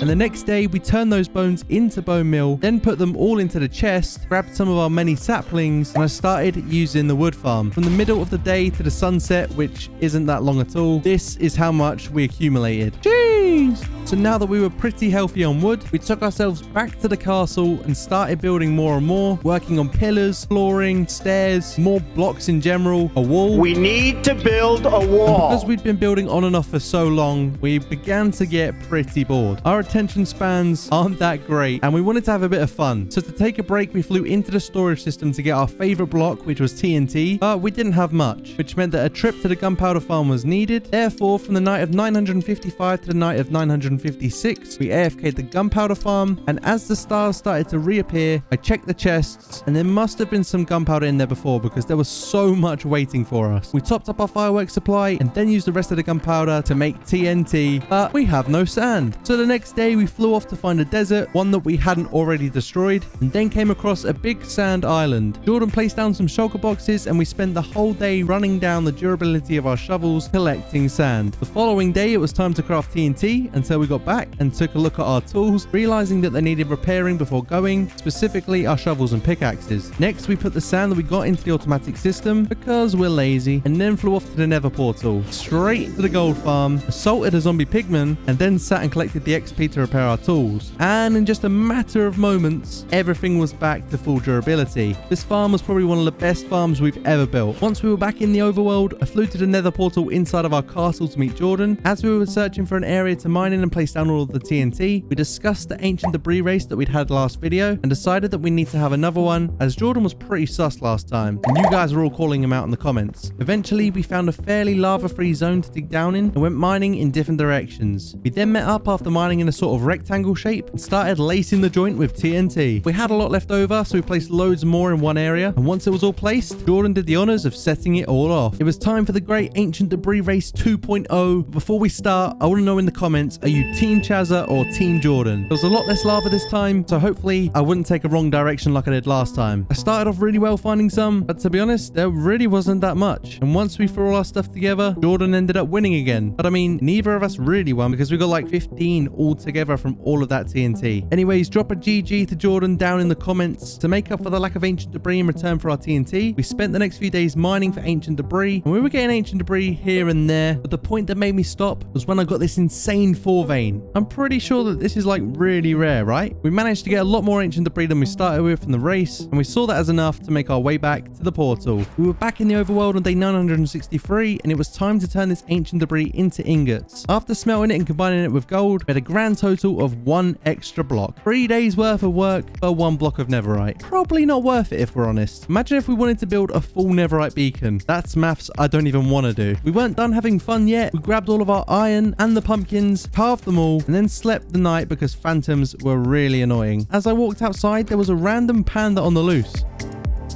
Problem solved. We sorted the iron blocks and pumpkins into shulker boxes, and seeing all that iron made us wonder how much was in our farm chest because we hadn't visited in a while. So we flew over, checked the chests, and there was a lot in there that we crafted into blocks. Just look at how much there is. If you're wondering what we're planning to do here with all this iron, we wanted to test the idea that we had earlier of seeing how many iron golems it would take to kill a warden. Upon arrival, we geared up into our chest plates and grabbed some extra totems. After jumping down, we were ambushed by mobs, but very quickly started placing as many iron blocks as we could before the warden rose from the underground. Jordan then performed his fantastic idea from the first incident with the warden and decided to poke the bear, if you will. He ran for his life in a panic, and luckily for me, the warden doesn't target more than 1 person at a time. Despite the warden being super OP and making Jordan pop a totem of undying, it stood no match up against our iron golems. These guys single-handedly saved the series because Jordan was almost dead. Whilst I was clearing up, Jordan ran past me and told me that he'd done it again and that the golems managed to save him once more, and maybe we were onto something.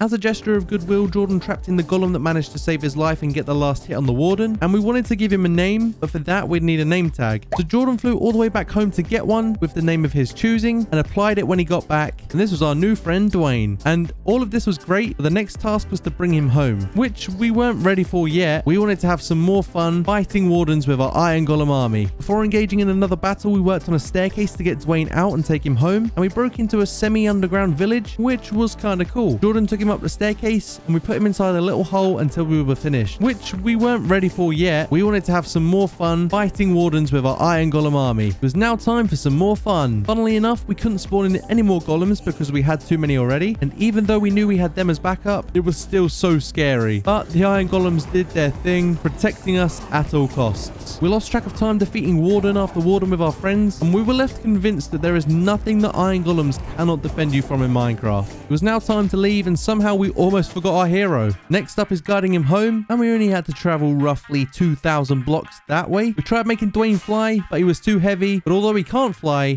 he's a big fan of jet skiing. We let him have a small room in the castle before he becomes the emperor of the whole thing when it's fully built, and then put all of the iron that we didn't use into the storage system. Before Dwayne settles into the temporary place, we thought we'd better get back to work. To begin, Jordan and I started placing the flooring, then worked on an aesthetic pathway for the entrance to the castle, built up a brand new tower to add some more wow factors to the project, and once that was done, it was time to work on the roof to start completing the main parts. On day 974, we searched around the local area for some flowers to decorate the staircase that we just built, and once we had some, I started placing some down, then bone mealing grass to make it look more natural, all whilst Jordan did a bit of terraforming. When most of the dirt was turned into grass, I started bone mealing it to make it fit in, and this was my failed attempt of planting a tree. Second time was definitely the charm, as this looks a lot nicer. To make a longer pathway leading into the castle, we needed to move the netherite blocks, and once they were out of the way, I took my shovel and started destroying the grass. I then filled it in a random sequence of blocks to make it look more natural like the rest of our pathways, whilst Jordan followed behind me with the staircases, adding in the finer details. Day 976 was the day where we looked at the castle and finally decided that now was the time to retexture it, as plain stone just doesn't look all that great. We used mainly andesite and stone bricks, and 5 very long days later, the retexturing process had finished. Plans for more pathways were then considered until coming across this absolute gem. This was so nostalgic and truly a piece of history. Unfortunately though, it was underneath a shocking building which was getting in the way of the castle. I wonder who built this, which could only result in one thing. Now that felt a lot better. We needed some gunpowder for TNT, so I AFK'd it real quick. It's safe to say that it was so worth it making 3 extra farms connected to this one. It just produces so much. Like I always seem to be doing, I was in the storage system crafting TNT, and then we both placed an obsidian box around the sacred map to give it protection from the TNT blasts. Our goal here was to have a crater with the map in the middle to make it look like somewhat of an ancient artifact in the rubble. We closed it all off and covered the wall connecting to the storage system too, and then it was time for detonation. We went to patch things up in the morning and were greeted by some company who we blew up because they didn't seem very friendly. We patched up hole 1 and then took down the layer of protection, and the obsidian did not do enough for us, and we've now lost this piece of history forever. Sad times. I guess that really is gone forever. The next day we started filling in the second hole and leaving our history in the past forever. I then grabbed iron and redstone to craft compasses, and Jordan made the maps before placing down picture frames on the wall inside the castle. I got the first map done for where we think the center might be and placed it up on the wall. We worked through the night getting more maps and placing them on the wall, and carried this over to the next day, which just consisted of maps, placing. Jordan was great at it. I was trying to piece my ones together and just kept getting stuck. It was all starting to come together though. On day 987, Jordan placed down the last row and the map was fully complete. This looked insane, and you can see everything from the castle to the rest of the entire village that we built, including our starter home. And look at just how big the 100 by 100 area looks in map form. This was a masterpiece. Now the map was complete, it was time for a real challenge. Jordan instructed me to craft some trapdoors and get some soul sand, whilst he got some kelp, and we were right on our way. Before we knew it, we were back at the deadliest place in our world and got our totems ready just in case. I was the sacrifice who went down to get the coordinates of where we needed to dig down from, and after we made our calculations, we mined down together in a 2x2. We made it to the bottom, and a warden spawned straight away. For some reason, he locked onto me immediately. I built up just to stay clear of his range attack, and while I was baiting the warden, Jordan started shooting him with his bow until it switched its focus onto him and it chased Jordan, but we remembered that we had our trusty Iron Golem army. We went back to building, but another spawned, and for some reason, it really wanted me dead.